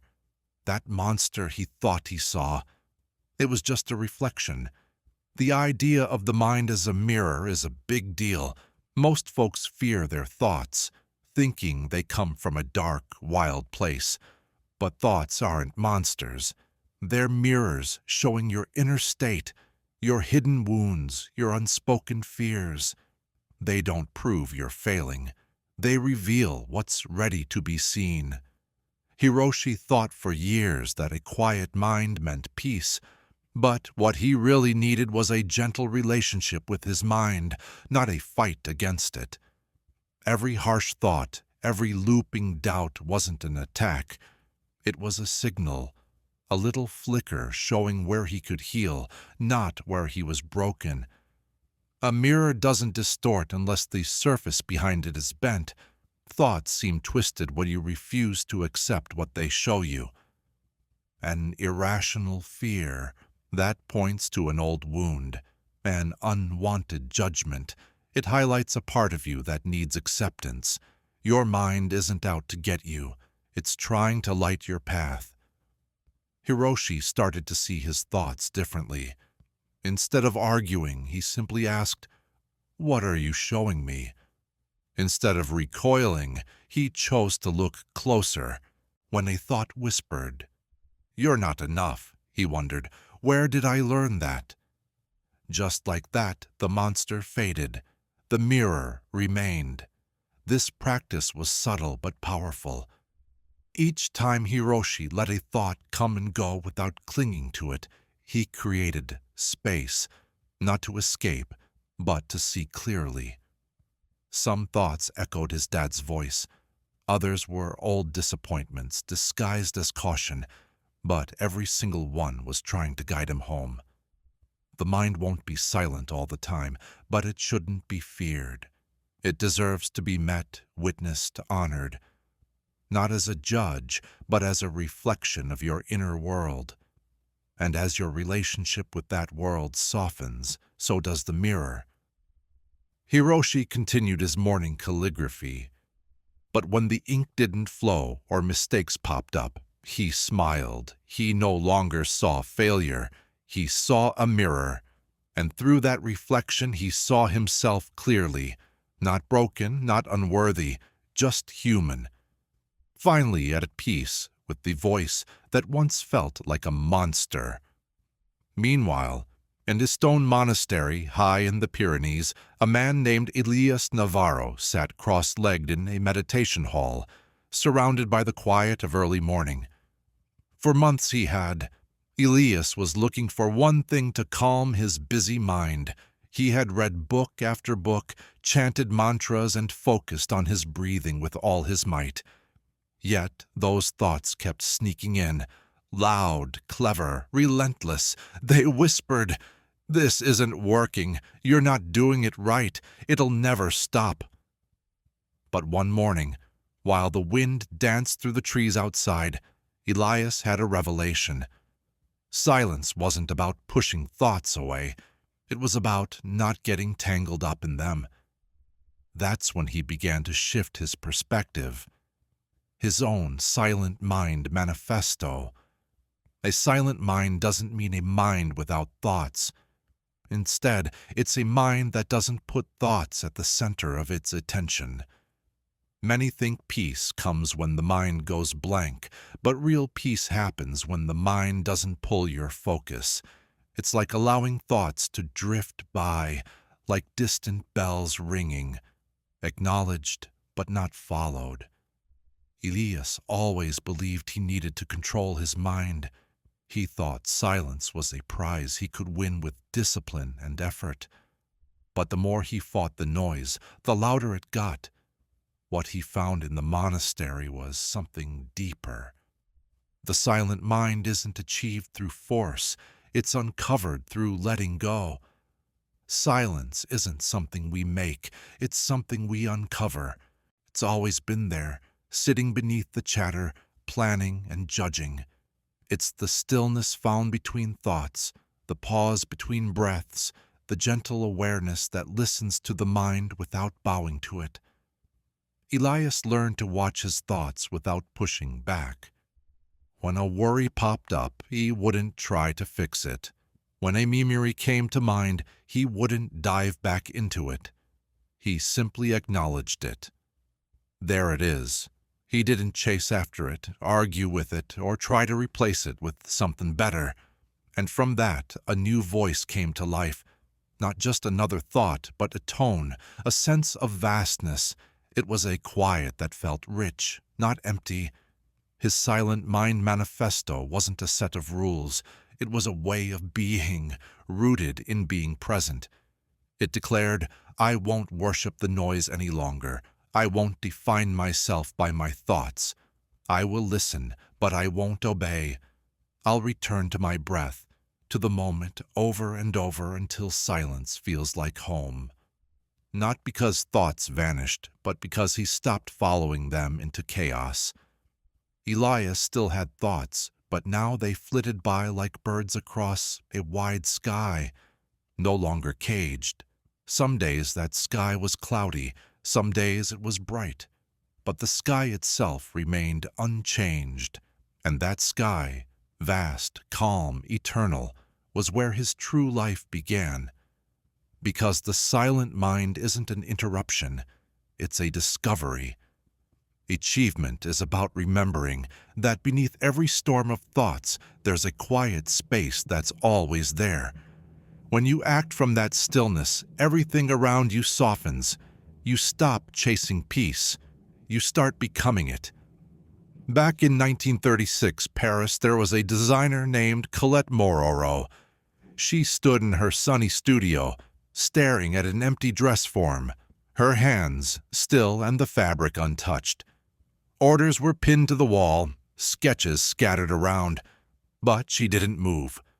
For the first time in weeks, she wasn't caught up in trends, customer demands, or looming deadlines. She wasn't reaching for the next big idea.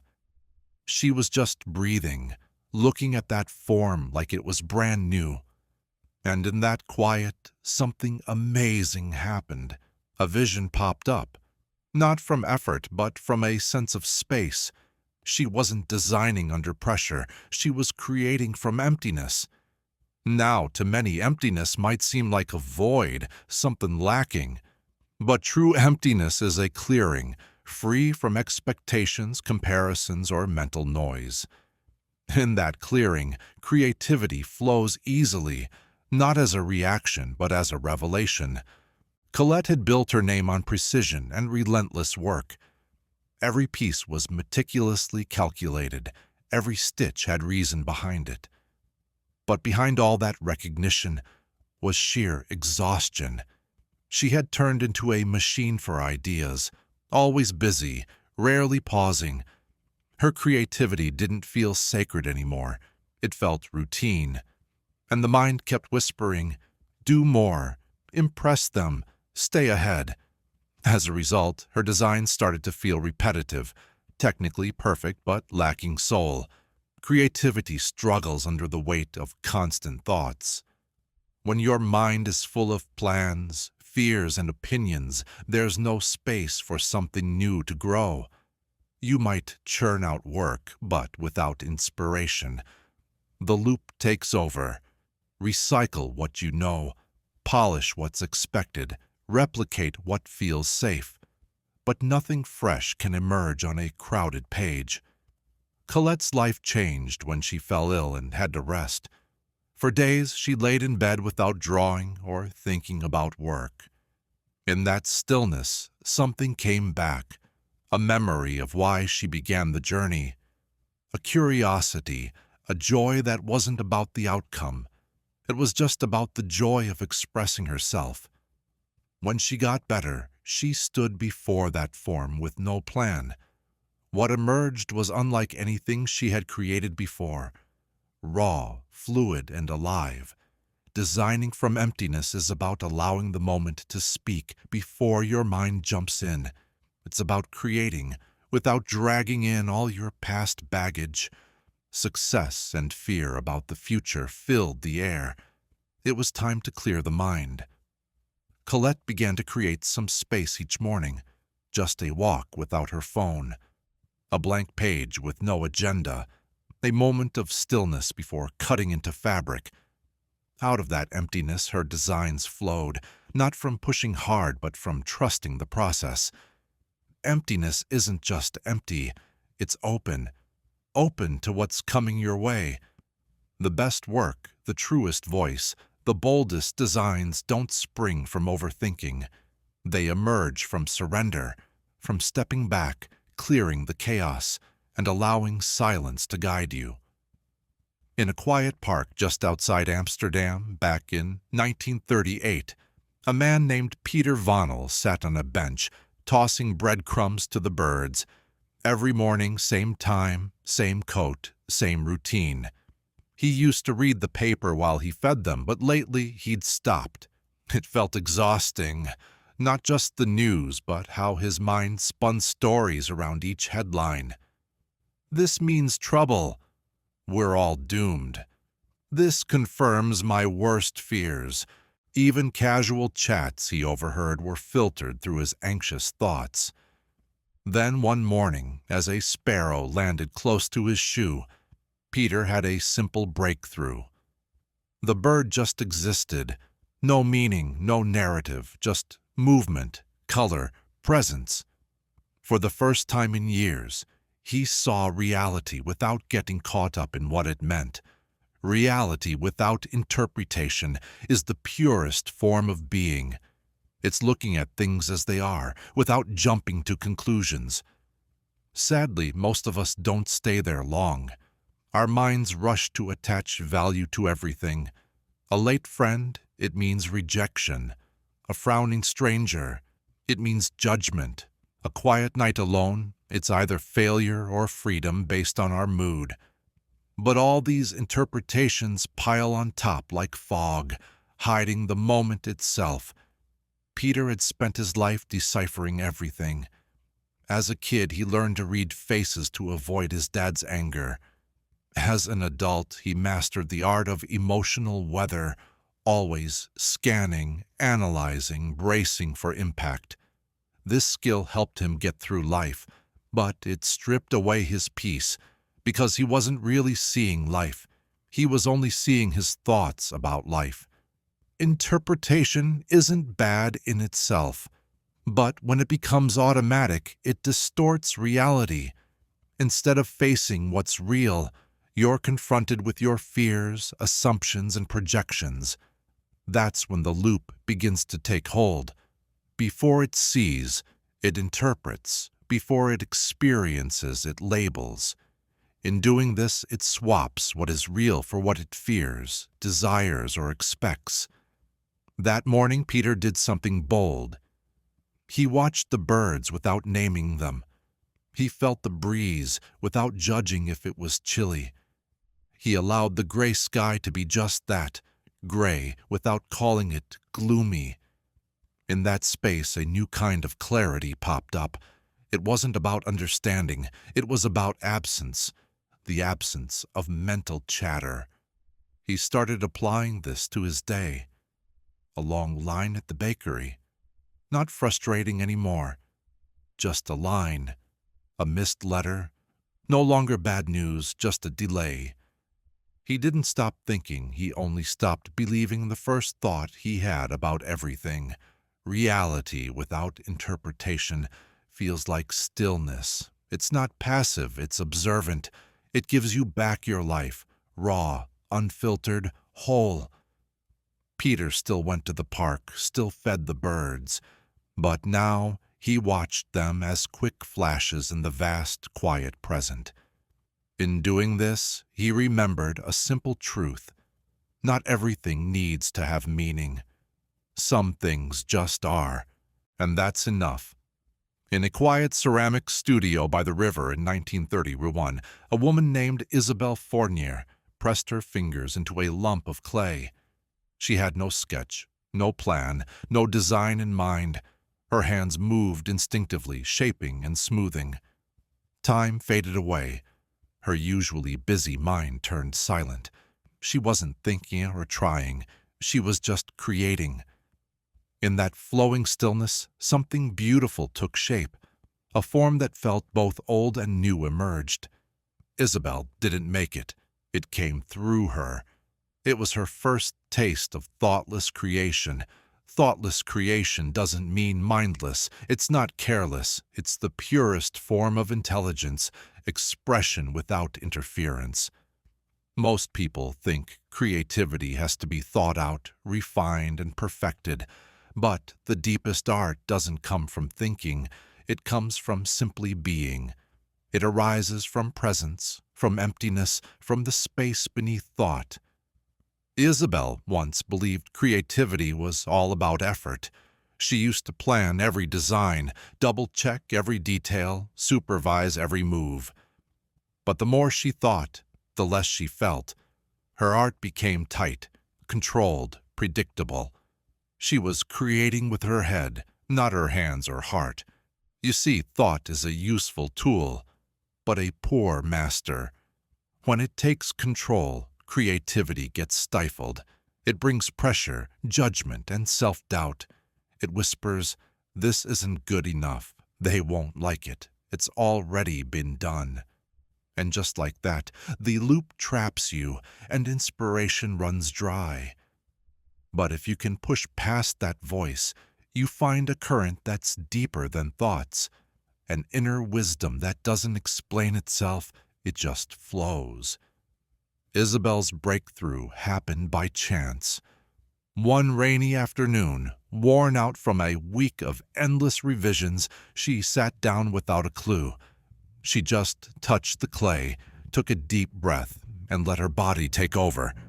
Her hands remembered what her mind had lost. The shape emerged effortlessly. She didn't force it. She listened to what it wanted to be.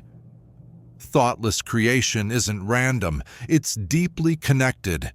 It gets past the critic, the planner, the performer, tapping into something pure. It doesn't ask, "Is this good?" It doesn't ask anything. It just flows. In that flow, something real emerges, something that can't be accessed through pure thought. Isabelle returned to that space more often. She didn't ditch planning entirely, but she stopped starting there. She began with silence, listening, and trust. The pieces she made in those moments had a different energy. People noticed. They couldn't quite put their finger on it, but they felt it. Thoughtless creation isn't the lack of intelligence. It's the presence of a deeper kind. It's what happens when the mind steps aside and allows the moment to come through you. Because real art, whether it's clay, words, movement, or life, doesn't come from overthinking. It comes from being open, becoming a space where creativity flows freely, without judgment, at last set free. In a sunlit bell tower overlooking a quiet square in 1932, Verona, a man named Luca Romano polished the brass edges of an ancient clock. The gears clicked softly under his fingers, the rhythm consistent, delicate, precise. He moved without haste, without distraction. Tourists wandered below. Pigeons flapped nearby, but Luca remained grounded. There was a stillness about him. Not a lack of motion, but a quality in each action. Even the smallest movements held weight. Those who watched could feel it. Even silence felt richer around him. What they sensed was something invisible but undeniable, Luca's stillness signature. This signature is the silent mark you leave on the world when you're fully present, fully aware, not ruled by your thoughts. It's the vibe of a calm heart, a mind at ease, a heart at rest. You don't have to say much. You don't have to perform. You are the message. Luca didn't always live this way. In his younger days, he was restless, always over-explaining, trying to be heard, seen, understood. Every chat felt like a negotiation. Every interaction left him drained. His energy scattered. His presence didn't calm. It chased. But then one summer, after an unexpected loss, he stopped talking for days. Not out of sadness, there just wasn't anything left to say. And in that silence, something changed. The frantic edge faded. He started to see the power of stillness, not as a retreat, but as a kind of essence. In a world that craves speed, stillness stands out. Most people walk into a room already thinking ahead, words racing ahead of meaning. But when you slow down, when you breathe deeply, when your mind is quiet, people notice. They might not know why, but they feel more at ease in your presence. They exhale without even realizing it. Your calm becomes magnetic. Luca embraced this. He didn't try to impress. He only spoke when it came from a real place. He let silence linger in conversations without the need to fill it. He listened with his whole being. And that kind of listening changed those around him. Not because he had answers, but because he offered stillness. And stillness has its own language. You can't fake that kind of stillness. It doesn't come from how you stand or the way you sound. It comes from being truly centered, so grounded that the outside world can't pull you around. You don't shrink or overcompensate. You just exist, and that existence does the work your words once tried to do. Luca kept tending the bell tower for years. Tourists came and went, but many left remembering not the view, but the man who barely spoke, who simply moved with presence. And that was enough. When you come from a place of stillness, you don't have to make a mark with noise. You leave it in the air, in the pauses, in the quiet echoes that linger after you're gone. A signature not written, but felt. In a quaint bakery in Wales back in the 1935, a woman named Sarah Morgan stood at the counter, kneading dough as sunlight poured through the windows. The shop was peaceful, the rhythm of her hands steady. No music, no chatter, just the soft, soothing sounds of her craft. Breath and movement. A customer just left, and they didn't say a thing. No compliment, no criticism. In the past, that would have shaken her up. Did they like it? Was something off? Should I change anything? But today she didn't need to worry. Her worth wasn't tied to their reactions. It was all about her own peace. That feeling of peace, it's what you sense deep down when you act from your core, not from what others expect. It's the calm that settles in after you share your truth, even if there are no cheers. It's the stillness that follows a decision made with clarity, not just to make others happy. It's the quiet yes in your heart that tells you you did the right thing, even when the world is silent. Saris once lived for the outside feedback. As a kid, she thought approval came from being polite, perfect, and productive. She constantly looked for signals on people's faces. Over-explaining, adjusting, apologizing. Every moment felt like an audition for acceptance. And when she didn't get the nod, she felt adrift. The truth is, the mind clings to feedback when it loses the ability to trust itself. When you can't hear your own yes, you start living for everyone else's. A compliment feels like a win, a frown, a loss, silence. It brings doubt. And just like that, the cycle begins. Perform, wait, hope, adjust, over and over. Saris's change didn't come from a book or a mentor. It came from pure exhaustion.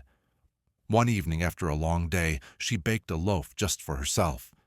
No customers, no critiques, just her, the flour, the warmth of the oven, and the scent of something made with love.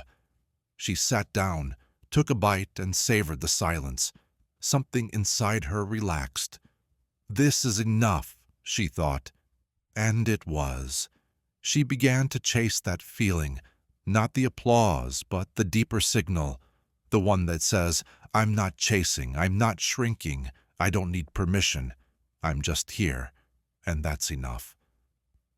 The feedback of peace isn't always loud. It doesn't come with cheers or clear answers, but you know it when you feel it. There's no tightness in your chest, no second guessing.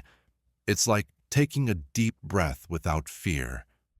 Once you recognize it, you stop looking for validation from others.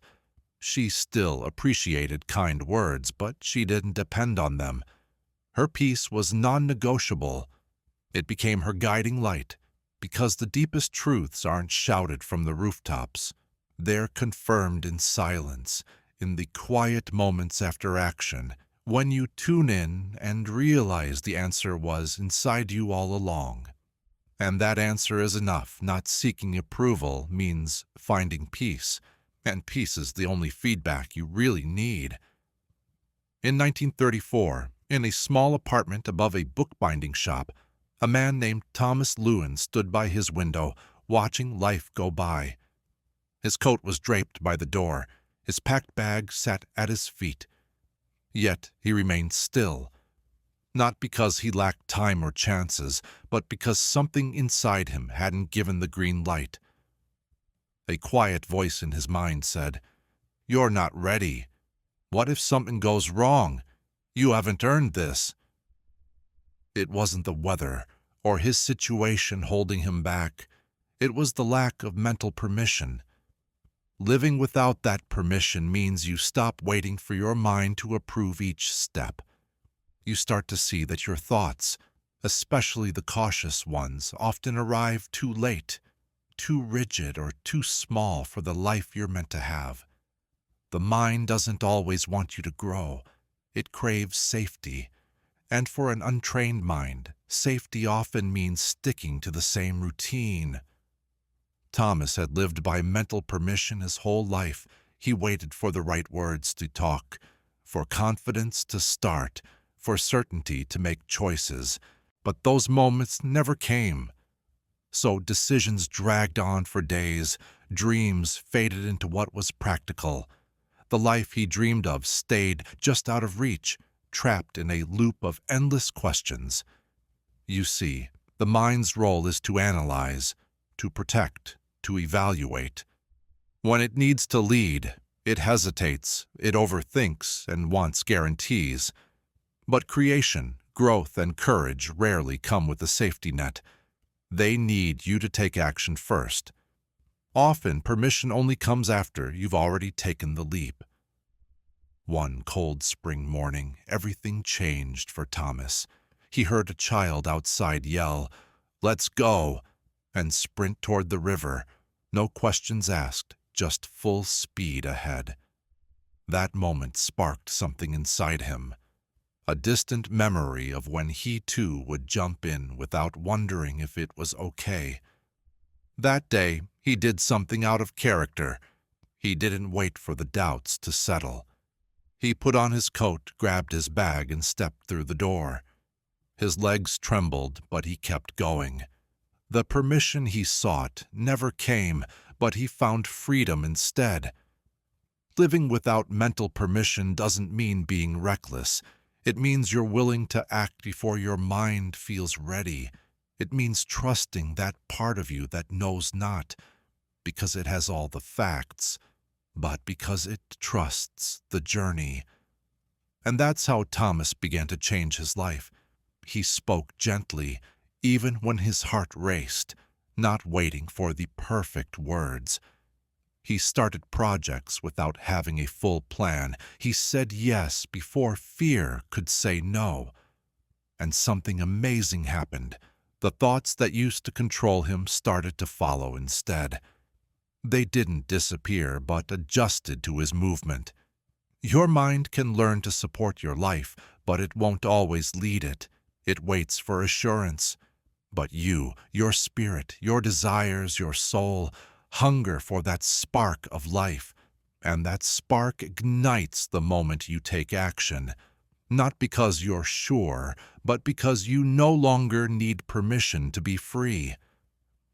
In a quiet classroom on the edge of a village in Austria back in 1933, a woman named Martha Weiss wiped the blackboard at the end of the day. The chalk dust floated around her, and for a brief moment, the board was completely blank. No equations, no spelling drills, nothing left from the day's lessons. Just open space. Martha paused and stared at that emptiness longer than usual. There was something freeing, almost sacred about it. The board remained the same, yet now it held nothing. And in that nothingness, anything could happen. That moment gave her a quiet insight.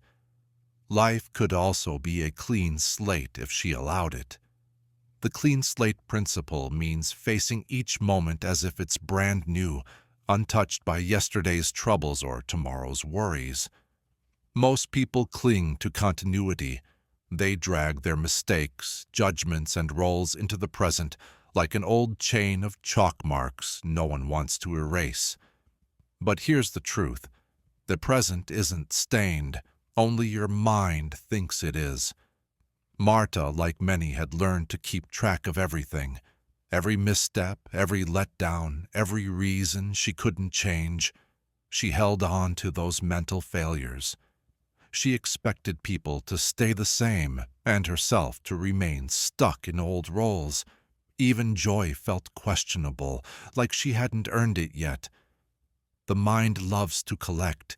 It keeps impressions, labels, conclusions.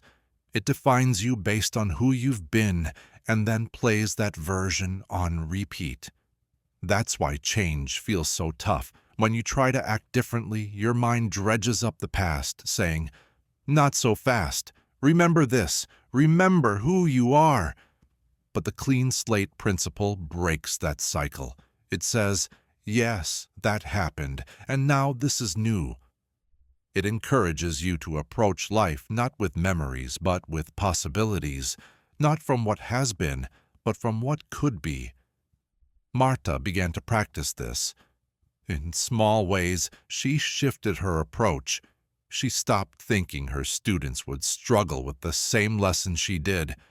She allowed herself to show up differently, no matter how tough yesterday had been. She quit punishing herself over old feelings. Each morning she took a deep breath like it was a brand new start. At first her mind resisted. It clung to its old script. But after a while, she felt things start to ease up. The need to be the same faded away.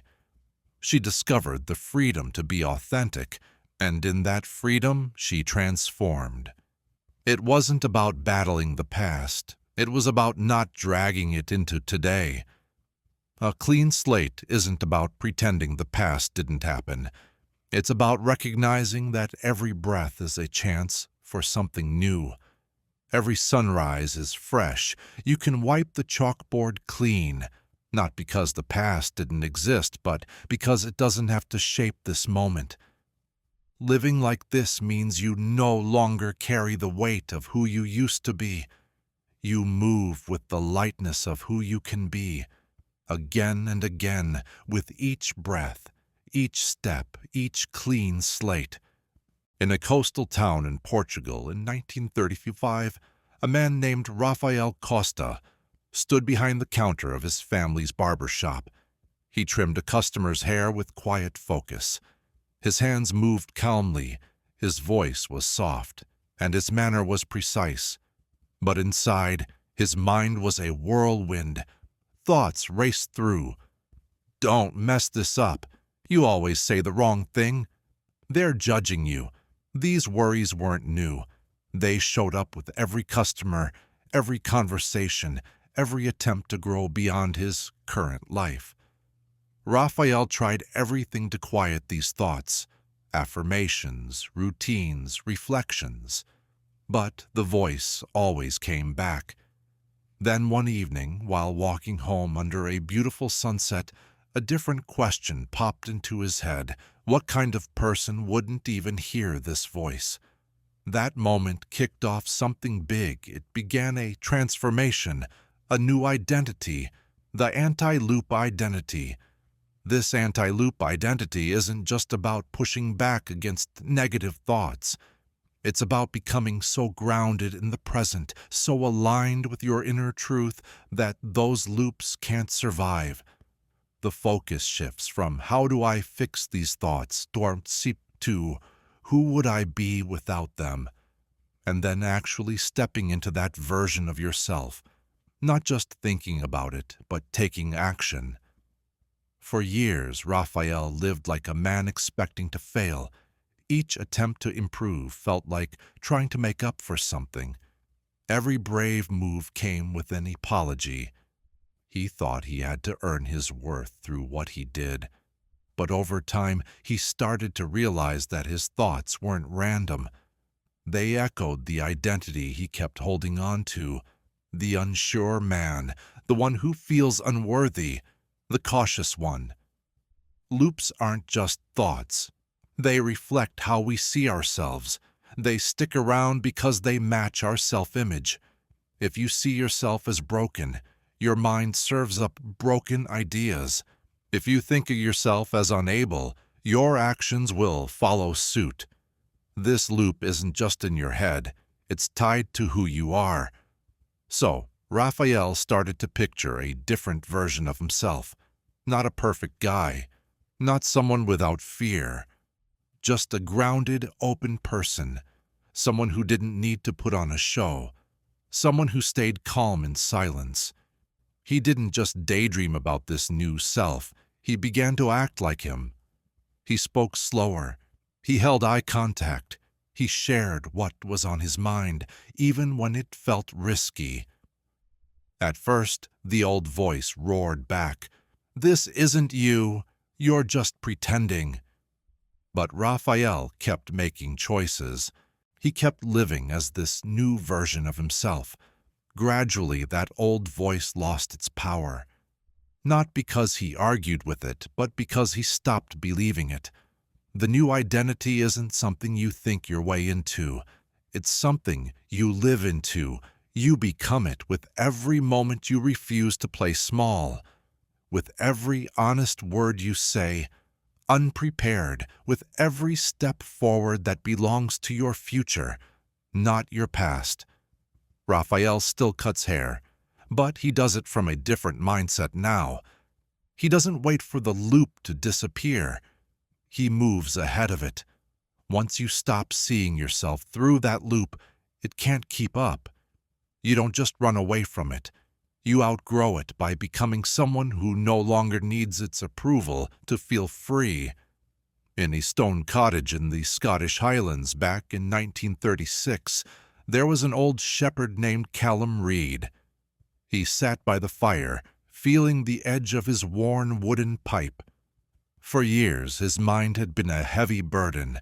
Even in silence, it whispered to him, "You should have done better. You let her down. You're too late to change anything." These thoughts followed him like shadows across the hills, haunting every choice and even the quietest moments. But on this night, something felt different. Not quieter, just emptier. Those familiar thoughts popped up, but they didn't grab hold of him. They felt thin and distant like smoke without a flame. For the first time, he sensed it. The loop was fading. The ending of a loop isn't a sudden revelation or a moment of triumph. It unfolds in layers, like ice melting slowly in the warmth of the sun. It starts when the thoughts that once dragged you down begin to seem less convincing. When the voice that used to grab your attention starts to fade, you stop reacting. You quit rehearsing. You stop waiting for it to vanish. One day, you realize it's already gone. Callum had spent most of his life stuck in the same cycle. Guilt, regret, unworthiness, they were tangled up with who he was. He thought they kept him real, grounded and human, but really they kept him small, predictable, and afraid. That loop had become part of him. It wasn't just thoughts, it was emotions, reactions, even the way he stood. He could barely tell where he ended and the loop began. Loops thrive on your belief. They need your attention, your struggle to change them. They grow in urgency and repetition. But when you stop feeding them, when you stop reacting and just start observing, everything starts to crumble. The voice loses its grip. The pattern weakens. Callum's big moment wasn't some grand event. It happened in the quiet, while he watched the fire and felt his warm tea. A thought popped up, familiar. You should have saved her. But instead of falling apart, he just noticed it. He didn't argue or shrink back. He just breathed. And that thought floated away. No weight, no meaning. The loop fades away when you stop seeing it as part of you. When you don't give it power, when you don't feel the need to fix it, you start to see through it. What was once a chaotic storm becomes just a habit of thought. Callum still lived in the same cottage and walked the same paths, but inside, things were different. It felt quieter, clearer. Those thoughts still appeared now and then, like guests with nowhere to go. But he didn't welcome them anymore. He had no need for the loop. The end of the loop isn't about it disappearing. It's about losing interest. It's no longer being drawn in by what you've outgrown. When that happens, you don't just break free. You bury it, with presence, with stillness, with the truth that you were never it in the first place.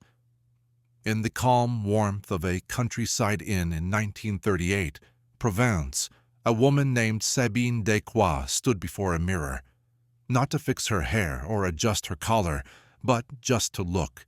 She didn't blink. She didn't smile. She wasn't hunting for flaws or seeking approval.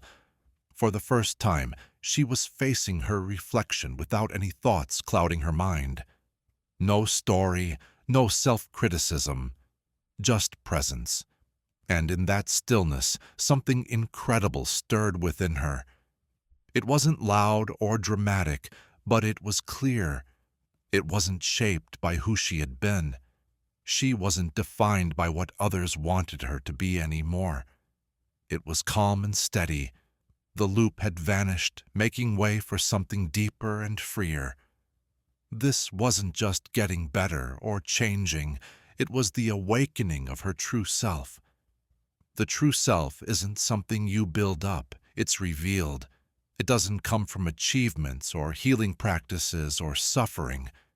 It lies beneath all the noise, untouched by the roles and stories that the mind tries to hold on to. Most people live behind masks, like the achiever, the caregiver, the warrior, or the wounded. The mind keeps looping, trying to protect these identities, worried they'll disappear. But when the loop fades away, the mask falls off, and what's left isn't emptiness, it's truth.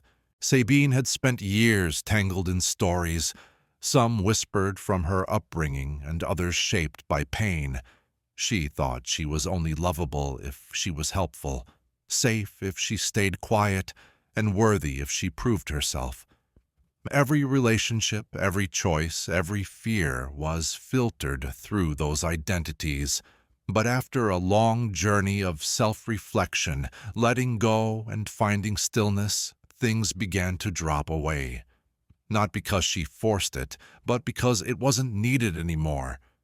The birth of thy true self doesn't come with loud celebrations. It doesn't shout or argue. It emerges when the noise fades, not because you quiet it down, but because you stop giving it power. In that space, your genuine voice comes back, not to impress, but to express, not to control, but to connect. Sabine started living from that place. She didn't pretend to be confident. She moved forward without apologies. She didn't rehearse her responses. She spoke from being present. She stopped chasing harmony and simply became it. There were no fireworks, no audience, just a quiet revolution that changed everything. The birth of the true self isn't just one moment, it's a continuous remembering. Each time she chose authenticity over performance, truth over fear, being over becoming, it happened again. Sabine still looked in the mirror, but now she saw someone she could trust, someone who didn't need the loop to feel real. Because the true self doesn't loop. It listens, it breathes, it simply is. And once it's born, there's no turning back, only moving forward into a life that's not dictated by the mind's memories, but guided by the soul's wisdom.